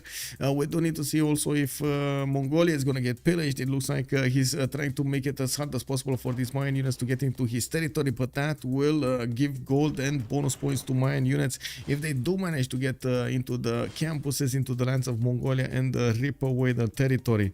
We do have French infantry armies coming around with a +6 intel against their opponents. Aztec here will have to face this 108 strength unit against these cities, but I do have to say I think it's yeah, France that's gonna try to go for GDRs here, get some jet bombers also along with them, and some nukes, some tic-tacis, so he can finish the job against Maya. Maya is a bit far away from the coast, but still some nukes can fall on the thrown from the eastern coast. Let's actually see also what Russia is gonna do here, since he did lose his Statue of Liberty. Looking at the tab over here, we do have him on 16 out of 20 points. He didn't get Potala Palace, he didn't get his statue, he just got the Mahabodhi Temple. He does still have an advantage. He can get Noble. Let's actually see if he's gonna get the projects in. We got 16 great science points right now, and he is getting Theater Square Festival projects. Oh no, he's not getting it. He's not getting it, man. He's not preparing for the noble. The noble. So did anybody write down these points? By the way, can any of you please write down these points? Mr. UnderTheGun, I think you clicked on the wrong statue for Diplo points. Yeah, I think so. What stats are we looking at to compare? Bartolome, these Diplo favor points, like 170, 150, 55, 139, and so on. I want to see what's the tally up. How many points do we have on each side?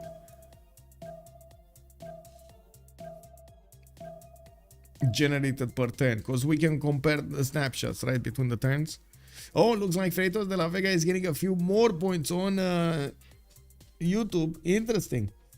Okay, you have them recorded. Okay, so these are the next ones. These are the next numbers. And then you just, I would say, subtract from these numbers the previous ones, and we see what we end up with. Oh, we got Colossus finishing up on Russia, and I do see Russia did manage to get his first musician. I would imagine he's starting to roll in the tourists, but it's still very slow, 15 out of 120, while he barely has enough tourism, 139 tourism, 163 culture. Not really strong enough to go for that amazing fascism timing. We do have fascism actually on JJJ in 2 turns, and that will allow him to have supremacy against any kind of unit that America is putting on the field. Especially these fighters are going to be extremely useful to attack into the American defenses. Xian still getting still needing to get the second population. Unfortunately, he's not doing that much. He's trying to get a Diplo quarter here. Tirits, how far behind is JR in text compared to John? In the total tab, we do have JR on 9300 science, while JJJ is 4000 science more. 3000, so no, 4000. I said it correctly. 4000, 4100. I know his number of text, but it's the same here. Oh my god, it's the same. Whatever. This is basically the same. How much he did. But sure, if you wanna take a look specifically at this text, sure. We do have JR on 50, and on the other side we do have 49 on JJJ. He just went all over the place, I would say. Well, it is. He went all over the place. But we've seen he went all over the place versus Maya. Everyone is increasing. I'll let Bartolome post the difference from last turn. Okay. Kiber clicking labs on 6 cities. We are scaling. Yeah. Show the diplo points again. Okay. There we go. 16 out of 20. He got boost from his teammates Oxford too. Yeah, he did. He did.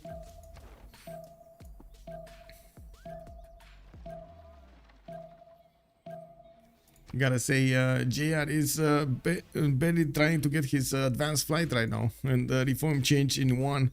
He's gonna need to move back on the bottom 3 soon, or I should say the middle 3.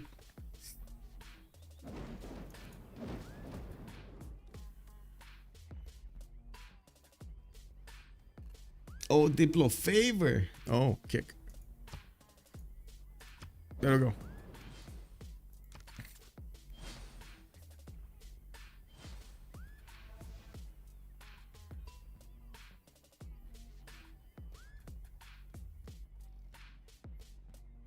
Okay, did that answer or no? Anyway, we do have Gran Colombian tank armies with some llaneros starting to move on towards Mongolian units. Cities, Karakorum is getting attacked, and it looks like these Mayan units did get stopped by the walls going up.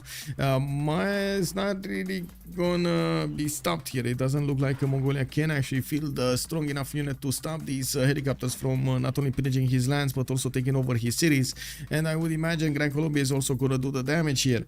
We do have the attack of Maya getting to prepare against America to the southeast, and as you can see, more of these helicopter armies are coming out of his cities, getting to deploy towards the front line. War department in 2 turns, so he can pop heals off after he kills units, and I gotta say he did manage to stop the next attacks against Xi'an there. Looks like we do need to take a look if Russia does have something in the bag here, because they do need to win very quickly. If not, they might get overwhelmed. We do need to see if JR is going to have enough strength and production on his empire with 507 versus JJJ's 657. It does seem doubtful. He's getting a lot of calves out of his empire, and I see research labs getting in.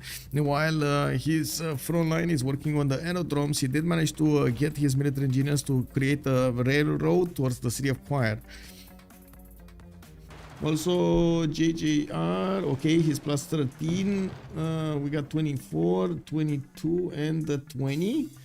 Oh, okay. I mean, that's a lot more diplo favor on Freritos de la Vega per turn, if those are the numbers. Those, I think that's actually per 2 turns, not 1 turn, right? I think you got it 2 turns. Maybe it was you didn't get a snapshot from the first one. Is that 1 turn or 2 turns?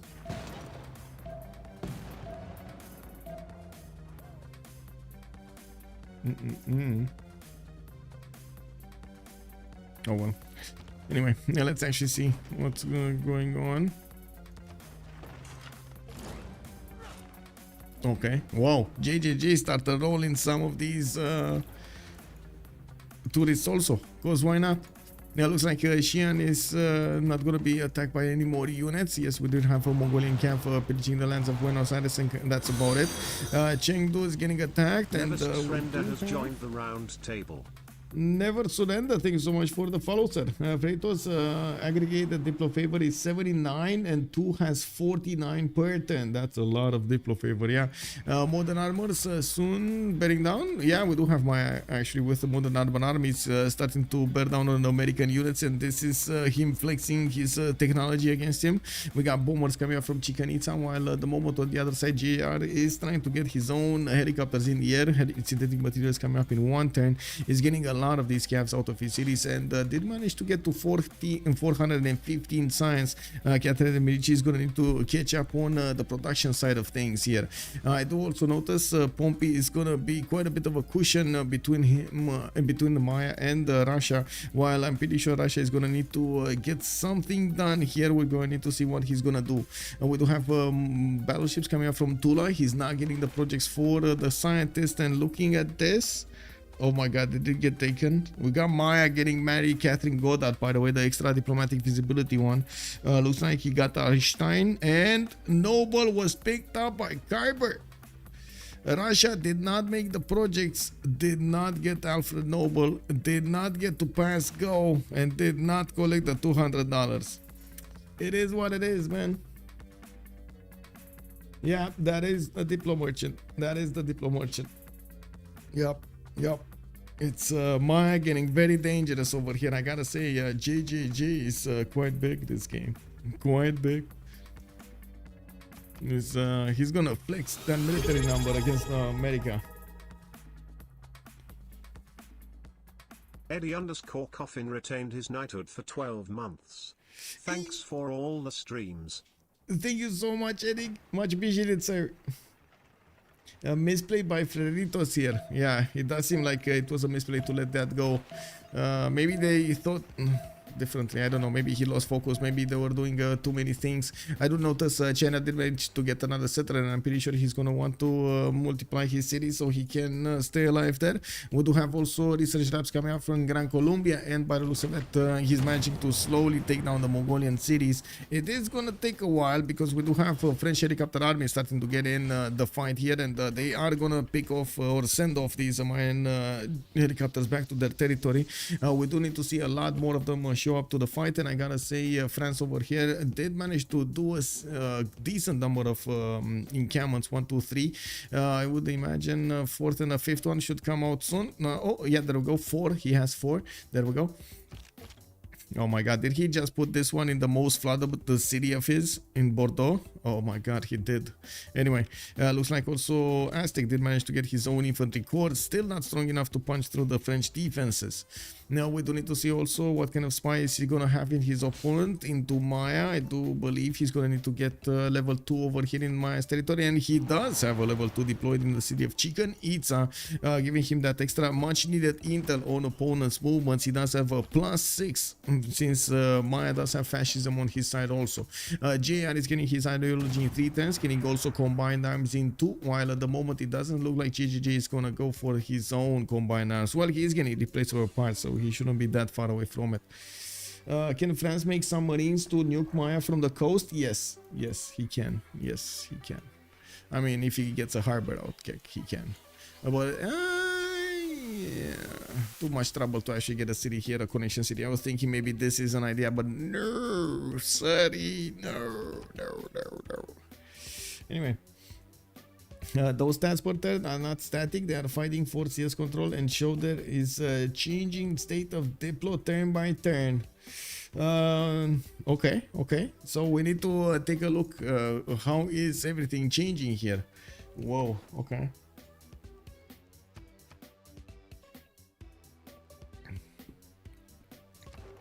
It's gonna be so important to keep as many cities as possible.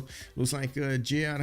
Let's actually see on team side. Pompi with JR, Pompi. Okay, so 1, 2, 3, 4. 1, 2, 3, 4. Yes, that's it. 1, 2, 3, 4 on one side, and 1, 2, 3, 4 on the other side. Yeah, 4 on each side. Well, they're tied when it comes to city-state count. Okay, we got the attacks coming up from Maya against the city of Los Angeles. Pompi is managing to smash one of the helicopter armies down. One of the helicopters, I think. I don't think that was an army. We do have calves, more calves, pre-builds for the helicopters coming up from his side as well. And I do have to say Pompi is 1 turn away from getting his own synthetic materials. The problem is Maya has armies and he barely has cores.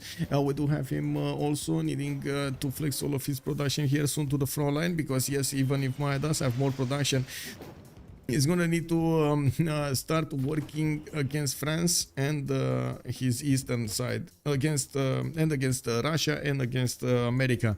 We're going to see if Russia is gonna enter the war here with some form or another. We do have him going for ideology in 3 and scientific theory in 3, getting a spy out and getting his military economies going. They might be struggling for oil on this side as well, even though to be honest the oil count did seem much better favoring Freritos side. We do need to see if okay, Chengdu is gonna go down. That modern armor army is not gonna have any problem taking that city away from America, and I gotta say this is 100 Diplo favor right here, 100 Diplo favor right here, free of charge, 100 Diplo favor for JJJ. Team 2 is gonna win. Tenyo Dingo putting a major point here. Wow, okay. I mean, that's big, bro. That's big. That's big.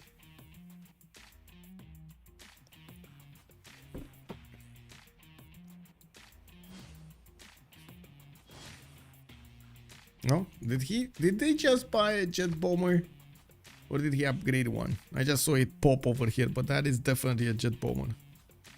Very nice, very nice. Getting more modern armors from his cities, commercial hub investments, and I do see a spy in Waxtun, actually Washaktun, I think. Anyway, we do have Jet Bomber able to do the damage against the western side, and I'm pretty sure that's how he did manage to do the damage against the Mongolian cities. He's gonna take out his opponent's defenses, while his helicopters and the units of Gran Colombia are gonna make quick work of everything else, including the tiles. We do need to see if Aztec is gonna buckle to the pressure of France soon, because we do have the French nation starting to get his own planes in the air. He might just bypass, to be honest, entirely Nyreen. He might literally just bypass Nyreen and go and how to say try to liberate some cities of Mongolia and keep going against Maya, like build the infrastructure towards Maya, nuke him out of his territory. We do have JJJ trying to get his combined arms, while I do see JR is one turn away as well. Ideology coming up in 2 turns here, and JJJ is gonna go for his Cold War. He's gonna get the city of Chengdu, and I would imagine he's actually gonna liberate it. I would imagine so, right? What do you think, guys? Is he gonna liberate here, get the easy 100 points, or is he gonna pull off some other strategy, crazy strategy here?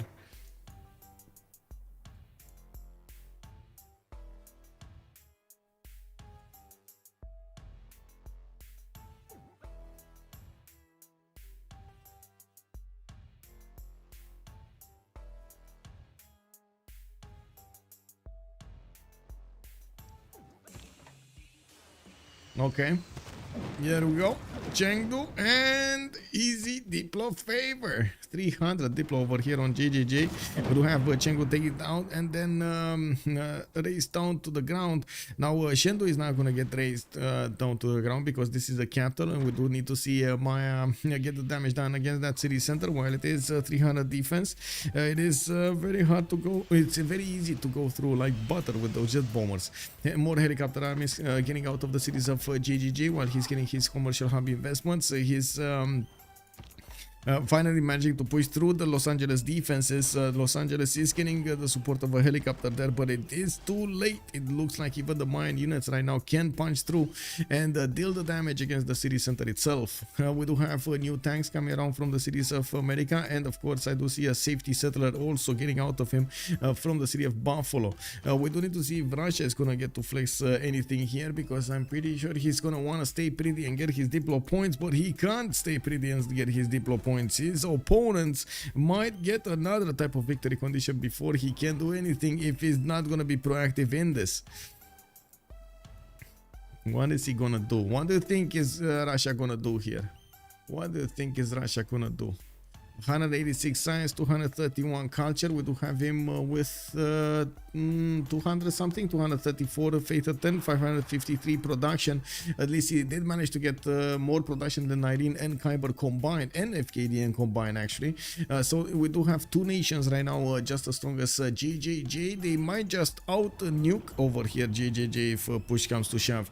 But I gotta say that also means UnderTheGun needs to get his own nukes out. on the table, on the war. France over here is getting his privateers out from the city of Rouen and Lyon to the north, and I would imagine he might actually want to connect over here to the west side if he actually wants to do anything, or is he banking on the fact that everything is just gonna melt anyway until he actually gets the nukes and he's gonna get to move here? What do you think? Is this actually his strategy? Is he gonna wait for everything to melt to attack Maya from the north? He can make a canal. He can on the west side. He can over here. Yes, that's not a problem. Amazing win, mass props. They pull it off. Yeah, if team 2 manages to get this, oh my god, yes, mad props. Orleans is taken down. It looks like Maya's getting to chew through the American cities much faster than they would ideally want to. JR is getting his electricity in 2 turns and totalitarianism in 4, while he's converting to oil power plants. He's also getting Alhambra in the city of Marseille, getting new aerodromes down, and I do see him getting his hangars. I gotta mention there was a significant buff given to the plane, or I should say the whole air force of the game. You do have more production, or less production needed for hangars and airports. That is a major buff. You get aluminium out of airports, so in essence you get to field a much larger air force in a much faster time. You do have airports coming around from the city of Chichen Itza, and yes, new helicopter army is getting out of his cities. He did successfully defend the city of Xi'an and gave Fkdn a chance to get another city to the north. We do not have that many American units available, since Maya did manage to pick off all of these tanks, tear them down. America is getting new helicopters coming up from his southern cities, and unfortunately his capital is buckling. We're gonna see it being taken down in the next few turns, and it is all up to Russia to do something about it. GGG is 3 turns away from getting nuclear fission, and JR didn't even start it. He got combined arms and stopped there. He thinks it's much better to actually go for the electricity here. I gotta say, UnderTheGun is getting his flight in 3 turns and ideology. He's gonna get fascism here by the time these Mayan units are gonna be knocking on his doorstep. But I also wanna mention he's not really gonna be able to get biplanes in the air to even plug the chokes with them. These helicopters of Maya are gonna be very, very fast. Even taking Washington and Buffalo, everything will happen in the next 4 turns. So he has 4 turns to get fascism and the planes in. That's just not possible. Teddy and Russia are just dead here. Kind of looks like it. Offbeat Grunge kind of looks like it. There's massive counter over here from Maya. JJJ showing up big for team 2. We're gonna need to see if he manages to pull this off. We got the big guns from both sides getting to knock heads soon. We will see JR against the JJJ matchup. This is basically what it boils down to. JJJ versus JR. How is this gonna go? JJJ is gonna get to fire the first nuke. We got the nuclear fission in 1 turn, and he does have a lot of production available. 700 production on his cities. Unbelievably good.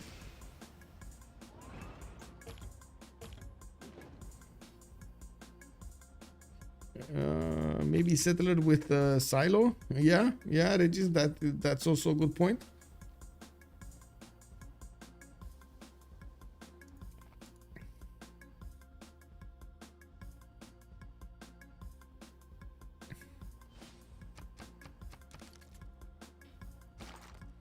Okay, UnderTheGun getting his military academies here, and I do see in Camel Training Project he desperately wants one of the channels. They weren't allowed to unlock the channels for the longest time now, but it does seem like they did manage to get a few of them. I do see Jose de San Martin is helping out JJJ, while he is going to need to push towards the city of Shendu, maybe rip apart another one of those 100 Diplo favor points for his team. It does seem like they do have the upper hand when it comes to the Diplo favor for the next turns, but they need to be careful not to to give any to their opponents. For example, any of these cities of America can be taken back and give some extra diplo to their opponents. It doesn't look like this is gonna happen, to be honest. Like, it looks like they're gonna do, oh, I see what's happening. Pompi is gonna try to do an all-in attack against these last remaining cities of China, while I gotta say JJJ has enough of a military there to stop that from happening. With the skies getting circled by these fighters, I'm pretty sure those helicopters are just not gonna have a chance of getting through. Now, I would imagine also we're going to need to see France as soon as possible get his own Manhattan project going. I would have imagined actually he's gonna want to get nuclear fission and then try to get the project and then try to go for something like electricity or no, I would say the next one up over there. I forgot how it is. Telecommunications. Like computers and telecommunications for the nuclear submarine, even though I'm wondering why is he building up a submarine for that, but sure. Because I would imagine a city over here with a nuclear silo is going to be just much better. Anyway, it is what it is. He's going to try to do it. We got French units also pushing back these units from his ally from Mongolia's territory and keeping up his traders alive. This is very important. This is the lifeblood of their empire here. JR is getting so much more gold because he can trade with Mongolia on the water. I did that. Okay, let's actually take a look what's going on here. I do see JJJ getting his helicopter armies soon next to Boston, while it does seem like Washington has been taken down. JJJ is moving his units towards the borders of Russia. This is what I was saying. It's just a few turns and boom, boom. JJJ is gonna be right in the face of UnderTheGun. Not even gonna wait for him to breathe here. JR gonna get his nuclear fission in 2 turns, totalitarianism also, fascism in 2 turns. While I'm pretty sure Maya is gonna need to get the project in. We're just waiting for him to select the Manhattan project in the city of Wapcap now, so he can get the nuke. He's gonna not only need that project, he's actually gonna need to build the nukes. It's one thing to get it, it's another thing to build it. Okay, I think also a lot of the dreams of Freritos de la Vega of winning this game are going down in the seas with the fishes because of these helicopters that are gonna get smacked down in those waves by the fighter. They're gonna be shot down, not even flying. I can't think of any more disrespect over here for these helicopters. They're gonna be caught out in the open when they are at their weakest. Maya can take 3 caps, but still France to beat it. Yeah, he needs France. Yeah, problem. Big problem.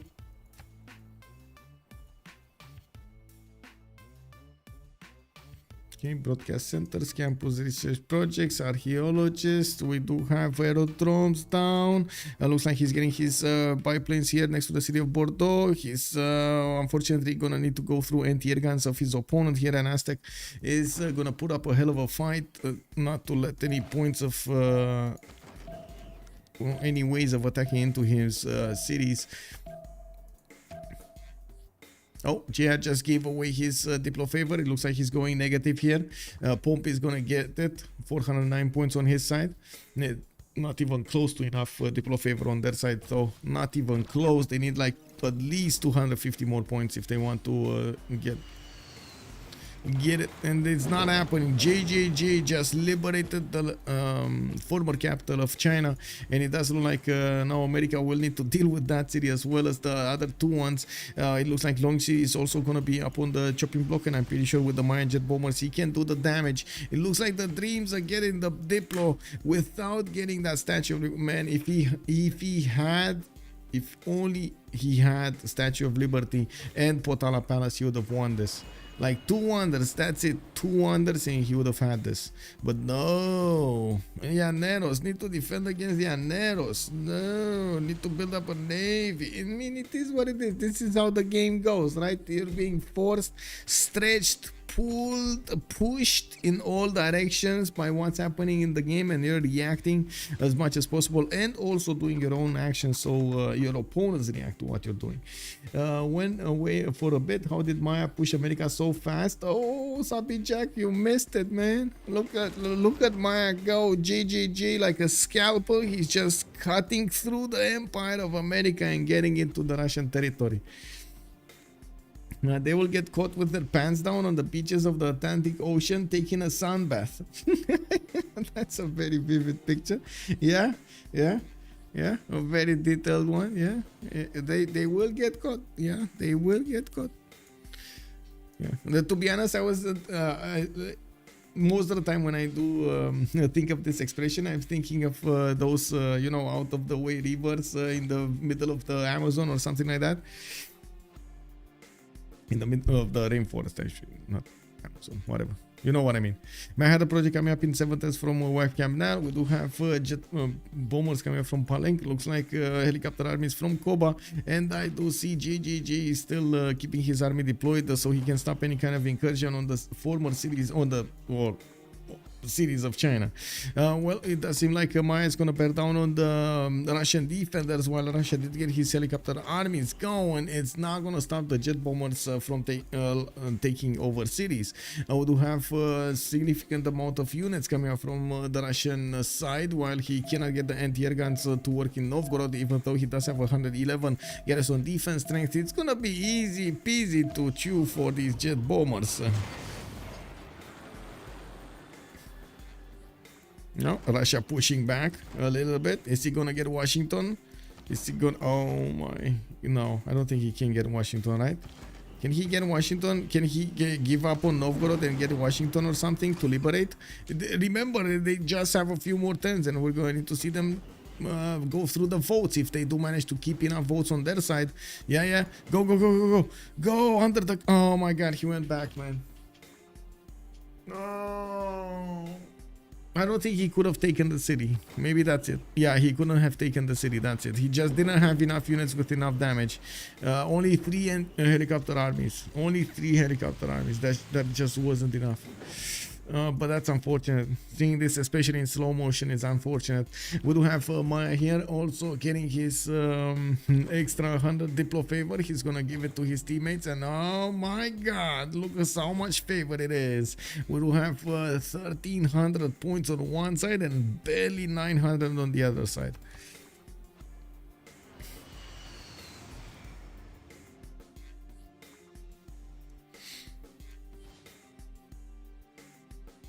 Okay, we got war departments coming up here in France. Okay, campus research projects in Rhymes, stock exchanges for the extra gold. JR is rolling in the dough here, and he does have significantly more science than JJJ at the moment, but in the total tab he still needs a lot of time to catch up to JJJ science.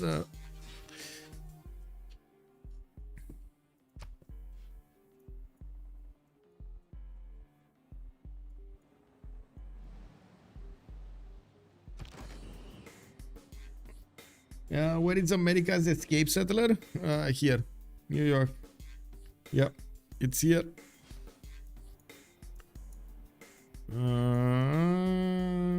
Well, I mean, it's not going to be that big of an issue. He's still going to take down Russia, to be honest. I don't think Russia has enough strength to withstand this. 509 no, he doesn't. He just doesn't have. He's outmatched at the moment.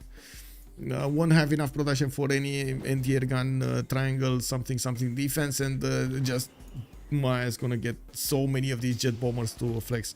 The fighters are gonna make quick work of both the helicopters and any other unit that passes through. So yeah, all in all, it does seem like JJJ has this in the bag. It's JR way too far away, and the fact that he couldn't actually take down Aztec earlier, if he would have managed to keep Texcoco and keep the pressure on Tenochtitlan and Azcapotzalco, maybe he would have managed to breach. But unfortunately, the river flooding like 4 times in the city of Bordeaux to take out his units, this was so bad. I just joined, but Houdini, the escaped artist, is somehow still living. Yes, Daniel is still living. He's still here. Also, yes, 14 out of 24, 16 out of 24 Freritos. But I don't think they're gonna get any more points. Like looking at the Diplo favor here, it definitely feels like they have this in the bag. Yeah.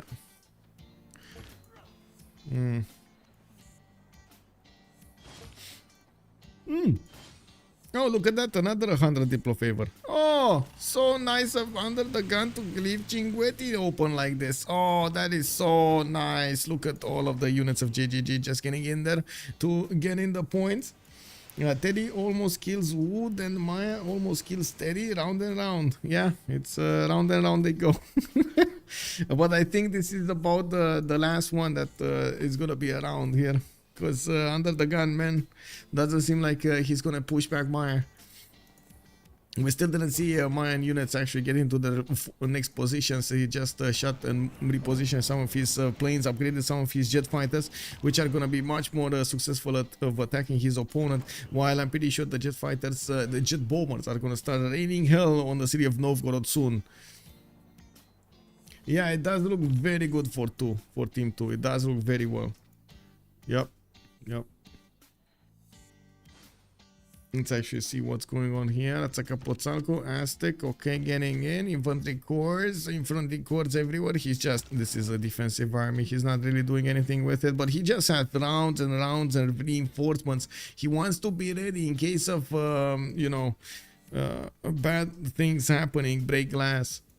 We do have also bombers coming up from the cities of JR finally, while he's getting his Manhattan project in 6 turns. That's look like Maya's gonna get it in 5. So I would imagine Maya's gonna get the first nuke out and about. We're going to need to see who's he gonna throw it against, and I'm pretty sure if he does manage to successfully take out one of his opponents, especially Pompi here, but he has a lot to chew through. Oh, even Gran Colombia is chipping in some attack units against Tverin. I do see a lot of helicopter armies are coming in. They're joining the fight. I think there is quite a bit of sentiment going around here. Kiber moving into the city of Tverin, while JJJ is moving in with the last second attacks here against his opponent. UnderTheGun did manage to kill one of his helicopter armies, and the Maya is going to need to retaliate extremely quickly. How is JJJ going to solve this? First taking over Cinguetti and liberating it. 100 more Diplo points. We got in the score victory screen here JJJ just being the MVP, getting all of those Diplo points on his side. The game is going so long. I am ordering food for the second time. Oh my god, what are you ordering, man? I hope it's something good. Good. China with Zetian receives a free spy if one dies or is captured. Yeah, I mean, General, don't you feel like that is so weird that it actually gets to... I think we basically invented resurrection in Civ6. Didn't we basically invent resurrection in Civ6 by doing this? He's literally like popping into existence out of nowhere. You know? What is this? This is like the, I would say, the thing from Dota, right? Would literally useless if you lose first spy. Kick.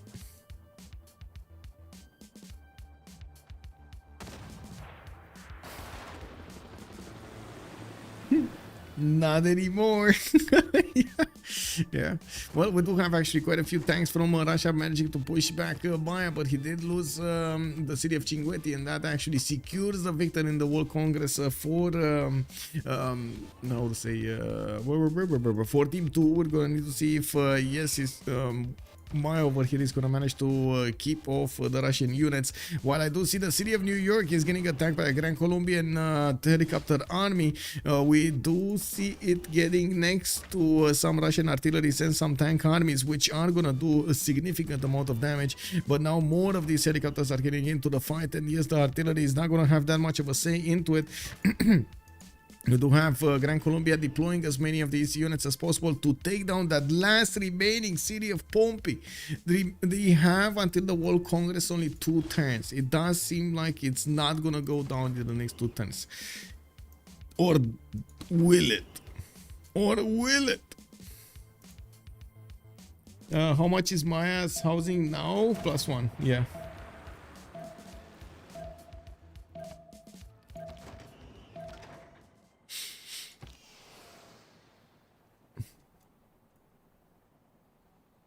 Yeah, what's the point of killing USA before Congress? I think it's just mental mental pressure more than anything else. They're taking that off the table. If they do manage to kill America, there's no way Diplo will ever happen. Like, it's not only this Congress, it won't ever happen. And you're not kept on turn 2 on Pop 2, growing in 24. It's like pickable on Pangea. Whoa, pickable on Pangea. I don't know, man. JJJ, I gotta say, he kind of had good lands for Maya in the terms, in the sense that he wasn't close to an opponent that could push him. Why it wouldn't ever happen? Because they will just generate way more Diplo favor. Their opponents would generate way more Diplo favor, and since there are only 3 players in the World Congress, they're gonna have even if they have the same amount of points, they will need to spend more points to get the same amount of votes that their opponent will. So it becomes impossible to actually win any World Congress. Well, not all of the options. Maybe you will win one of the options or something. Yes, no problem. And we do have, okay, Maya managing to take down that city. Look at that, UnderTheGun lost a city and lost quite a bit of his army. Now, he did manage to attack, on counter, I should say, quite a few of the Mayan units. And I do see Astrakhan is going to be next on the chopping block. Mayan modern armor cores. Oh, New York, I don't know, man. It does look like it's going down. I think he's just gonna keep on smashing his units against that city's walls until it's going down, and then he's gonna take it out, and then he's gonna pillage it, and then he's gonna burn it, raise it to the ground. Okay, we do have a settler coming up in 2 turns from that city, and Pompi is desperately trying to get out. And also, JR is asking, how is it with your spies? What? Good. Okay. What spice? Oh, spaceports. What? Is he actually trying to go to space here? Okay. Oh, okay. You guys see Fkdn getting those spies in. This is what it is.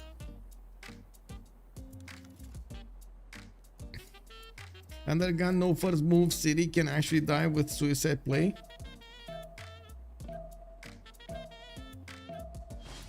Yeah. I mean, let's see Kiber.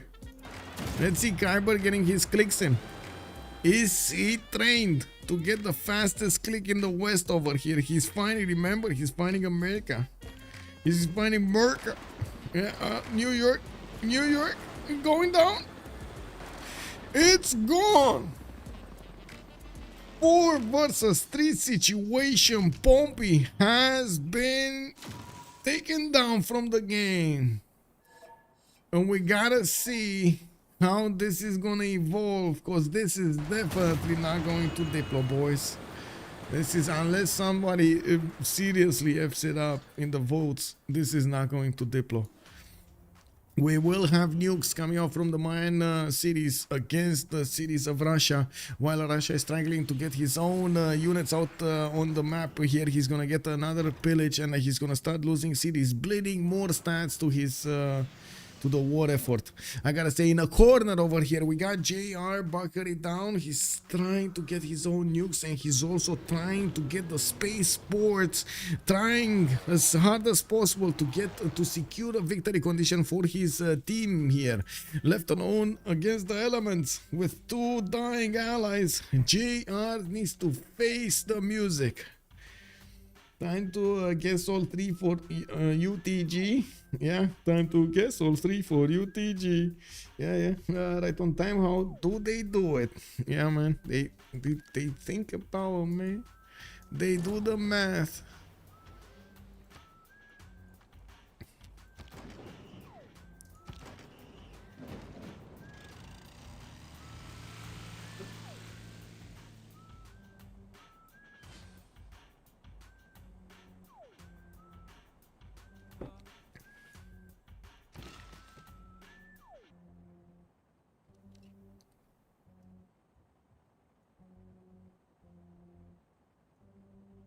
Okay. Okay. We're having longer thirds now. Nothing really is happening. We just take a look at what's going on. Okay, Russia might be doing something bad to Chalco, but not much. Okay, it's fine. We do have Russia getting in towards Mitla also with one of his apostles. He's trying to get in there. Now we do have, by the way, the city of Chalco being with a fighter deployed in the water. It's stopping any unit from actually pushing into that city center. More goal per 10 from JR. Yeah, I mean, they do have a lot of goal per 10. 646 goal per 10 is pretty good, but that is also GG! Though its face may change throughout the JR ages, says the wind, the nature, History is the written water from the coming hand of the against victor. me. It's too much to bear. And it looks like he didn't see a way out of this situation. We do have by your actions this day, Team 2 keeping their You ensure our undefeated future. status in the CPL Glorious Premier tomorrow. League. Whoa, what is going on? Freritos, what is going on? Wow, big, this is big.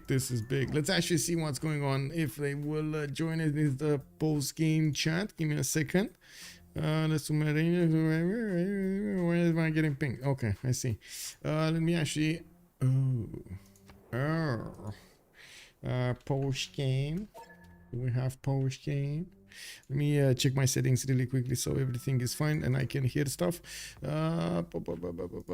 This post game. Oh, beam pom. There we go. I'm just waiting for them. GG, well played. And it looks like the gamble of picking up GG, well played, boys. Hello. I gotta say, Fkdn was a bit abused this game. Dude, I mean, that's fucked up.